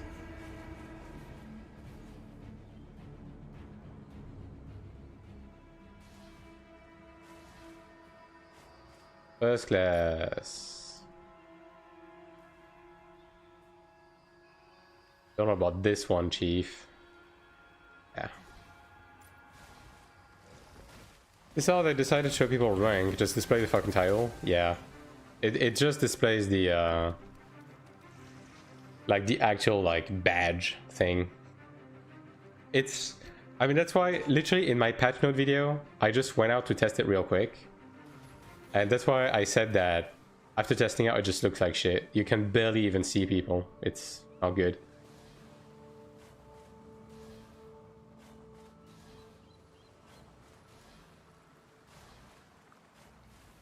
Like, honestly, my personal opinion is the badge should show up next to your name, I guess.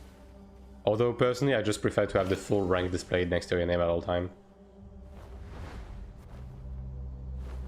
I don't know why they're trying to reinvent the wheel with that one. Like, that was... I think Iron 1 had it right. Same with, like, the stuff like Shift F12 and so on and so forth.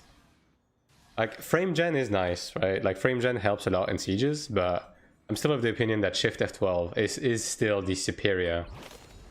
it's still the superior option for anything siege related. Same thing with, like, the option to just, like, hide legions, hide titles, and so on and so forth, like, individually. Just show the title, it's not that hard, yeah? I mean, I think it just should show the fucking title, like show the rank, and the name of the person, like, that's it.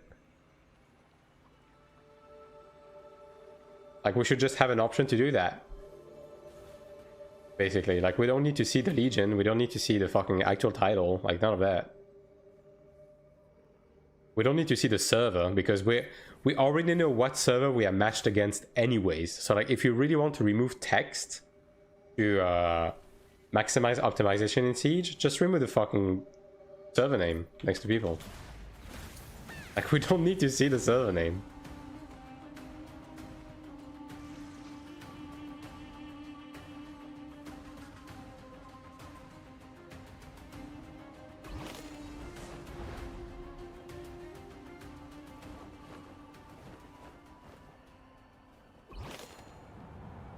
So yeah, like the current Abyss nameplate, and for anybody that doesn't know what I'm talking about, I'm gonna turn it on. Just so you can see. It's terrible. Wait, is it Abyss only? Oh, it's only in the Abyss. Lamau, dude. Okay.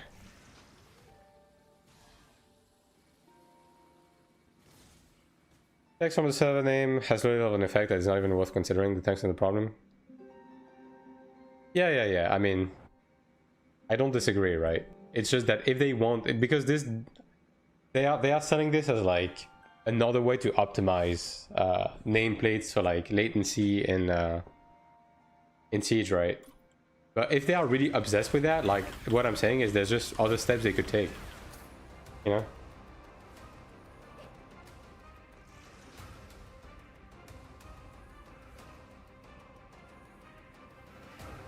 Like, this feels like such a weird addition, you know? It feels kind of useless. Like, why would you ever use this? Is my question. It's even worse in stealth. They're all gray. Could even. That's actually pretty funny.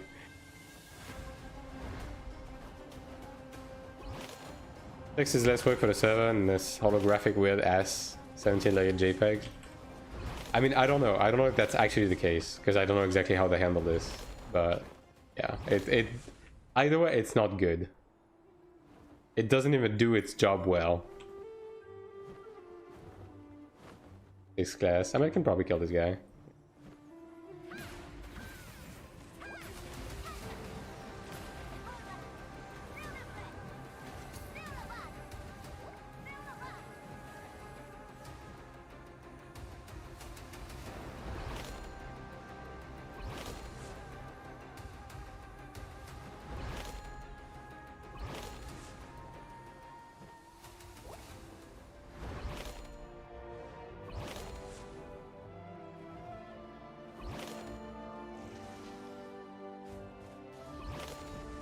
And like, I'm gonna be honest, to begin with, the whole badge stuff they have going on for the ranks,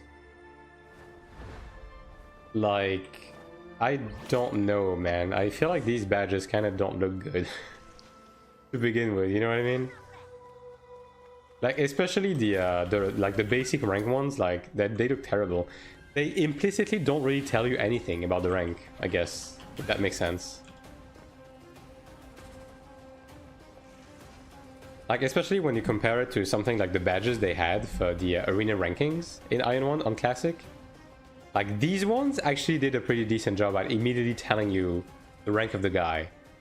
But yeah, like the badges we have for the ranks right now are like kind of not really telling you anything.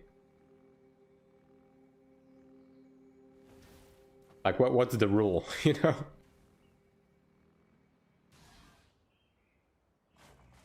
Like, to me, like, the 5-star officer badge looks more impressive than the marshal badge, you know what I mean? And thankfully these fucking bots exist for the quest, because this server is certainly not cooking when it comes to rifting. Like, I don't know, man. Dude, even the arena badges, dude, I don't like these. I don't know, I don't know. They just did a better job in Iron 1. And I'm gonna die on that hill. Even though Iron Classic is a recent game, right? But they clearly worked on these fairly recently, because the arena badges did not exist in original Iron. That's an Iron Classic edition. But the way they were designed was immediately obvious as to what arena they were tied to. and what ranking you were, you know?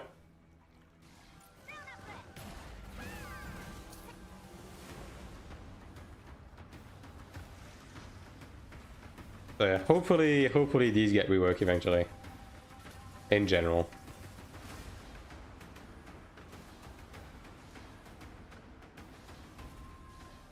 And eventually they let us show the rank for allies. Because that's another thing, right? Like, at least if we can see the rank of our allies, you can see what is surrounding you and what is like potentially able to help you in the abyss and stuff. Because like, if you see you're surrounded by rank 9s, these motherfuckers are probably either bots or don't have PvP gear. So yeah, it's just like information that is kind of taken away from us for no reason. Also helps with the sense of community, right? Like when you run into a high rank of your own faction. Like I don't see why we're not able to do that right now.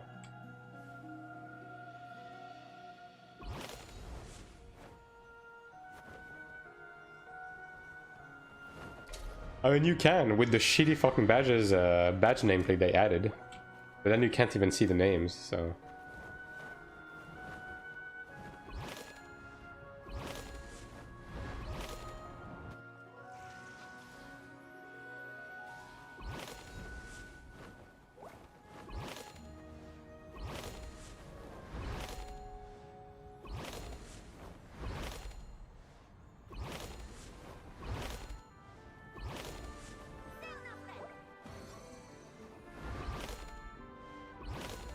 all of these are dead people, you're telling me. Crazy. I mean, I guess I'm the one that killed them, so fair enough. I do like... Okay, I'm gonna say something. I do like the fact that the piano is technically a location I can drag people in to be able to dodge roll. You know what I mean? Like, within the town, I can pull people towards this platform to be able to do ground combat if I want to. That's nice. Now just watch them add guards to this next patch. I can see it happen.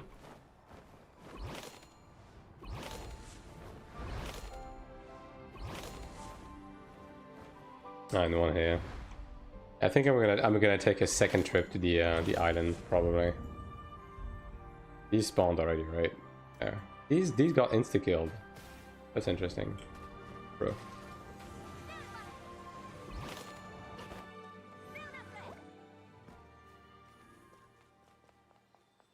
I mean, I guess it's also probably bots on the spot that can also attack those anyways, even if there's no actual real players. I would assume, since these skins are actually quite expensive.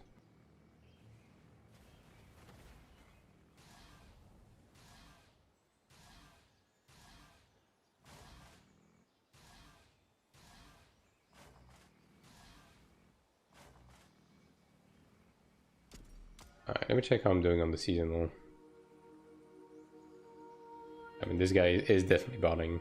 There's no doubt about that. Alright. I'm done. I'm done with the seasonal. Okay. Nice. Very cool.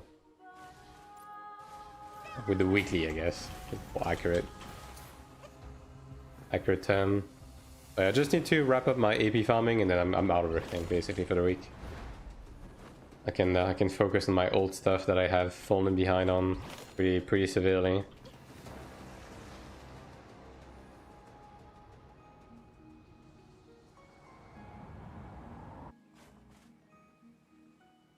I got all 8 orange. There's the Vinian. Should I keep buying Ariel? Not focusing on crafted gear. I have 0 crafted. Honestly, just focus on crafted. Like, keep crafting the Ariel boards that you get from like your weekly stuff, like Ascension Trial, Raid, etc, etc.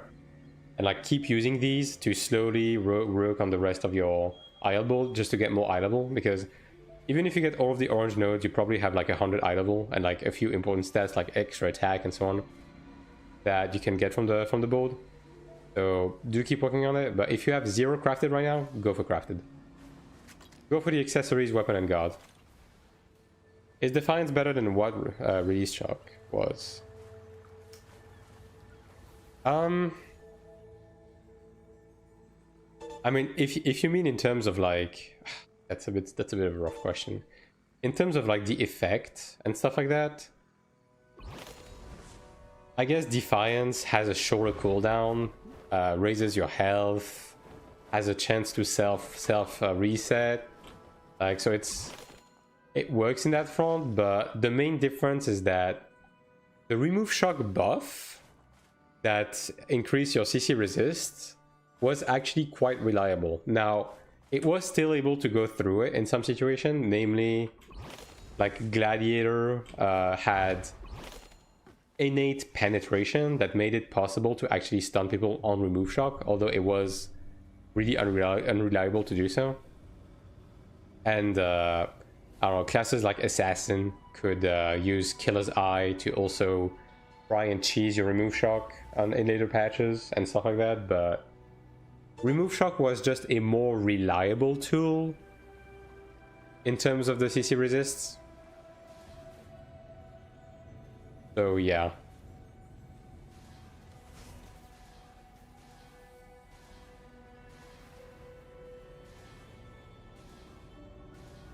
In terms of the actual effect, technically speaking, Defiance is better, but remove shock was just a more reliable tool in terms of actually doing its main job, which is stopping CCs, right? Like removing a CC and then stopping CCs.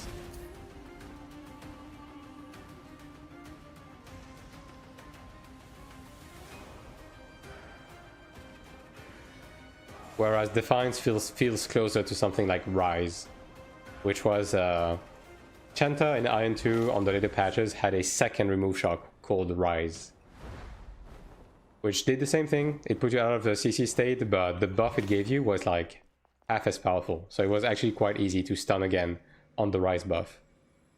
The damage tolerance is huge for Defiance. Yeah. I mean, that's why I said that technically speaking, all of these secondary effects, the shorter cooldowns, everything's, and so on and so forth, technically makes it the better buff in a vacuum, but remove shock was just more reliable.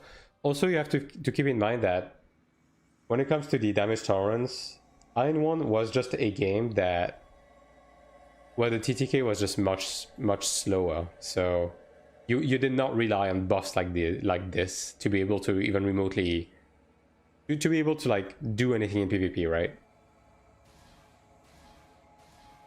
To begin with.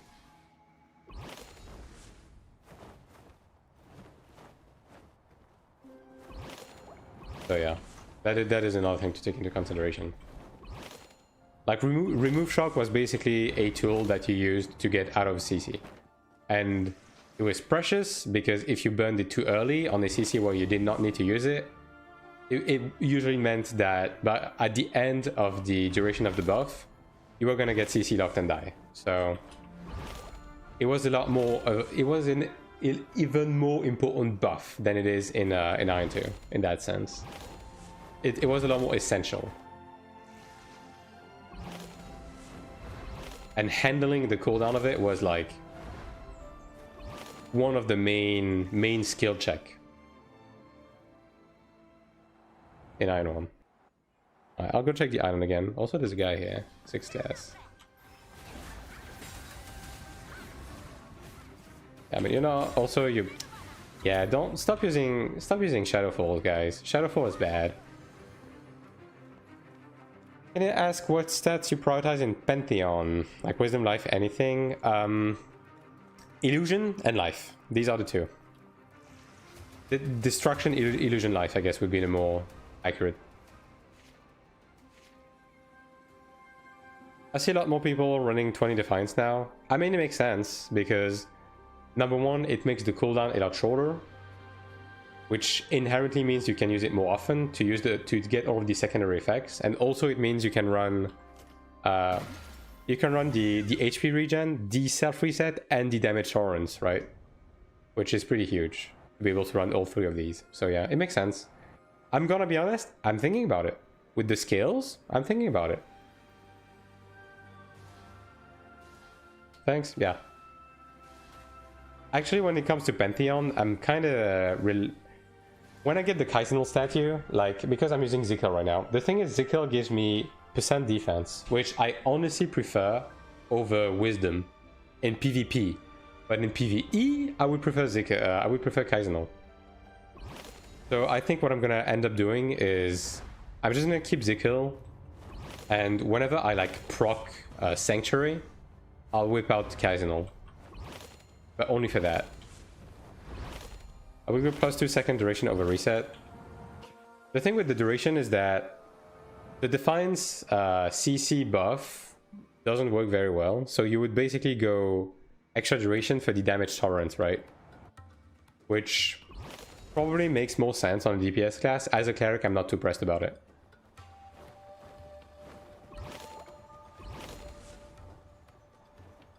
If I'm gonna be honest. Because I already have used heals and stuff like that, right? So, and I can heal myself and so on and so forth, so... The tolerance is nice, but I'm not obsessed about it. I can't remember, is Defiance the one with the buff that decays every second? No, that's Survival Willpower.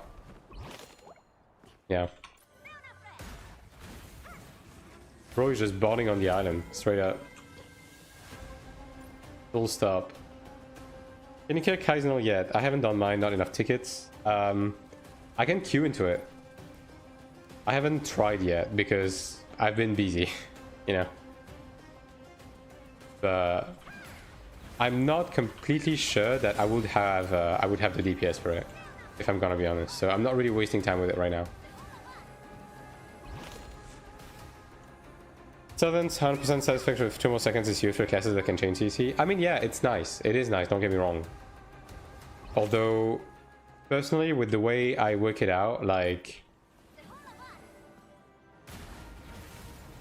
Basically what I do, if I'm against a class that can CC lock me, and what I do is I never press my Defiance buff. I just hold it until the absolute last moment where I just cannot hold it and I'm gonna die if I don't press it. And then when that happens, as soon as my Defiance buff runs out and I'm still fighting, I press my invuln to get 5 seconds, right? And then at the end of my invuln, I press use tools and I try to sustain myself. And by the time it wears off, my Defiance is back. And that's basically how I juggle it. But that's me, right? As a Cleric. I'm able to do that as a Cleric, right? I understand that not every class can do that, obviously. But like in Arena, that's basically how I fight, right? I never press my Defiance unless I absolutely have to. And then when I do it, at the end of the buff, I invuln. And then at the end of the invuln, I use steals and I put defensives. Yeah. And then if all else fails, I put up an impact type scroll. Until my Defiance is back.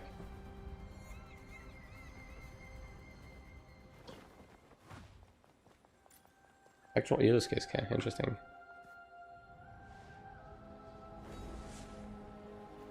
Like, I do like to use my impact type scroll manually in situations where my Defiance is down. Someone actually put down a case, okay, that's funny. But that's also because I'm frugal and impact type scrolls are expensive as fuck, so... There's that, you know. That's a dude. That's a dude with a kiss, actually. No, but he's dead, right? Okay. Okay, this guy raised up, and I know he has a kisk, so... You know what? Let me milk that guy.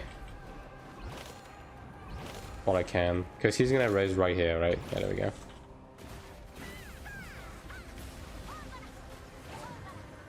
Oh my god, actual human being. Would have done.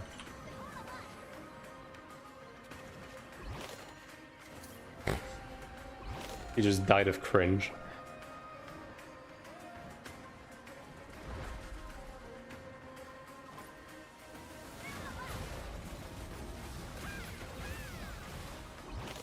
Ah, there you go, brother. I'm done killing you. I mean, your kiss cast expired anyway, so... Thanks for the 3 kills, I suppose.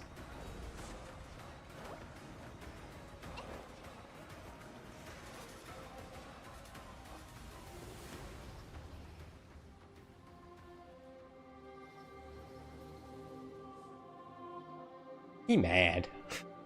Yeah, I mean, it's weird. A bit of a sus stuff. Maybe he was like actually trying to bot, but then I don't know. But then came back. I don't know.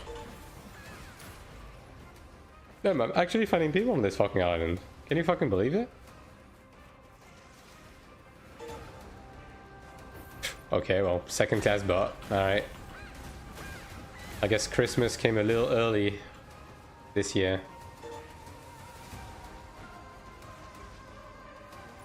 General, okay, well.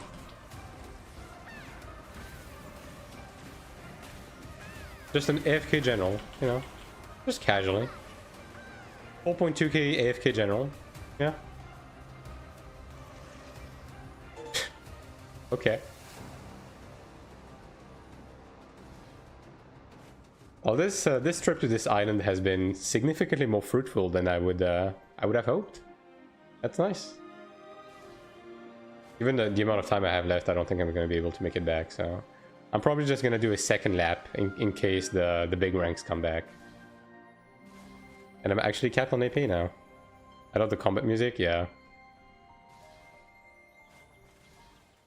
Although I do hope we will get some variation of it in the level 50 zones and stuff like that, because right now, like, obviously it's a novelty, but if we have to listen to the same music for the next 10 years, then that would get a bit stale. So yeah, having a bigger variety available all the time would be nice.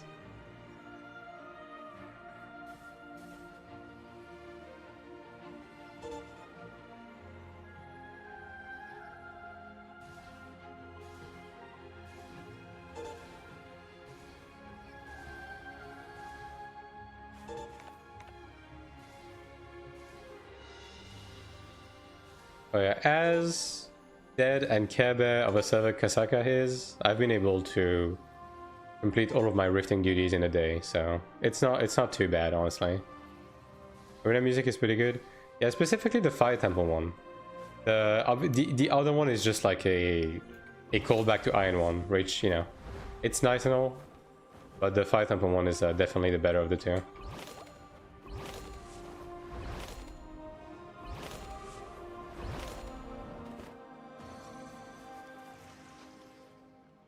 Just past the hidden cube.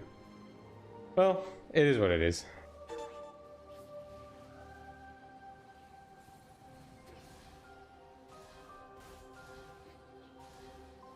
I guess they removed the noise that the cubes make. I mean, it makes sense. I guess I haven't been hearing it. I want to say that the noise the cubes made on the Christmas event was like the best. It wasn't too invasive. Still pretty easy to hear, right? This guy's probably a bot, right? Yeah. Then all. Oh. What do you know?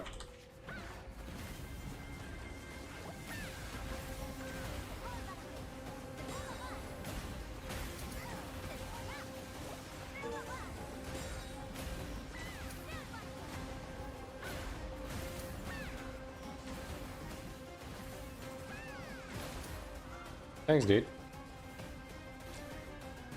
Very nice. Also, he was at 3.9k, so he switched to PvP gear for this. Got my purple wings from one.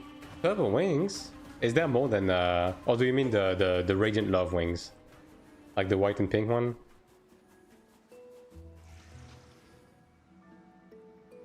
Or did they add another pair? Yeah? Okay, yeah. I've got a few pairs. It's nice. I mean, I guess it's especially nice right now because they're probably following the same price tag as the other ones. So if you get a pair, they're like 8 million, right? It's pretty good, for sure. Yeah, I mean, you know, ending the rift with a couple of rank 2s, couple of red generals, I think that's pretty good. We'll take that.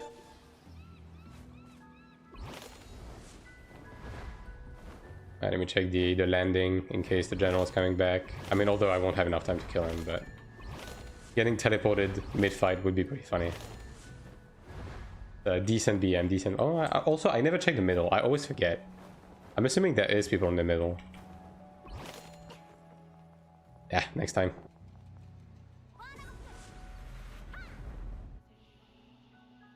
next time we will check. But yeah, anyways, guys, this will be it for today.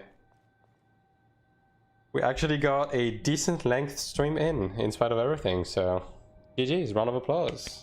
Hell yeah. So thanks for watching today. Thanks for the follows, thanks for the subs. Make sure to follow the channel on both Twitch and YouTube if you haven't already. Tomorrow I'm gonna be pretty much gone all day, so if I do stream, it's gonna be a short NA stream, so I suppose look forward to that. And yeah, for the time being, have a fantastic rest of your day. I will look around to see if there's someone I can host, perhaps. Oh, Asylon is online, so there you go. I'm gonna send you guys towards Asylon, go say hi, and I'll be seeing you guys tomorrow, alright? Yeah.